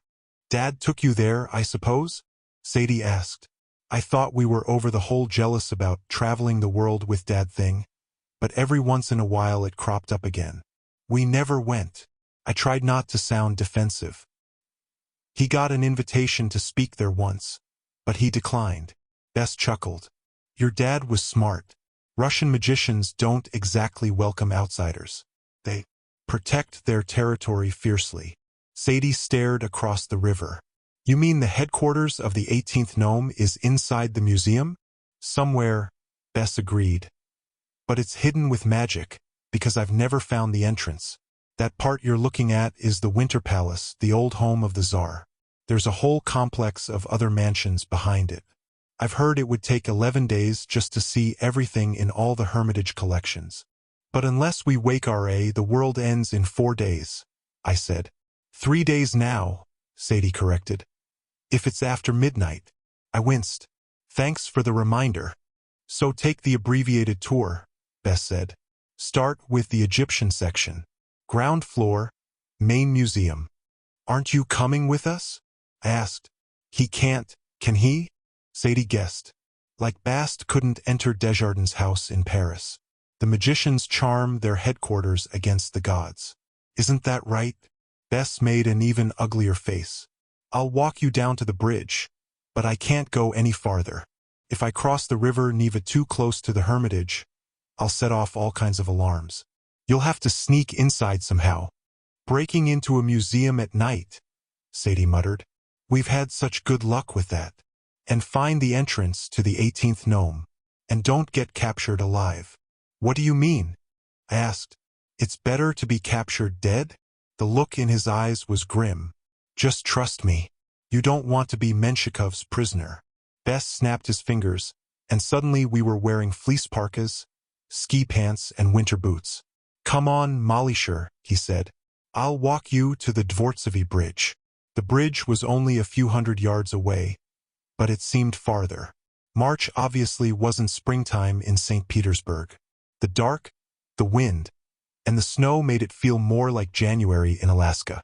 Personally, I would have preferred a sweltering day in the Egyptian desert. Even with the warm clothes Bess had summoned for us, my teeth couldn't stop chattering. Bess wasn't in a hurry. He kept slowing down and giving us the guided tour until I thought my nose would fall off from frostbite. He told us we were on Vasilevsky Island, across the Neva River from the center of St. Petersburg. He pointed out the different church spires and monuments, and when he got excited, he started slipping into Russian. "You've spent a lot of time here," I said. He walked in silence for a few paces. "Most of that was long ago." "It wasn't." He stopped so abruptly, I stumbled into him. He stared across the street at a big palace with canary yellow walls and a green gabled roof. Lit up in the night through a swirl of snow, it looked unreal, like one of the ghostly images in the first gnome's Hall of Ages. "Prince Menshikov's palace," Bess muttered. His voice was full of loathing. I almost thought he was going to yell BOO at the building, but he just gritted his teeth. Sadie looked at me for an explanation, but I wasn't a walking Wikipedia like she seemed to think. I knew stuff about Egypt, but Russia? Not so much. "You mean Menshikov as in Vlad the Inhaler?" I asked. "He's a descendant." Bess curled his lip with distaste. He said a Russian word I was willing to bet was a pretty bad insult. Back in the 1700s, Prince Menshikov threw a party for Peter the Great, the Tsar who built this city. Peter loved dwarves. He was a lot like the Egyptians that way. He thought we were good luck, so he always kept some of us in his court. Anyway, Menshikov wanted to entertain the Tsar, so he thought it would be funny to stage a dwarf wedding. He forced us to dress up, pretend to get married, and dance around. All the big folk were laughing, jeering. His voice trailed off. Bess described the party like it was yesterday. Then I remembered that this weird little guy was a god. He'd been around for eons. Sadie put her hand on his shoulder. "I'm sorry, Bess. Must have been awful." He scowled. "Russian magicians, they love capturing gods, using us. I can still hear that wedding music, and the Tsar laughing." "How'd you get away?" I asked. Bess glared at me. Obviously, I'd asked a bad question. "Enough of this." Bess turned up his collar. "We're wasting time." He forged ahead, but I got the feeling he wasn't really leaving Menshikov's palace behind. Suddenly, its cheery yellow walls and brightly lit windows looked sinister. Another 100 yards through the bitter wind, and we reached the bridge. On the other side, the winter palace shimmered. "I'll take the Mercedes the long way around," Bess said. "Down to the next bridge, and circle south of the Hermitage. Less likely to alert the magicians that I'm here." Now I realized why he was so paranoid about setting off alarms. Magicians had snared him in St. Petersburg once before. I remembered what he told us in the car. "Don't get captured alive." "How do we find you if we succeed?" Sadie asked. "When you succeed," Bess said, "think positive, girl, or the world ends." "Right?" Sadie shivered in her new parka. "Positive. I'll meet you on the Nevsky Prospect, the main street with all the shops, just south of the Hermitage. I'll be at the Chocolate Museum." "The what now?" I asked. "Well, it's not really a museum. More of a shop, closed this time of night, but the owner always opens up for me. They've got chocolate everything. Chess sets, lions, Vladimir Lenin heads." "The communist guy?" I asked. "Yes, Professor Brilliant," Bess said. "The communist guy in chocolate." "So let me get this straight," Sadie said. "We break into a heavily guarded Russian National Museum, find the magician's secret headquarters, find a dangerous scroll, and escape. Meanwhile, you will be eating chocolate." Bess nodded solemnly. "It's a good plan. It might work. If something happens and I can't meet you at the Chocolate Museum, our exit point is the Egyptian Bridge, to the south at the Fontanka River. Just turn on the—" "Enough," Sadie said. You will meet us at the chocolate shop, and you will provide me with a takeaway bag. That is final. Now go. Bess gave her a lopsided smile. You're okay, girl. He trudged back toward the Mercedes. I looked across the half-frozen river to the Winter Palace. Somehow, London didn't seem as dreary or dangerous anymore. Are we in as much trouble as I think? I asked Sadie. More, she said. Let's go crash the Tsar's palace, shall we? Chapter 10. An old red friend comes to visit. Getting inside the Hermitage wasn't a problem. State-of-the-art security doesn't protect against magic. Sadie and I had to combine forces to get past the perimeter, but with a little concentration, ink and papyrus, and some tapped energy from our godly friends Isis and Horus, we managed to pull off a short stroll through the Duet. 1 minute we were standing in the abandoned palace square. Then everything went gray and misty. My stomach tingled like I was in free fall. We slipped out of sync with the mortal world and passed through the iron gates and solid stone into the museum. The Egyptian room was on the ground floor, just as Bess had said. We re-entered the mortal realm and found ourselves in the middle of the collection. Sarcophagi in glass cases, hieroglyphic scrolls, statues of gods and pharaohs. It wasn't much different from 100 other Egyptian collections I'd seen, but the setting was pretty impressive. A vaulted ceiling soared overhead. The polished marble floor was done in a white-tan gray diamond pattern, which made walking on it kind of like walking on an optical illusion. I wondered how many rooms there were like this in the Tsar's palace, and if it really took 11 days to see them all.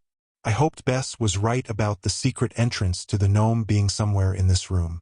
We didn't have 11 days to search. In less than 72 hours, Apophis would break free. I remembered that glowing red eye beneath the scarab shells. A force of chaos so powerful, it could melt human senses. 3 days, and that thing would be unleashed on the world. Sadie summoned her staff and pointed it at the nearest security camera. The lens cracked and made a sound like a bug zapper. Even in the best of situations, technology and magic don't get along. One of the easiest spells in the world is to make electronics malfunction. I just have to look at a cell phone funny to make it blow up. And computers? Forget about it. I imagine Sadie had just sent a magical pulse through the security system that would fry every camera and sensor in the network. Still, there were other kinds of surveillance, magical kinds. I pulled a piece of black linen and a pair of crude wax shabti out of my bag. I wrapped the shabti in the cloth and spoke a command word, Iman. The hieroglyph for hide glowed briefly over the cloth. A mass of darkness bloomed from the package, like a squid's ink cloud. It expanded until it covered both Sadie and me in a gauzy bubble of shadows. We could see through it, but hopefully nothing could see in. The cloud would be invisible to anyone outside. You got it right this time, Sadie said. When did you master the spell? I probably blushed. I'd been obsessed with figuring out the invisibility spell for months. Ever since I'd seen Zia use it in the first gnome. Actually, I'm still. A gold spark shot out of the cloud like a miniature fireworks rocket. I'm still working on it. Sadie sighed. Well, better than last time. The cloud looked like a lava lamp. And the time before, when it smelled like rotten eggs. Could we just get going? I asked. Where should we start? Her eyes locked on one of the displays. She drifted toward it in a trance. Sadie. I followed her to a limestone grave marker, a stele about 2 feet by 3 feet. The description next to it was in Russian and English. From the tomb of the scribe Epi, I read aloud. Worked in the court of King Tut. Why are you interested? Oh, stupid me. The picture on the gravestone showed the deceased scribe honoring Anubis. After talking with Anubis in person, Sadie must have found it strange to see him in a 3,000-year-old tomb painting, especially when he was pictured with the head of a jackal, wearing a skirt. Walt likes you. I have no idea why I blurted that out. This wasn't the time or the place. I knew I wasn't doing Walt any favors by taking his side. But I'd started to feel bad for him after Bess kicked him out of the limo. The guy had come all the way to London to help me save Sadie, and we dumped him in Crystal Palace Park like an unwanted hitchhiker. I was kind of angry at Sadie for giving him the cold shoulder and crushing so hard on Anubis, who was 5,000 years too old for her and not even human. Plus, the way she snubbed Walt reminded me too much of the way Zia had treated me at first. And maybe, if I was honest with myself, I was also irritated with Sadie because she'd solved her own problems in London without needing our help. Wow, that sounded really selfish. But I suppose it was true. Amazing how many different ways a younger sister can annoy you at once. Sadie didn't take her eyes off the steel. Carter, you have no idea what you're talking about. You're not giving the guy a chance, I insisted. Whatever's going on with him, it's got nothing to do with you. Very reassuring, but that's not. Besides, Anubis is a god. You don't honestly think. Carter, she snapped. My cloaking spell must have been sensitive to emotion, because another gold spark whistled and popped from our not-so-invisible cloud. I wasn't looking at this stone because of Anubis. You weren't. No. And I'm certainly not having an argument with you about Walt. Contrary to what you might think, I don't spend every waking hour thinking about boys. Just most waking hours? She rolled her eyes. Look at the gravestone, bird brain. It's got a border around it like a window frame or a door, I said. It's a false door. Lots of tombs had those. It was like a symbolic gateway for the dead person's BA, so it could go back and forth from the do-it. Sadie pulled her wand and traced the edges of the steel. This bloke Epi was a scribe, which was another word for magician. He could have been one of us. So maybe that's why the stone is glowing, Carter.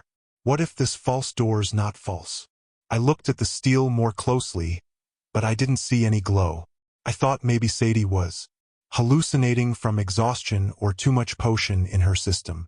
Then she touched her wand to the center of the steel and spoke the first command word we'd ever learned. Pay. Open. A golden hieroglyph burned on the stone. The grave marker shot out a beam of light like a movie projector. Suddenly, a full-size doorway shimmered in front of us. A rectangular portal showing the hazy image of another room. I looked at Sadie in amazement. How did you do that? I asked. You've never been able to do that before. She shrugged as if it were no big deal. I wasn't 13 before. Maybe that's it. But I'm 14, I protested. And I still can't do that. Girls mature earlier. I gritted my teeth. I hated the spring months. March, April, May, because until my birthday rolled around in June, Sadie could claim to be only a year younger than me. She always got an attitude after her birthday, as if she'd catch up to me somehow and become my big sister. Talk about a nightmare. She gestured at the glowing doorway. After you, brother, dear. You're the one with the sparkly invisibility cloud. Before I could lose my cool, I stepped through the portal. I almost fell and broke my face. The other side of the portal was a mirror hanging 5 feet off the floor. I'd stepped onto a fireplace mantle. I caught Sadie as she came through, just in time to keep her from toppling off the ledge. Ta! She whispered. Someone's been reading too much Alice through the looking glass. I thought the Egyptian room was impressive, but it was nothing compared to this ballroom. Coppery geometric designs glittered on the ceiling. The walls were lined with dark green columns and gilded doors. White and gold inlaid marble made a huge octagonal pattern on the floor. With a blazing chandelier above, the golden filigree and green and white polished stone gleamed so brightly, they hurt my eyes. Then I realized most of the light wasn't coming from the chandelier. It was coming from the magician casting a spell at the other end of the room. His back was turned, but I could tell it was Vlad Menshikov. Just as Sadie had described, he was a pudgy little man with curly gray hair and a white suit. He stood in a protective circle that pulsed with emerald light. He raised his staff and the tip burned like a welding torch. To his right, just outside the circle, stood a green vase the size of a grown man. To his left, writhing in glowing chains, was a creature I recognized as a demon. It had a hairy humanoid body with purplish skin, but instead of a head, a giant corkscrew sprouted between its shoulders. Mercy! It screamed in a watery, metallic voice. Don't ask me how a demon could scream with a corkscrew head, but the sound resonated up the screw like it was a massive tuning fork. Vlad Menshikov kept chanting. The green vase throbbed with light. Sadie nudged me and whispered, "Look!" "Yeah," I whispered back. Some kind of summoning ritual. No, she hissed. Look there. She pointed to our right. In the corner of the room, 20 feet from the fireplace mantel, was an old-fashioned mahogany desk. Sadie had told me about Anubis's instructions. We were supposed to find Menshichov's desk. The next section of the Book of Ra would be in the middle drawer. Could that really be the desk? Seemed too easy. As quietly as we could, Sadie and I climbed off the mantel and crept along the wall. I prayed the invisibility shroud wouldn't send up any more fireworks. We were about halfway to the desk when Vlad Menshikov finished his chant. He slammed his staff against the floor, and it stuck there straight up, the tip still burning at 1,000,000 degrees. He turned his head slightly, and I caught the glint of his white sunglasses. He rummaged in his coat pockets while the big green vase glowed and the demon screamed in his chains. "Don't fuss, death to corks," Menshikov chided. His voice was even rougher than Sadie had described, like a heavy smoker talking through the blades of a fan. "You know I need a sacrifice to summon such a major god. It's nothing personal." Sadie frowned at me and mouthed, "Major god?" I shook my head, baffled. The House of Life didn't allow mortals to summon gods. It was the main reason Desjardins hated us. Menshikov was supposedly his best bud. So what was he doing, breaking the rules? "Hurts," the poor demon wailed. "Served you for 50 years, master. Please." Now, Menshikov said without a trace of sympathy. "I have to use execration. Only the most painful form of banishment will generate enough energy." From his suit coat pocket, Menshikov pulled a regular corkscrew and a shard of pottery covered with red hieroglyphics. He held up both items and began to chant again. "I name you Death to Corks, servant of Vladimir, he who turns in the night." As the demons' names were spoken, the magical chains steamed and tightened around his body. Menshikov held the corkscrew over the flame of his staff. The demon thrashed and wailed. As the smaller corkscrew turned red-hot, the demon's body began to smoke. I watched in horror. I knew about sympathetic magic, of course. The idea was to make something small affect something large by binding them together. The more alike the items were, like the corkscrew and the demon, the easier they were to bind. Voodoo dolls worked on the same theory. But execration was serious stuff. It meant destroying a creature utterly, erasing its physical form and even its name from existence. It took some serious magic to pull off that kind of spell. If done wrong, it could destroy the caster. But if done right, most victims didn't stand a chance. Regular mortals, magicians, ghosts, even demons could be wiped off the face of the earth. Execration might not destroy major powers like gods, but it would still be like detonating a nuclear bomb in their face. They'd be blasted so deep into the do-it, they might never come back. Vlad Menshikov worked the spell like he did it every day. He kept chanting as the corkscrew began to melt, and the demon melted with it. Menshikov dropped the pottery shard on the floor, the red hieroglyphs that spelled all the demon's various names. With one final word of power, Menshikov stepped on the shard and crushed it to bits. Death to corks dissolved, chains and all. Usually I don't feel sorry for creatures of the underworld, but I couldn't help getting a lump in my throat. I couldn't believe the casual way Menshikov had snuffed out his servant just to power a larger spell. As soon as the demon was gone, the fire on Menshikov's staff died. Hieroglyphs burned around. The summoning circle. The big green jar trembled and a voice from deep inside boomed. "Hello, Vladimir. Long time." Sadie inhaled sharply. I had to cover her mouth to keep her from screaming. We both knew that voice. I remembered it all too well from the Red Pyramid. Set. Menshikov didn't even look tired from the summoning. He sounded awfully calm for someone addressing the god of evil. "We need to talk." Sadie pushed my hand away and whispered, "Is he mad?" "Desk," I said. "Scroll. Out of here. Now." For once, she gave me no argument. She began fishing supplies out of her bag. Meanwhile, the big green jar wobbled as if Set were trying to tip it over. "A malachite vase?" The god sounded annoyed. "Really, Vladimir? I thought we were on friendlier terms than that." Menshikov's laugh sounded like someone choking a cat. "Excellent at constraining evil spirits. isn't it? And this room has more malachite than any other place on earth. Empress Alexandra was quite wise to have it built for her drawing room. The jar plinked. But it smells like old pennies in here, and it's much too cold. Have you ever been stuck in a malachite jar, Vlad? I'm not a genie. I'd be so much more talkative if we could sit face to face, perhaps over tea. I'm afraid not, said Menshikov. Now you'll answer my questions. Oh, very well, Set said. I like Brazil for the World Cup. I'd advise investing in platinum and small-cap funds. And your lucky numbers this week are 2, 13. Not those questions.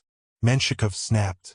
Sadie pulled a lump of wax from her bag and worked furiously, fashioning some kind of animal shape. I knew she was going to test the desk for magic defenses. She was better at that kind of spell than I was, but I wasn't sure how she'd do it. Egyptian magic is pretty open-ended. There are always 1,000 different ways to accomplish a task. The trick is being creative with your supplies and picking a way that won't get you killed. You will tell me what I need to know, Menshikov demanded, or that jar will become even more uncomfortable. My dear Vladimir, Set's voice was full of evil amusement. What you need to know may be very different from what you want to know. Didn't your unfortunate accident teach you that? Menshikov touched his sunglasses, as if making sure they hadn't fallen off. You will tell me the binding for Apophis, he said in a steely tone. Then you will tell me how to neutralize the enchantments on Brooklyn House. You know Kane's defenses better than anyone. Once I destroy him, I will have no opposition. As the meaning of Menshikov's words sank in, a wave of rage nearly knocked me off my feet. This time Sadie had to clamp my mouth shut. Calm, she whispered. You're going to start the invisibility shield popping again. I pushed her hand away and hissed. But he wants to free Apophis. I know. And attack Amos. I know. So help me get the bloody scroll and let's get out of here. She put her wax animal on the desk. A dog, I thought, and began writing hieroglyphs on its back with a stylus. I took a shaky breath. Sadie was right, but still Menshikov was talking about freeing Apophis and killing our uncle. What kind of magician makes deals with Set? Except for Sadie and me. That was different. Set's laugh echoed inside the green vase. So, the binding for Apophis and the secrets of Brooklyn House. Is that all, Vladimir? I wonder what your master Desjardins would think if he found out your real plan and the sort of friends you keep. Menshikov snatched up his staff. The carved serpent tip flared again. Be careful with your threats, evil day. The jar trembled. Throughout the room, glass cases shivered. The chandelier jangled like a 3-ton wind chime. I gave Sadie a panicked look. Did he just? Set's secret name, she confirmed, still writing on her wax dog. How? I don't know, Carter. Now shoo. A god's secret name had all kinds of power. It was supposed to be almost impossible to get. To truly learn it, you couldn't just hear it repeated by some random person. You had to hear it straight from the god himself, or from the person closest to his heart. Once you had it, it gave you serious magical leverage over that god. Sadie had learned Set's secret name during our quest last Christmas, but how had Menshikov gotten it? Inside the jar, Set growled with annoyance. I really hate that name. Why couldn't it have been Glorious Day? Or the Rockin' Red Reaper? That's rather nice. Bad enough when you were the only one who knew it, Vlad. Now I've got the Kane girl to worry about. Serve us, Menshikov said, and the Kanes will be destroyed. You will be the honored lieutenant of Apophis. You can raise another temple, even grander than the Red Pyramid. Aha, Set said. Maybe you haven't noticed, but I don't do well with the whole second-in-command concept. As for Apophis, he's not one to suffer other gods getting attention. We will free Apophis with or without your help, Menshikov warned. By the equinox, he will rise. But if you help us make that happen sooner, you will be rewarded. Your other option is execration. Oh, I know it won't destroy you completely, but with your secret name I can send you into the abyss for eons, and it will be very, very painful. I'll give you 30 seconds to decide. I nudged Sadie. Hurry. She tapped the wax dog and it came to life. It started sniffing around the desk, looking for magic traps. Inside the jar, Set sighed. Well, Vladimir, you do know how to make an appealing offer. The binding for Apophis, you say? Yes, I was there when R.A. cast the serpent into that prison of scarabs. I suppose I could remember the ingredients he used for the binding. Quite a day that was.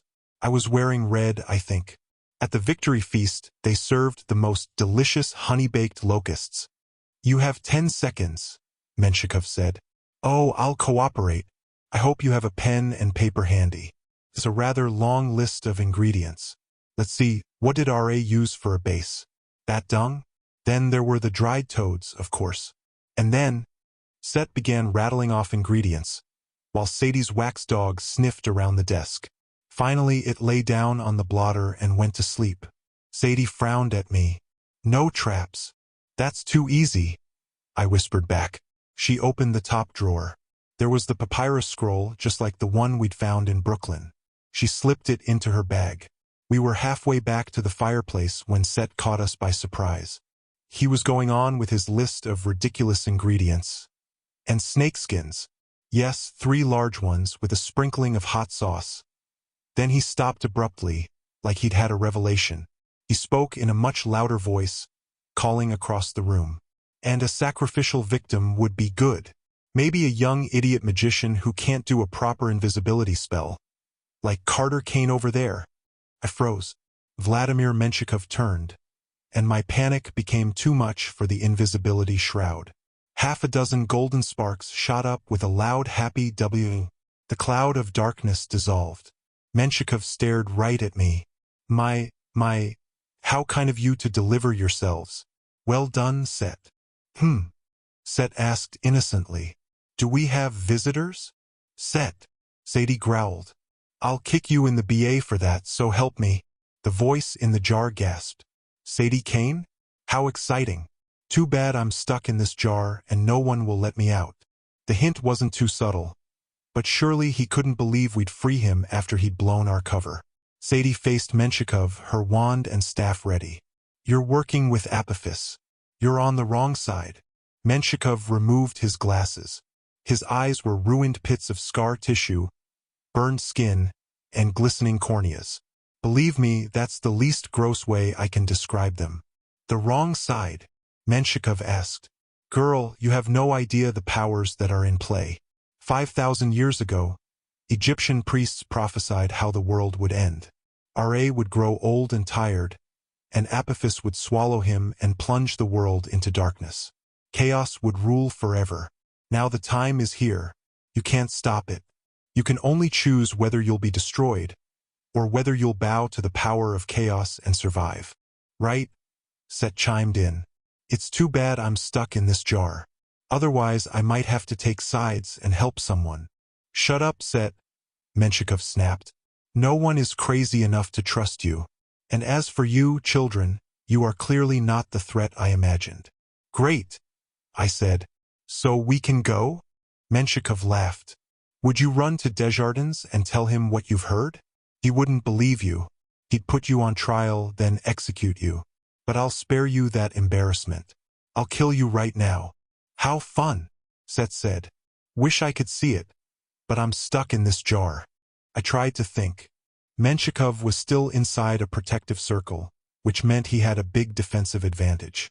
I wasn't sure I could bust through it, even if I could summon a combat avatar. Meanwhile, Menshikov could take his time trying out different ways to destroy us. Would he blast us with elemental magic? Change us into bugs? He threw his staff to the ground and I cursed. Throwing down your staff may sound like a sign of surrender, but in Egyptian magic, it's bad news.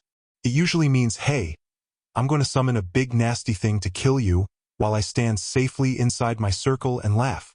Sure enough, Menshikov's staff began to writhe and grow. Great, I thought. Another serpent. But something was wrong with this one. Instead of a tail, it had a head on both ends. At first I thought we'd caught some luck, and Menshikov had summoned a monster with a rare genetic birth defect. Then the thing sprouted for dragon legs. Its body grew until it was the size of a draft horse, curved like a U, with mottled red and green scales and a rattlesnake head on either side. It reminded me of that two-headed animal from Dr. Dolittle. You know, the Pushmi Puliu? Except Dr. Doolittle would never have wanted to talk to this thing, and if he had, it would probably have said just hello, I'm gonna eat you. Both heads turned toward us and hissed. I've really had enough snakes for 1 week, I muttered. Menshikov smiled. Ah, but serpents are my specialty, Carter Kane. He touched a silver pendant hanging over his necktie, an amulet shaped like a snake. And this particular creature is my favorite, the Chezu Haru. 2 hungry mouths to feed. 2 troublesome children. Perfect. Sadie and I looked at each other. We had one of those moments where we could read each other's expressions perfectly. We both knew we couldn't defeat Menshikov. He'd let the Pushmi-Puliu snake wear us down, and if we survived that, he'd just blast us with something else. The guy was a pro. We would either die or get captured, and Bess had warned us about not getting taken alive. After seeing what had happened to that demon Death to Corks, I took Bess's warning seriously. To survive, we'd have to do something crazy, something so suicidal Menshikov would never expect it. We had to get help immediately. Should I? Sadie asked. Do it, I agreed. The Chezu Haru bared its dripping fangs. You wouldn't think a creature with no back end could move so fast, but it bent both heads toward us like a giant horseshoe and charged. I pulled my sword.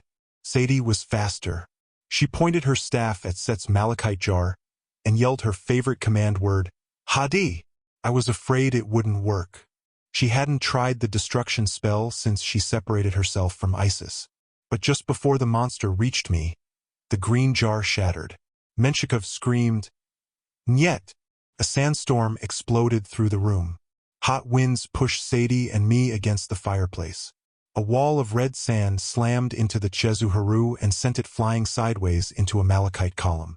Vlad Menshikov was blasted right out of his protective circle and banged his head on a table. He crumpled to the ground, red sand swirling over him until he was completely buried. When the storm cleared, a man in a red silk suit stood in front of us.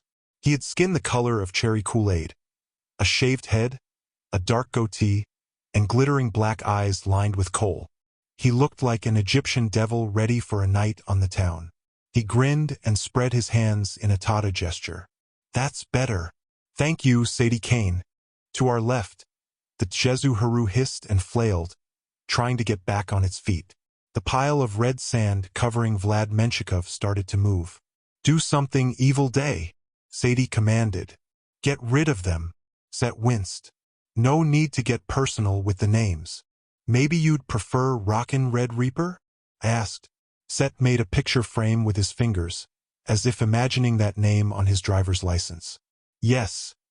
That is nice, isn't it? The Chezu Haru staggered to its feet. It shook both heads and glared at us, but it seemed to ignore Set, even though he was the one who'd slammed it against the wall.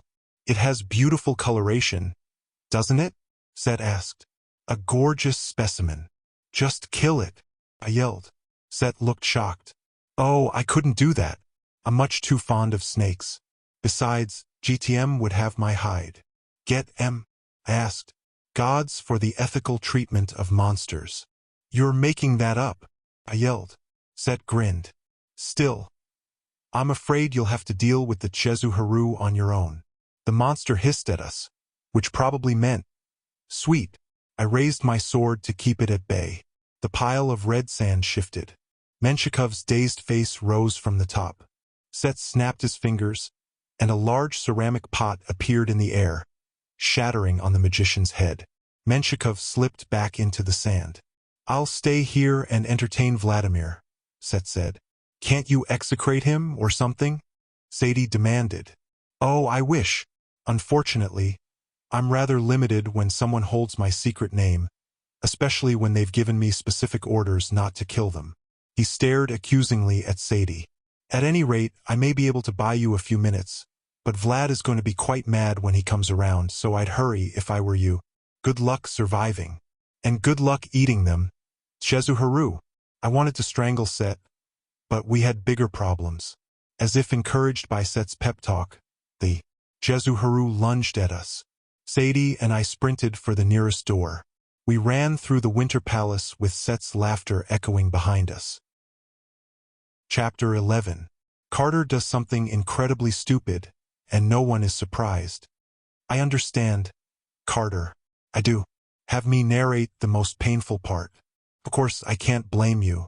What happened was awful enough for me, but for you, well, I wouldn't want to talk about it either. There we were in the Winter Palace, racing down polished marble hallways that were not designed for running. Behind us, the two-headed Chezu Haru skidded and slammed into walls as it tried to turn corners, much like Muffin used to do whenever Gran mopped the floor. That's the only reason the monster didn't catch us immediately.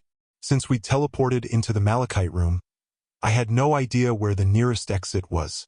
I wasn't even sure if we were actually in the Winter Palace, or if Menshikov's office was some clever facsimile that existed only in the Do-It. I was beginning to think we'd never get out when we rounded a corner, scrambled down a staircase, and spotted a set of glass and iron doors leading out to Palace Square. The Chezu Haru was right behind us.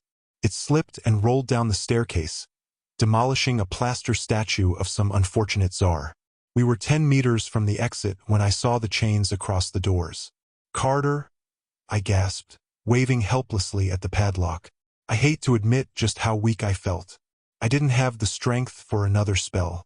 Cracking Set's vase in the Malachite room had been my last hurrah, which is a good example of why you shouldn't use magic to solve all your problems. Summoning a divine word to break the vase had taken so much energy. I felt as if I'd been digging holes in the hot sun. It would have been much easier just to throw a rock. If I lived through the night, I decided to add some rocks to my tool bag. We were 3 meters away when Carter thrust his fist toward the doors. The Eye of Horus burned against the padlock, and the doors burst open as if they'd been hit by a giant fist. I hadn't seen Carter do anything like that since our fight at the Red Pyramid, but I didn't have time to be amazed. We bolted outside into the wintry night, the Chezu Haru roaring behind us. You'll think I was mad, but my first thought was, that was too easy. Despite the monster chasing us and the business with Set, whom I would strangle at the first opportunity, that backstabbing git. I couldn't help feeling we'd breached Menshikov's inner sanctum and snatched the scroll without nearly enough trouble. Where were the traps? The alarms? The exploding donkey curses? I was certain we'd stolen the authentic scroll. I'd felt the same tingle in my fingers as when I'd taken the one from the Brooklyn Museum, without the fire, thankfully. So why hadn't the scroll been better protected? I was so tired, I fell a few steps behind Carter, which probably saved my life. I felt a crawling sensation across my scalp. I sensed darkness above me, a feeling that reminded me too much of the shadow of Nekbet's wings. I looked up and saw the Chezu Haru sailing over our heads like a massive bullfrog, timing its pounce so it would land. "Carter, stop!" I yelled. Easier said than done on icy pavement. I skidded to a halt, but Carter was going too fast. He fell on his bum and slid, his sword skittering to one side. The Chezu Haru landed right on top of him. If it hadn't been U-shaped, Carter would have been crushed. But it curved around him like an enormous pair of headphones, one head glaring down at him from either side. How could something so large have leaped so far? Too late, I realized we should have stayed inside where it was harder for the monster to move. Out here, we had no chance of outrunning it. "Carter," I said, "stay perfectly still." He froze in crab walk position. The monster's 2 heads dripped venom that hissed and steamed on the icy stones. "Oi!" I yelled. Not having any rocks, I picked up a chunk of broken ice and threw it at the Chezu Haru. Naturally, I hit Carter in the back instead. Nevertheless, I got the Chezu Haru's attention. Both heads turned toward me, twin tongues flickering. First step done, distract the monster. Second step, find some clever way to draw it away from Carter. That part was giving me a bit more trouble. I'd used my only potion. Most of my magic supplies were gone. My staff and wand wouldn't do me much good with my magical reserves drained. The knife from Anubis? Somehow I doubted this was the right situation to open someone's mouth. The amulet from Walt? I had not the slightest idea how to use it. For the millionth time, I regretted having given up the spirit of Isis. I could really have used the full magic arsenal of a goddess. But, of course, that was exactly why I'd had to separate from her. That sort of power is intoxicating, dangerously addictive, can quickly destroy your life. But what if I could form a limited bond? In the malachite room, I'd managed the Hadi spell for the first time in months. And while it had been difficult, it hadn't been impossible. Right, Isis, I thought. Here's what I need. Don't think, Sadie, her voice whispered back almost immediately, which was quite a shock. Divine magic has to be involuntary, like breathing. You mean? I stopped myself. Don't think. Well, that shouldn't be too hard. I held up my staff, and a golden hieroglyph blazed in the air. A 1-meter-tall tayat lit up the courtyard like a Christmas tree star. The Chezu Haru snarled, its yellow eyes fixed on the hieroglyph. Don't like that, eh? I called. Symbol of Isis, you big ugly mutt. Now! Get away from my brother. It was a complete bluff, of course. I doubted the glowing sign could do anything useful, but I hoped the snake creature wasn't smart enough to know that. Slowly, Carter edged backward. He looked for his sword, but it was 10 meters away, much too far to reach. I kept my eyes on the monster. I used the butt of my staff to trace a magic circle in the snow around me. It wouldn't provide much protection, but it was better than nothing. Carter, I called. When I say go, run back here. That thing's too fast, he said. I'll try to detonate the hieroglyph and blind it. I still maintain that the plan would have worked, but I didn't get the chance to try it. Somewhere off to my left, boots crunched on ice. The monster turned toward the sound. A young man ran into the light of the hieroglyph. He was dressed in a heavy wool coat and a policeman's hat, with a rifle in his hands, but he couldn't have been much older than me.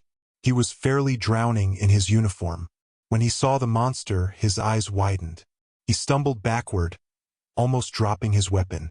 He yelled something at me in Russian, probably, "Why is there a two-headed snake monster with no bum?" The monster hissed at both of us, which it could do having two heads.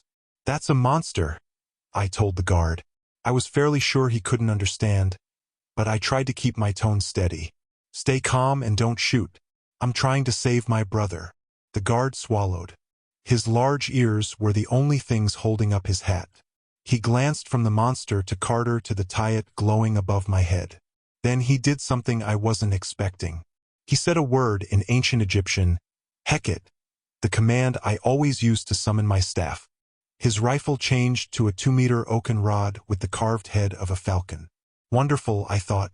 The security guards are secretly magicians. He addressed me in Russian, some sort of warning. I recognized the name Menshikov. "Let me guess," I said. "You want to take me to your leader." The Chezu Haru snapped its jaws. It was rapidly losing its fear of my glowing tayat. Carter wasn't far enough away to make a run for it. "Look," I told the guard. "Your boss Menshikov is a traitor. He summoned this thing to kill us so we wouldn't blab about his plans to free Apophis." Savvy the word Apophis? Bad snake. Very bad snake. Now, either help me kill this monster or stay out of my way. The magician guard hesitated. He pointed at me nervously. "Kane." It wasn't a question. "Yes," I agreed. "Kane." His expression was a jumble of emotions. Fear, disbelief, possibly even awe. I didn't know what he'd heard about us, but before he could decide whether to help us or fight us, the situation spun out of control. The Chezu Haru charged. My ridiculous brother, instead of rolling out of the way, tackled the monster. He locked his arms around the creature's right neck and tried to climb its back. But the Chezu Haru simply turned its other head to strike. What was my brother thinking? Perhaps he thought he could ride the beast. Perhaps he was trying to buy me a few seconds to cast a spell. If you ask him about it now, he'll claim he doesn't remember the incident at all. But if you ask me, the thick-head fool was trying to save me, even if it meant sacrificing himself. The nerve. "Oh yes, now you try to explain yourself, Carter. I thought you didn't remember this bit. Just be quiet and let me tell the story." As I was saying, the Chezu Haru struck at Carter, and everything seemed to slow down. I remember screaming, lowering my staff at the monster. The soldier magician yelled something in Russian. The creature sank its fangs into Carter's left shoulder, and he dropped to the ground. I forgot about my makeshift circle. I ran toward him and my staff glowed. I don't know how I managed the power. As Isis said, I didn't think. I simply channeled all my rage and shock into my staff. Seeing Carter hurt was the final insult. My grandparents had been possessed. My friends had been attacked, and my birthday ruined. But my brother was off limits. No one was allowed to hurt my brother. I unleashed a beam of golden light that hit the monster with the force of a sandblaster. The Jesu Haru crumbled to bits, until there was nothing left but a streak of sand steaming in the snow and a few splinters of Menshikov's shattered staff. I ran to Carter's side. He was shivering, his eyes rolled back in his head. 2 puncture wounds in his coat were smoking. "Kane," the young Russian said with a tone of awe. I snatched up a splinter of wood and held it for him to see. "Your boss Menshikov did this. He's working for Apophis." Menshikov, Apophis. "Now, get out." The magician may not have understood my words, but he got the message. He turned and ran. I cradled Carter's head. I couldn't carry him by myself, but I had to get him out of here. We were in enemy territory. I needed to find Bess. I struggled to get him to his feet. Then someone took Carter's other arm and helped us up. I found Set grinning at me, still in his ridiculous red disco suit, dusted with malachite rubble. Menshikov's broken white sunglasses were propped on his head. "You?" I said, too filled with loathing to issue a proper death threat. "Me," Set agreed cheerily. "Let's get your brother out of here, shall we? Vladimir is not in a good mood." The Nevsky Prospect would have been a lovely place to shop if it hadn't been the wee hours of the morning during a snowstorm, and if I hadn't been carrying my poisoned, comatose brother. The street had wide pavements, perfect for strolling, lined with a dazzling assortment of high-end boutiques, cafes, churches, and mansions. With all the signs in Russian, I didn't see how I was going to find the chocolate shop. I couldn't spot Bess's black Mercedes anywhere. Set volunteered to carry Carter, but I wasn't about to let the god of chaos take full charge of my brother, so we dragged him between us. Set chatted amiably about Jesu Haru poison. Completely incurable, fatal in about 12 hours. It's amazing stuff. And his tussle with Menshikov. 6 vases broken over his head, and he still survives. I envy his thick skull, and my prospects of living long enough to find Bess. "Oh, you're toast, my dear." A dozen senior magicians were rallying to Menshikov when I made my strategic retreat. "They'll be after you shortly." I could have destroyed them all, of course, but I couldn't risk Vladimir using my secret name again. Maybe he'll get amnesia and forget it. Then if you die, that would be both problems solved. "Oh, I'm sorry. I suppose that sounded insensitive. Come along." Carter's head lolled. His breathing sounded almost as bad as Vlad the Inhaler's. Now, please don't think I was dense. Of course, I remembered the wax mini Carter figurine Jazz had given me. I recognized that this was just the sort of emergency where it might come in handy. How Jez had predicted Carter would need healing, I had no idea. But it was possible the figurine could draw the poison out of him, despite what Set said about it being incurable. What does a god of evil know about healing? Anyway, there were problems, however. First, I knew very little about healing magic. I needed time to figure out the proper casting, and since I had only one wax statue, I couldn't afford to get it wrong. Second, I couldn't very well do that while being chased by Menshikov and his squad of magical Russian goons, nor did I want to let my guard down with Set anywhere near me. I didn't know why he'd decided to be helpful all of a sudden, but the sooner I could lose him, the better. I needed to find Bess and retreat to somewhere safe, if there was such a place. Set kept chatting about all the exciting ways the magicians might kill me once they caught up. Finally, I spotted a bridge up ahead over a frozen canal. Parked in the middle was the black Mercedes. Bess leaned against the hood, eating pieces off a chocolate chessboard.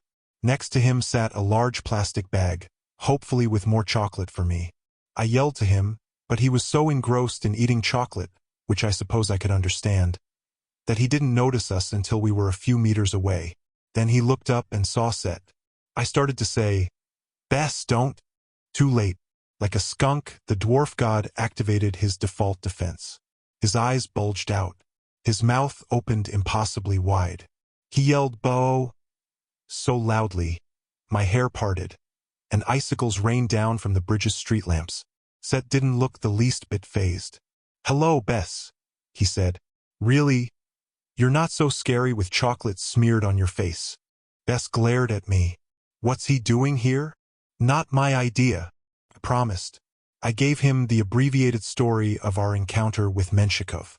"And so Carter's been hurt," I summed up, which seemed rather obvious. "We have to get him out of here." "But first," Set interrupted, pointing at the chocolate museum bag next to Bess. "I can't stand surprises. What's in there? A gift for me?" Bess frowned. Sadie wanted a souvenir. "I brought her Lenin's head." Set slapped his thigh with delight. "Bess, how evil. There's hope for you yet." "Not his real head," Bess said. "It's chocolate." "Oh, shame. Can I have part of your chessboard, then? I simply love eating pawns." "Get out of here, Set," Bess said. "Well, I could do that, but since our friends are on their way, I thought perhaps we should make a deal." Set snapped his fingers, and a globe of red light appeared in front of him. In it, the holographic images of 6 men in security uniforms piled into 2 white sports cars. Their headlights blazed to life. The cars swerved across a parking lot, then passed straight through a stone wall as if it were made of smoke. "I'd say you have about 2 minutes." Set smiled, and the globe of light faded. "You remember Menshikov's minions, Bess? Are you sure you want to meet them again?" The dwarf god's face darkened. He crushed a white chocolate chess piece in his hand. "You lying, scheming, murdering." "Stop," I said. Carter groaned in his poisoned daze. Either he was getting heavier or I was getting tired of holding him up. "We don't have time to argue," I said. "Set, are you offering to stop the magicians?" He laughed. No, I'm still hoping they'll kill you, you see. But I was going to offer you the location of the last scroll in the Book of R.A. That is what you're after, isn't it?" I assumed he was lying. He usually was, but if he was serious, I looked at Bess. "Is it possible he knows the location?" Bess grunted. "More than possible. The priests of R.A. gave him the scroll for safekeeping." "Why on earth would they do that?" Set tried to look modest. "Come now, Sadie. I was a loyal lieutenant of R.A. If you were R.A., and you didn't want to be bothered by any old magician trying to wake you, wouldn't you trust the key to your location with your most fearsome servant?" He had a point. "Where's the scroll, then?" "Not so fast. I'll give you the location if you give me back my secret name." "Not likely. It's quite simple. Just say, 'I give you back your name.' You'll forget the proper way to say it. And then I'll have no power over you. You'll kill me. You'd have my word that I won't. Right? That's worth a lot. What if I used your secret name to force you to tell me?" Set shrugged. "With a few days to research the correct spell, you might manage that. Unfortunately." He cupped his ear to his hand. In the distance, tires squealed. 2 cars, traveling fast, getting closer. "You don't have a few days." Bess cursed in Egyptian. "Don't do it, girl. He can't be trusted." "Can we find the scroll without him?" "Well, maybe. Probably not." "No." The headlights of 2 cars swerved onto the Nevsky Prospect, roughly half a mile away. We were out of time. I had to get Carter away from here, but if Set really was our only way of finding the scroll, I couldn't just let him go. "All right, Set, but I'll give you one last order." Bess sighed. "I can't bear to watch this. Give me your brother. I'll put him in the car." The dwarf took Carter and stuffed him into the back seat of the Mercedes. I kept my eyes on Set, trying to think of the least terrible way to make this deal. I couldn't simply tell him to never hurt my family. A magical pact needed to be carefully worded, with clear limits and an expiration date, or the whole spell would unravel. "Evil Day, you are not to harm the Kane family. You'll maintain a truce with us at least until R.A. has been awakened." "Or until you try and fail to awaken him?" Set asked innocently. "If that happens," I said, "the world is going to end, so why not? I will do what you ask concerning your name. In exchange, you will tell me the location of the last part of the Book of R.A., without trickery or deception. Then you'll depart for the do-it." Set considered the offer. The 2 white sports cars were only a few blocks away now. Bess shut Carter's door and ran back over. "We have a deal," Set agreed. You'll find the scroll at Baharia. Bess knows the place I mean. Bess didn't look happy. That place is heavily protected. We'll have to use the Alexandria portal. Yes. Set grinned. Should be interesting. How long can you hold your breath? Sadie Kane. What do you mean? Never mind, never mind. Now, I believe you owe me a secret name. I give you back your name, I said. Just like that, I felt the magic leave me. I still knew Set's name, Evil Day, but somehow I couldn't remember exactly how I used to say it, or how it worked in a spell. The memory had been erased. To my surprise, Set didn't kill me on the spot. He just smiled and tossed me Vlad Menchikov's sunglasses. I hope you live after all, Sadie Kane. You're quite amusing. But if they do kill you, at least enjoy the experience. Gosh, thanks. And just because I like you so much, I have a free piece of information for your brother. Tell him Zia Rashid's village was called Alhamra Makan. Why is that? Happy travels. Set disappeared in a cloud of blood-colored mist. A block away, the two white sports cars barreled toward us. A magician stuck his head out the sunroof of the lead car and pointed his staff in our direction. Time to leave, Bess said. Get in. I will say this for Bess. He drove like a maniac. And I mean that in the best possible way. Icy streets didn't bother him at all. Neither did traffic signals, pedestrian pavements, or canals, which he twice jumped without bothering to find a bridge. Fortunately, the city was mostly empty that time of morning, or I'm sure we would have mowed down any number of Russians. We wove through central St. Petersburg while the two white sports cars closed behind us. I tried to hold Carter steady next to me in the back seat. His eyes were half open, his corneas the most awful shade of green. Despite the cold, he was burning with fever. I managed to tug off his winter coat and found his shirt soaked with sweat. On his shoulder, the puncture wounds were oozing like... Well, it's probably best I don't describe that part. I glanced behind us. The magician in the sunroof aimed his staff. Not an easy task in a high-speed car chase, and a glowing white javelin shot from the tip, hurtling toward us like a homing missile. Duck! I yelled, and pushed Carter against the seat. The javelin broke the rear window and flew straight through the windshield. If Bess had been normal height, he would have gotten a free head piercing. As it was, the projectile missed him completely. I'm a dwarf, he grumbled. I don't duck. He swerved to the right. Behind us, a storefront exploded. Looking back, I saw the entire wall dissolve into a pile of living snakes. Our pursuers were still closing. Bess, get us out of here, I yelled. I'm trying, kid. Egyptian bridge is coming up. It was originally built in the 1800s, but I don't care. Just drive. Truly, it's amazing how many Egyptian bits and bobs there are in St. Petersburg, and how little I cared about them. Being chased by evil magicians throwing javelins and snake bombs does tend to clarify one's priorities. Suffice it to say, yes, there really is an Egyptian bridge over the Fontanka River, leading south out of central St. Petersburg. Why? No idea. Don't care. As we raced toward it, I saw black stone sphinxes on either side. Lady sphinxes with gilded pharaoh crowns, but the only thing that mattered to me was that they could summon a portal. Bess barked something in Egyptian. At the top of the bridge, blue light flashed. A swirling sand vortex appeared. What did Set mean? I asked. About holding my breath? Hopefully won't be for long, Bess said. We'll only be 30 feet under. 30 feet under water? Bang! The Mercedes careened sideways. Only later did I realize another javelin must have hit our back tire. We spun across the ice and flipped, sliding upside down into the vortex. My head slammed against something.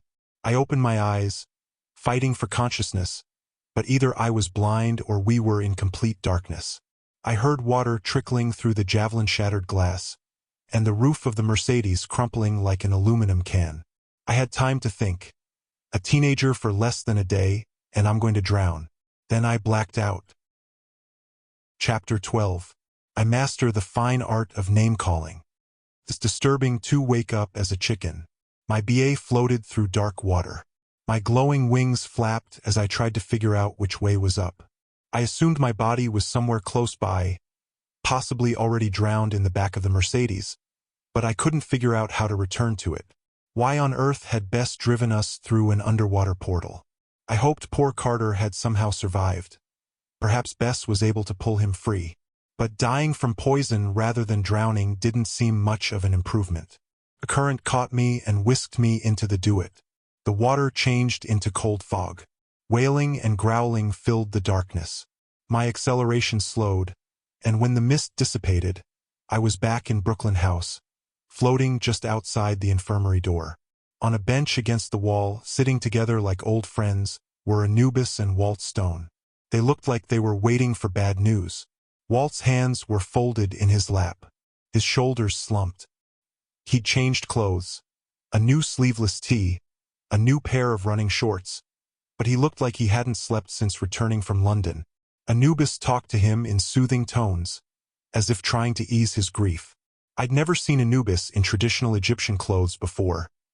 Bare-chested with a gold and ruby collar around his neck, a simple black kilt wrapped around his waist. It wasn't a look I'd recommend for most guys, but Anubis pulled it off. I'd always imagined he would look rather skinny with his shirt off. Not that I imagined that a lot, mind you, but he was in excellent shape. They must have had quite a good gym in the underworld, bench-pressing tombstones and whatnot. At any rate, after the shock of seeing them together, my first thought was that something terrible must have happened to Jazz. "What is it?" I asked, not sure if they could hear me. "What's happened?" Walt didn't react, but Anubis looked up. As usual, my heart did a little happy dance quite without my permission. His eyes were so mesmerizing, I completely forgot how to use my brain. I said, I know Liz would have been proud." "Sadie," Anubis said, "you shouldn't be here. Carter is dying." That jarred me back to my senses. "I know that, jackal boy. I didn't ask to be. Wait, why am I here?" Anubis pointed at the door of the infirmary. "I suspect Jazz's spirit called to you. Is she dead? Am I dead?" "Neither," Anubis said. "But you are both on death's doorstep, which means your souls can speak to each other quite easily. Just don't stay long." Walt still hadn't acknowledged me. He muttered, "Couldn't tell her. Why couldn't I tell her?"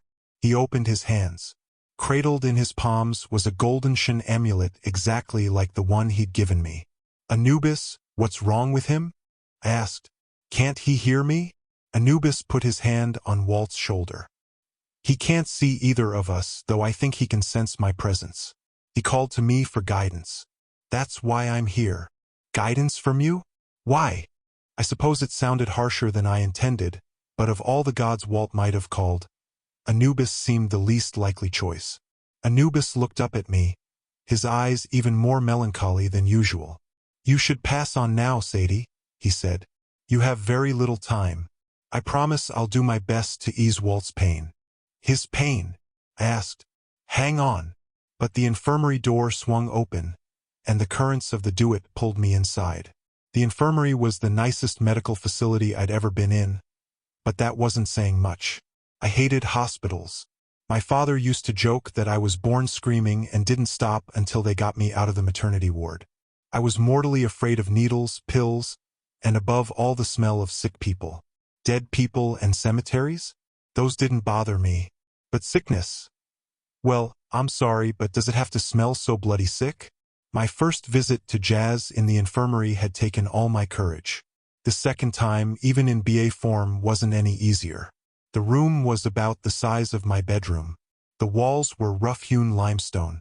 Large windows let in the nighttime glow of New York.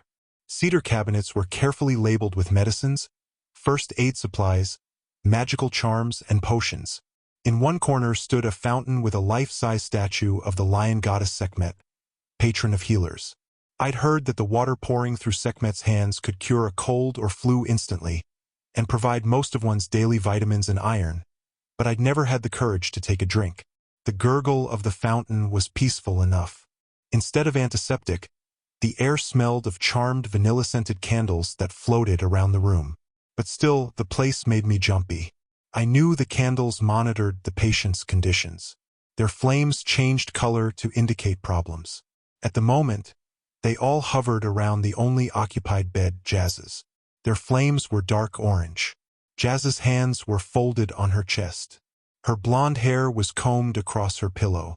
She smiled faintly as if she were having a pleasant dream. And sitting at the foot of Jazz's bed was Jazz, or at least a shimmering green image of my friend. It wasn't a BA. The form was fully human. I wondered if she'd died after all, and this was her ghost. Jazz? A wave of fresh guilt washed over me. Everything that had gone wrong the past 2 days had started with Jazz's sacrifice, which was my fault. Are you dead? No, Sadie. This is my Ren. Her transparent body flickered. When I looked more closely, I saw it was composed of images like a 3D video of Jazz's life. Toddler Jazz sat in a high chair, painting her face with baby food. 12-year-old Jazz cartwheeled across the gymnasium floor, trying out for her first cheerleading squad. Present-day Jazz opened her school locker and found a glowing Jed amulet, our magical calling card that had led her to Brooklyn. You're Ren, I said. Another part of your soul? The glowing green image nodded. Egyptians believed there were 5 different parts of the soul. The BA is the personality. The Ren is your name, I remembered. But how can that be your name? My name is my identity, she said. The sum of my experiences. As long as my name is remembered, I still exist, even if I die. Do you understand? I didn't even remotely, but I understood she might die, and that it was my fault. I'm so sorry. I tried not to break into tears. If I hadn't grabbed that stupid scroll. Sadie, don't be sorry. I'm glad you've come. But everything happens for a reason. Sadie, even bad things. That's not true, I said. It's bloody unfair. How could Jazz be so calm and nice, even when she was in a coma? I didn't want to hear that bad things happened as part of some grand plan. I hated when people said that. I'd lost my mother. I'd lost my dad. My life had been turned upside down, and I'd almost died countless times. Now, as far as I knew, I was dead or dying. My brother was poisoned and drowning, and I couldn't help him. No reason is worth all this, I said. Life is random. It's harsh. It's... Jazz was still smiling, looking a bit amused. Oh, I said. You wanted to make me mad, didn't you? That's the Sadie we all love. Grief really isn't productive. You do better when you're angry. Humph. I suppose she was right, but I didn't have to like it. So why did you bring me here? 2 things, she said. First, you're not dead. When you wake up, you'll only have a few minutes to heal Carter. You'll have to act quickly. Using the wax statue, I said. Yes, I figured that out, but I don't know how. I'm no good at healing. There is only one more ingredient that matters. You know what it is. But I don't. Jazz raised an eyebrow like I was just being stubborn. You're so close to understanding, Sadie. Think about Isis. Think about how you channeled her power in St. Petersburg. The answer will come to you. But we must hurry. The second thing, you're going to need Walt's help. I know it's risky. I know Bess warned against it. But use the amulet to call Walt back to you. It's what he wants. Some risks are worth taking, even if it means losing a life. Losing whose life? His. The infirmary scene began to dissolve, turning into a blurry watercolor. Think about Isis, Jazz repeated. And Sadie, there is a purpose. You taught us that. We choose to believe in Ma'at. We create order out of chaos, beauty and meaning out of ugly randomness. That's what Egypt is all about. That's why its name, its Ren, has endured for millennia. Don't despair. Otherwise chaos wins. I remembered saying something like that in one of our classes, but even then, I hadn't believed it. I'll let you in on a secret, I said. I'm a rubbish teacher. Jazz's form, all her collected memories, slowly melted into mist. I'll let you in on a secret, she said, her voice fading. You were an excellent teacher. Now visit Isis and see how it began. The infirmary evaporated. Suddenly I was on a royal barge, floating down the Nile. The sun blazed overhead. Lush green marsh grass and palm trees lined the riverbanks. Beyond that, the desert spread to the horizon, Barren red hills so dry and forbidding, they might as well have been on Mars. The boat was like the one Carter had described from his vision with Horus, though in better condition. Its crisp white sail was emblazoned with the image of the sun disk, glittering in red and gold. Orbs of multicolored light zipped around the deck, manning the oars and pulling the lines. How they did this without hands, I don't know, but it wasn't the first time I'd seen such a magical crew. The hull was inlaid with precious metals, copper, silver, and gold designs showing pictures of the boat's journey through the Duat and hieroglyphs invoking the power of the sun. In the middle of the boat, a blue and gold canopy shaded the sun god's throne, which was without a doubt the most impressive and uncomfortable-looking chair I'd ever seen. At first I thought it was molten gold. Then I realized it was fashioned out of living fire, yellow flames that had somehow been sculpted into the shape of a throne. Etched into its legs and armrests, white-hot hieroglyphs glowed so brightly they seared my eyes. The throne's occupant wasn't quite so impressive. R.A. was an old leathery man bent over in the shape of a question mark. His bald scalp cratered with liver spots and his face so saggy and wrinkled it looked like a mask. Only his coal-lined eyes gave any indication he was alive, because they were full of pain and weariness. He wore a kilt and collar, which did not suit him nearly as well as it had Anubis. Until now, the most ancient person I'd ever seen was Iskandar, the former chief lector who'd been 2,000 years old. But Iskandar had never looked this bad, even when he was about to die. To make matters worse, Ra's left leg was wrapped in bandages and swollen to twice its proper size. He groaned and propped his leg on a pile of cushions. 2 puncture wounds oozed through the bandages on his shin, very much like the fang marks on Carter's shoulder. As R.A. kneaded his leg, green venom spread up the veins of his thigh. Just looking at it made my BA feathers shiver with revulsion. R.A. looked to the heavens. His eyes turned molten yellow like his throne. "Isis," he cried. "Very well. I relent." A shadow rippled under the canopy. A woman appeared and knelt before the throne. I recognized her, of course.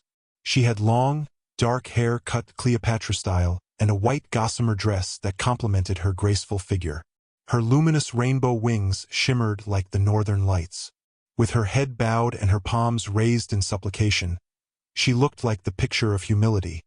But I knew Isis too well. I could see the smile she was trying to hide. I could sense her elation. "Lord R.A.," she said, "I live to serve you." "Ha!" R.A. said. "You live for power, Isis. Don't try to deceive me. I know you created the snake that bit me. That's why no one else can find a cure. You desire my throne for your husband, the upstart Osiris." Isis started to protest. "My lord! Enough! If I were a younger god." R.A. made the mistake of moving his leg. He yelped in pain. The green venom spread farther up his veins. "Never mind."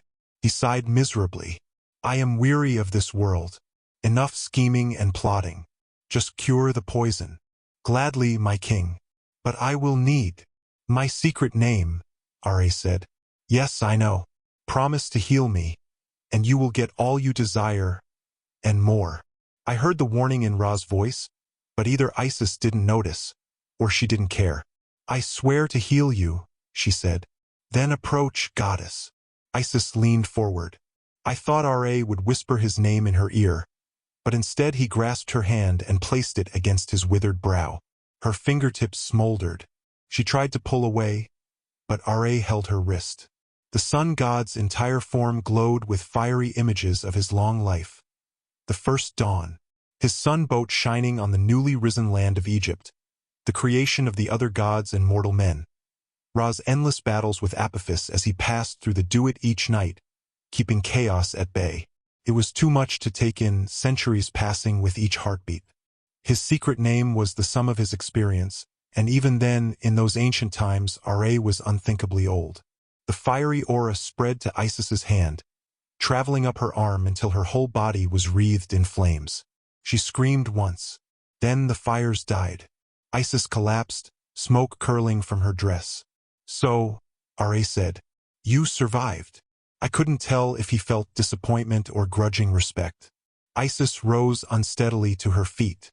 She looked shell-shocked, as if she'd just strolled through a war zone, but she raised her hand. A fiery hieroglyph burned on her palm. Ra's secret name, distilled into a single unbelievably powerful word. She placed her hand on Ra's poisoned leg and spoke a spell. The green venom retreated from his veins. The swelling subsided. The bandages fell away, and the two-fang marks closed. Ra reclined on his throne and sighed with relief. At last. No pain. My lord needs rest, Isis suggested. A long, long rest. The sun god opened his eyes. There was no fire in them now. They looked like the milky eyes of a mortal old man. Bast, he called. The cat goddess materialized at his side. She was dressed in Egyptian armor of leather and iron, and she seemed younger, though perhaps that was just because she hadn't yet endured centuries in a prison abyss, fighting Apophis. I was tempted to shout to her and warn her about what was coming, but my voice wouldn't work. Bast gave Isis sideways look. My lord, is this woman bothering you? Ra shook his head. Nothing will bother me much longer, my faithful cat. Come with me now. We have important matters to discuss before I depart. My lord? Where are you going? Into forced retirement. Ra glared at Isis. That is what you want, goddess of magic? Isis bowed. Never, my lord. Bast drew her knives and stepped toward Isis, but Ra held out his arm. Enough, Bast, he said.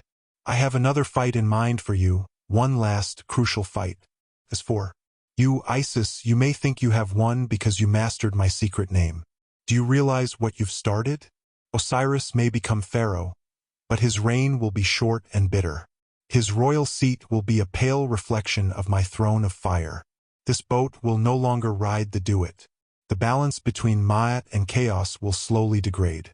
Egypt itself will fall. The names of her gods will fade to a distant memory. Then one day, the entire world will stand on the brink of destruction. You will cry out to Ra, and I will not be there. When that day comes, remember how your greed and ambition caused it to happen. My lord.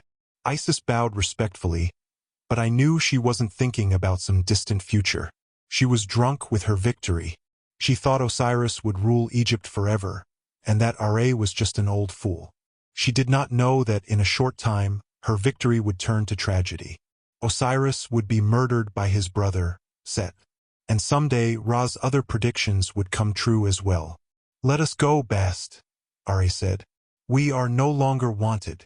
The throne erupted in a column of flames, burning away the blue and gold canopy. A ball of fire ascended into the heavens until it was lost in the glare of the sun. When the smoke cleared, Isis stood alone and laughed with delight. I did it, she exclaimed. Osiris, you will be king. I mastered the secret name of Ra. I wanted to tell her she had mastered nothing, but I could only watch as Isis danced across the boat. She was so pleased with her own success, she paid no attention to the magical servant lights disappearing. The lines dropped, the sail went slack, oars trailed in the water, and the sun boat drifted down the river, unmanned. My vision faded, and I sank into darkness. I woke in a soft bed. For a blissful moment, I thought I was back in my room at Brooklyn House. I could get up and have a lovely breakfast with my friends, Amos, Philip of Macedonia, and Khufu, then spend the day teaching our initiates how to turn each other into reptiles. That sounded brilliant, but of course I wasn't home.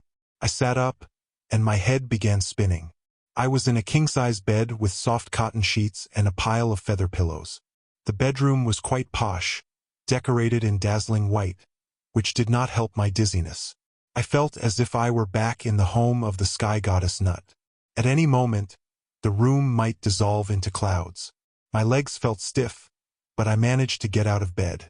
I was wearing one of those hotel robes so massive and plush, I looked like an albino muppet.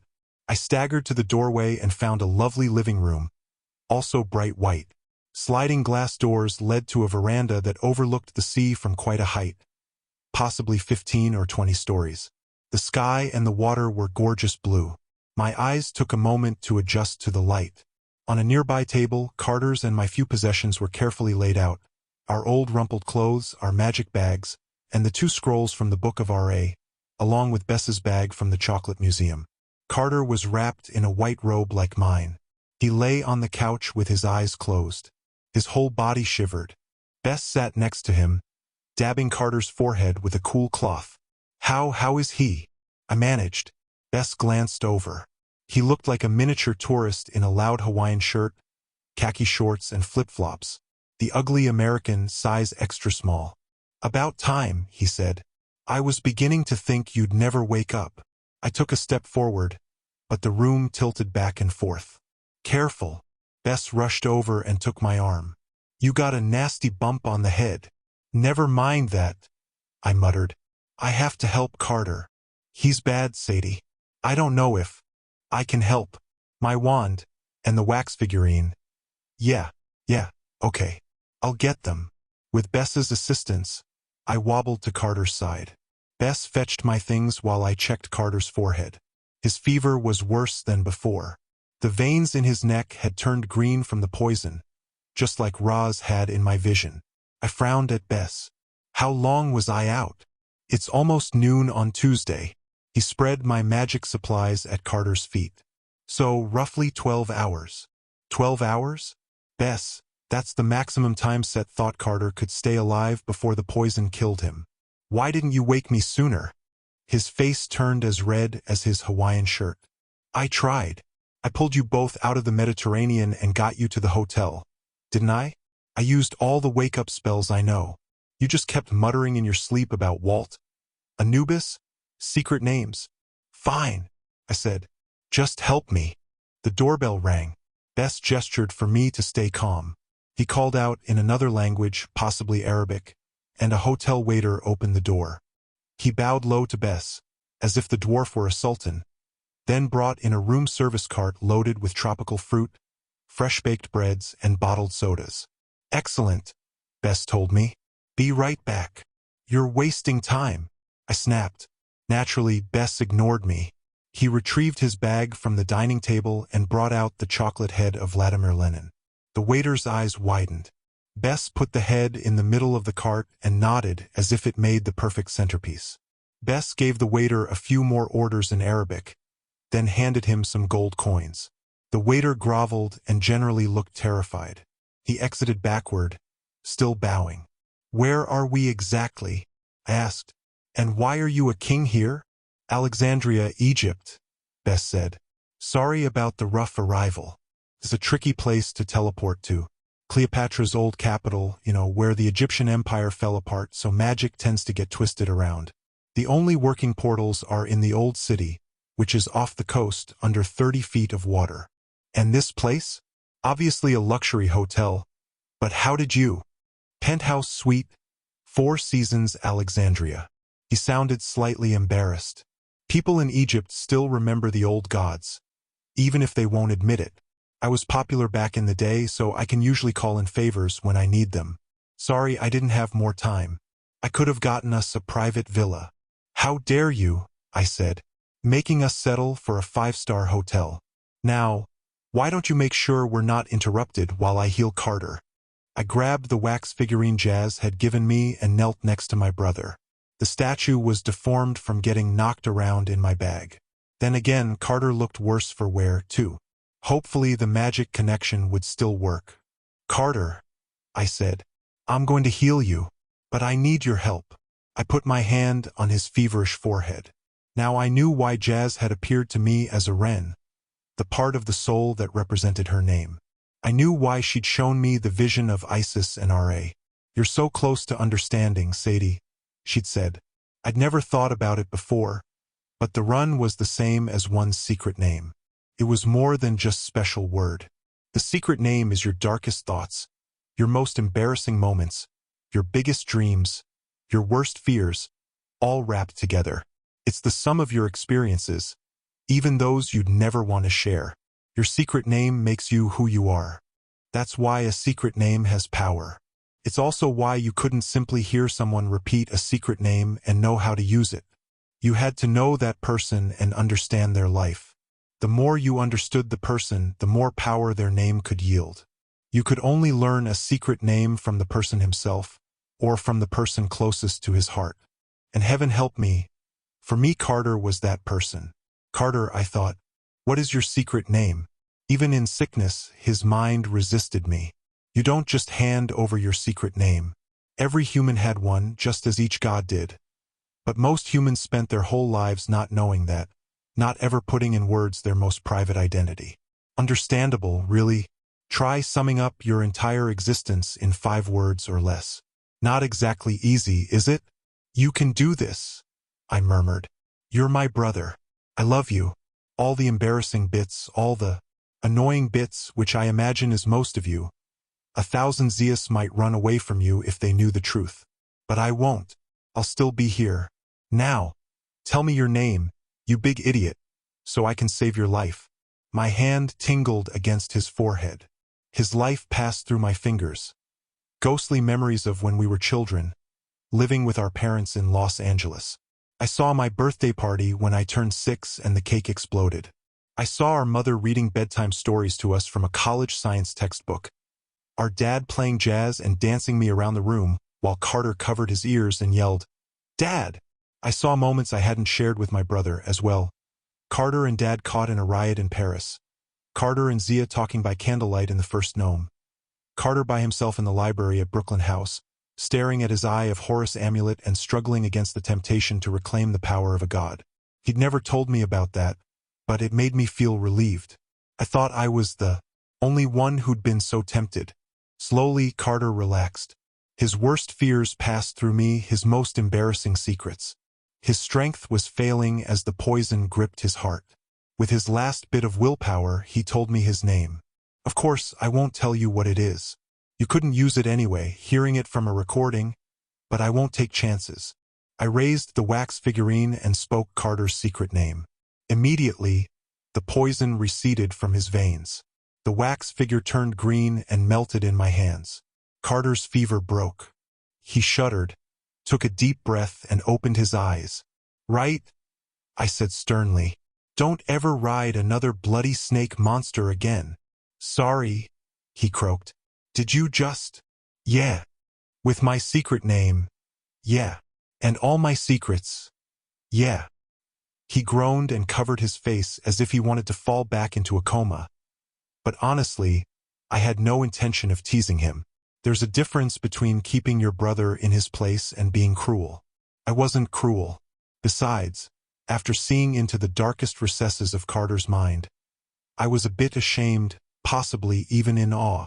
There really wasn't much there. Compared to my fears and embarrassing secrets, oh dear, he was tame. I hoped our situations were never reversed and he had to heal me. Bess came over with Lennon's head tucked in the crook of his arm. He'd obviously been having a nibble, as Lennon's forehead was missing, victim of a frontal choco-lobotomy.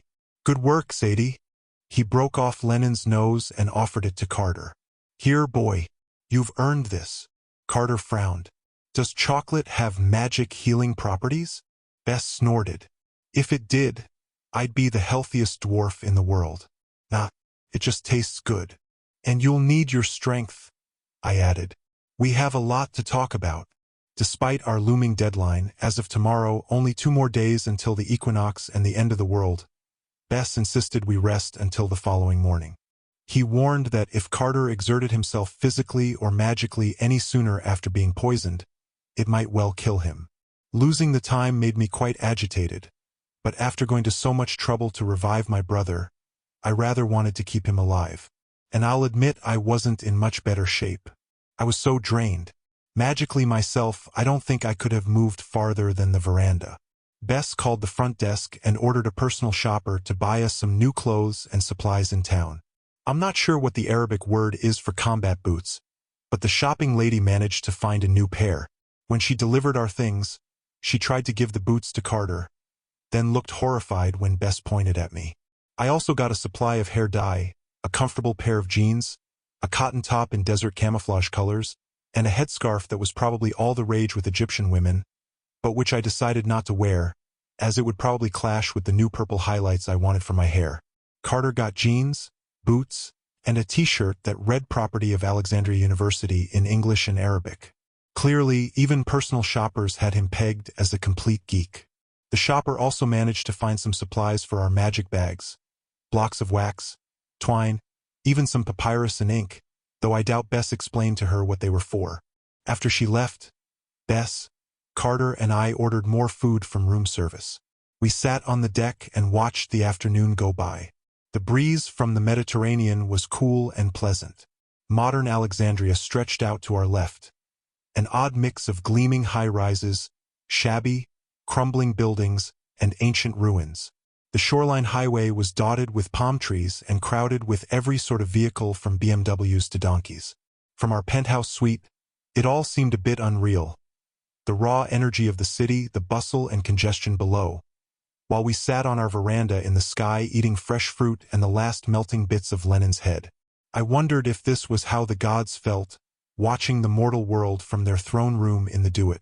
As we talked, I set the 2 scrolls from the Book of Ra on the patio table. They looked so plain and harmless, yet we'd almost died retrieving them. Still one more to find, then the real fun would begin, figuring out how to use them to awaken Ra. It seemed impossible we could do so much in 48 hours, yet here we sat, sidelined and exhausted, forced to rest until the morning. Carter and his bloody heroics, getting bitten by that Dr. Dolittle snake. And he calls me impulsive. Meanwhile, Amos and our rookie initiates were left alone at Brooklyn House, preparing to defend against Vlad Menshikov, a magician so ruthless. He was on a secret name basis with the god of evil.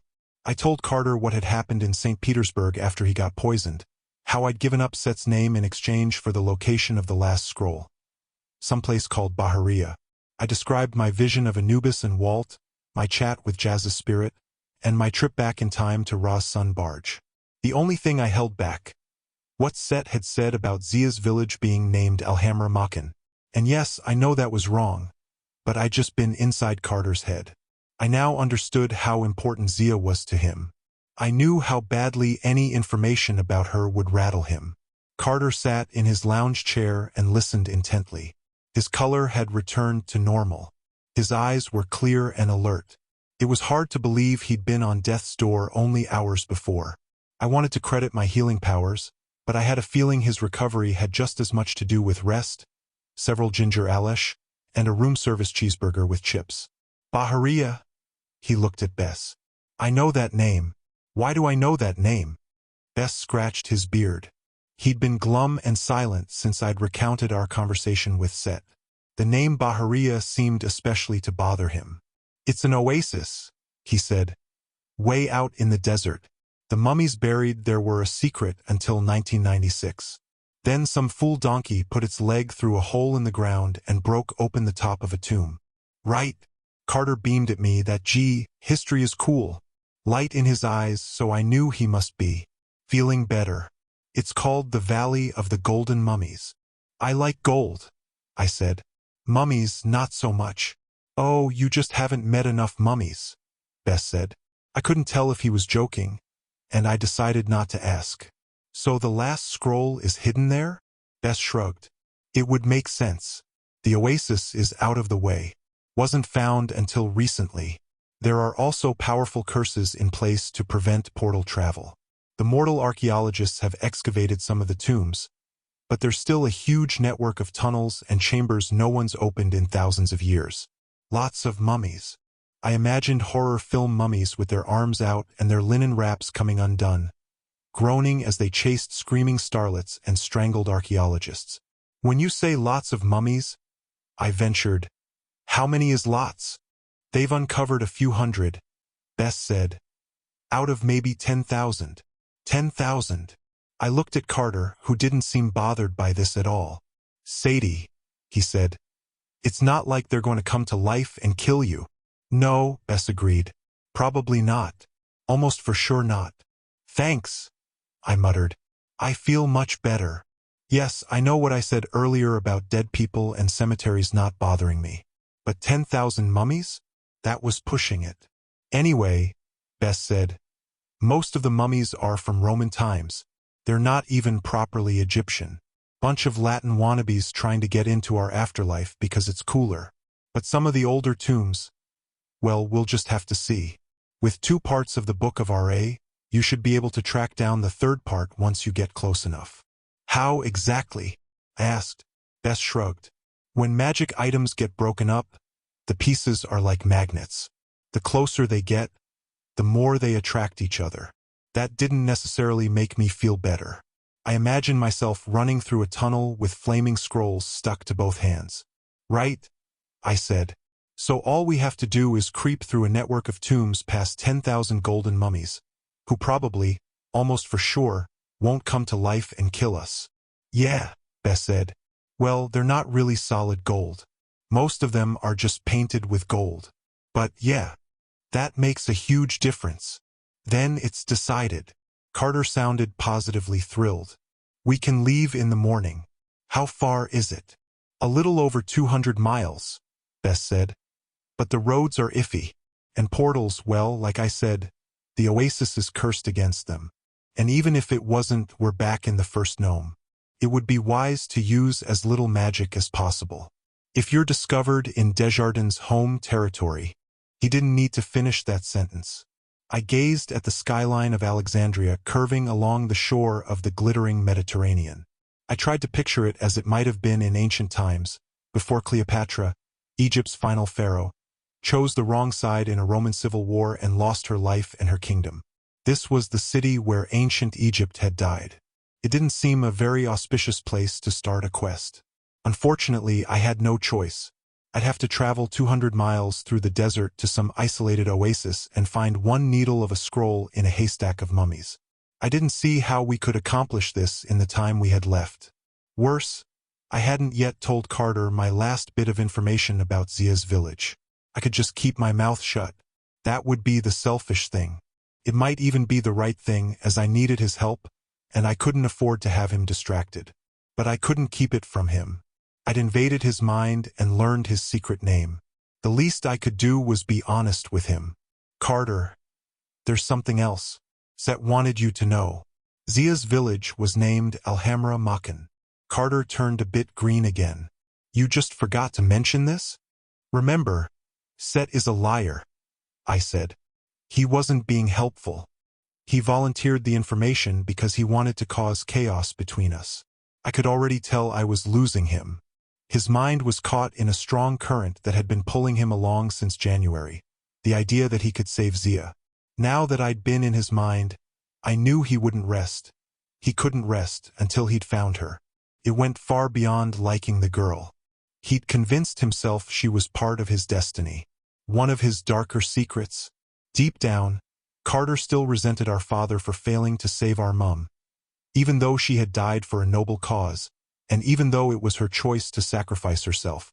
Carter simply could not fail Zia in the same way, no matter what the stakes.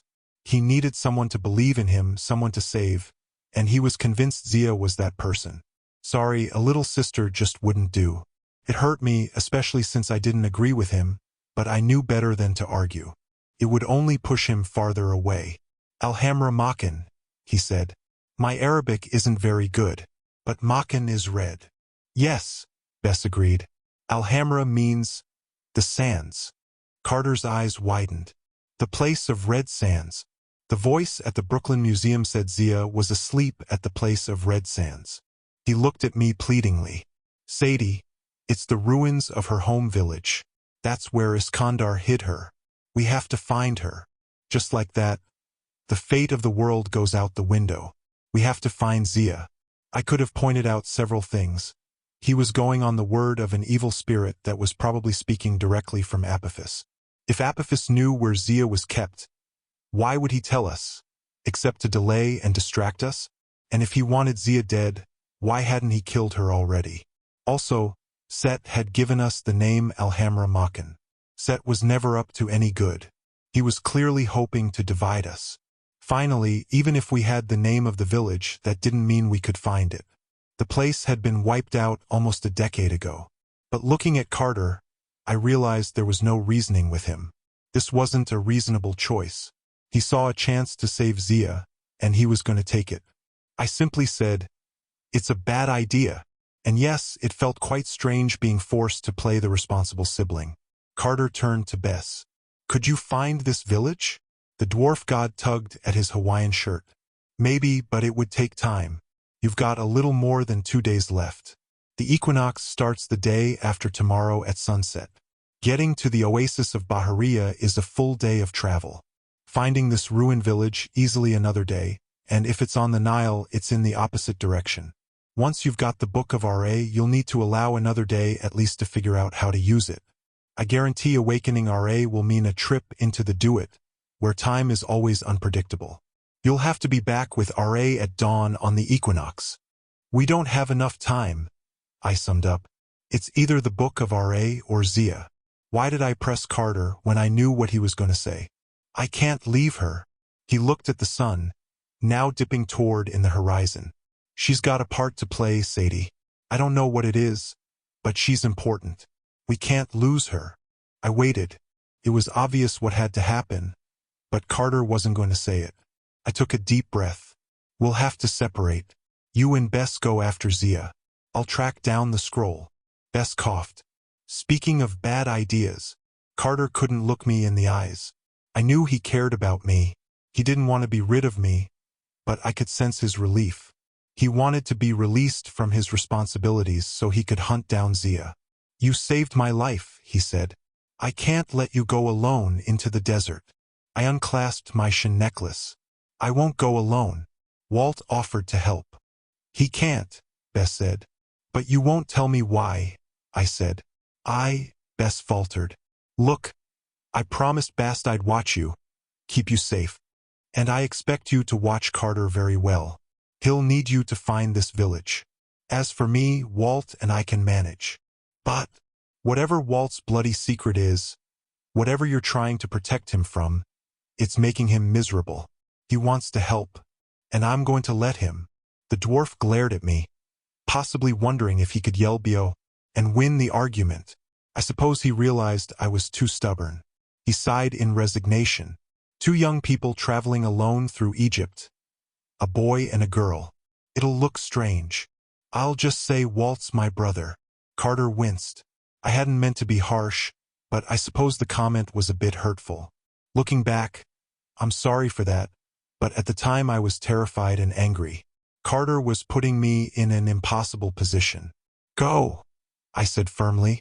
Save Zia. Carter tried to read my expression, but I avoided looking at him. This was not the time for us to have one of our silent conversations. He didn't really want to know what I was thinking. How will we find each other? He asked. Let's meet back here, I suggested. We'll leave at dawn. Allow ourselves 24 hours, no longer, for me to find the scroll, you to find Zia's village, and both of us get back to Alexandria. Bess grunted. Not enough time. Even if everything goes perfectly, that'll leave you about 12 hours to put together the Book of Ra and use it before the eve of the equinox.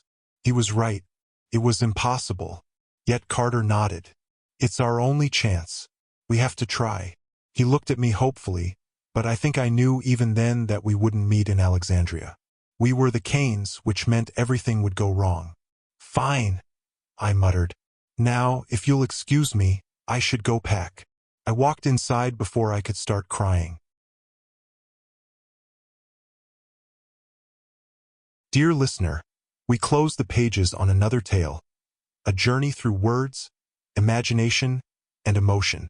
Here at the Falls Audiobook, where stories flow like a river's current, carrying you to distant worlds and uncharted depths. We thank you for joining us. As always, we invite you to linger a little longer. Subscribe to our channel to discover more stories waiting to be heard, each a cascade of voices, ideas, and artistry. And remember, every great story begins with a single word. Perhaps the next one will begin with you.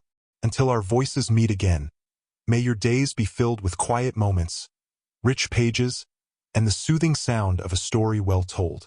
This is the Falls Audiobook, signing off.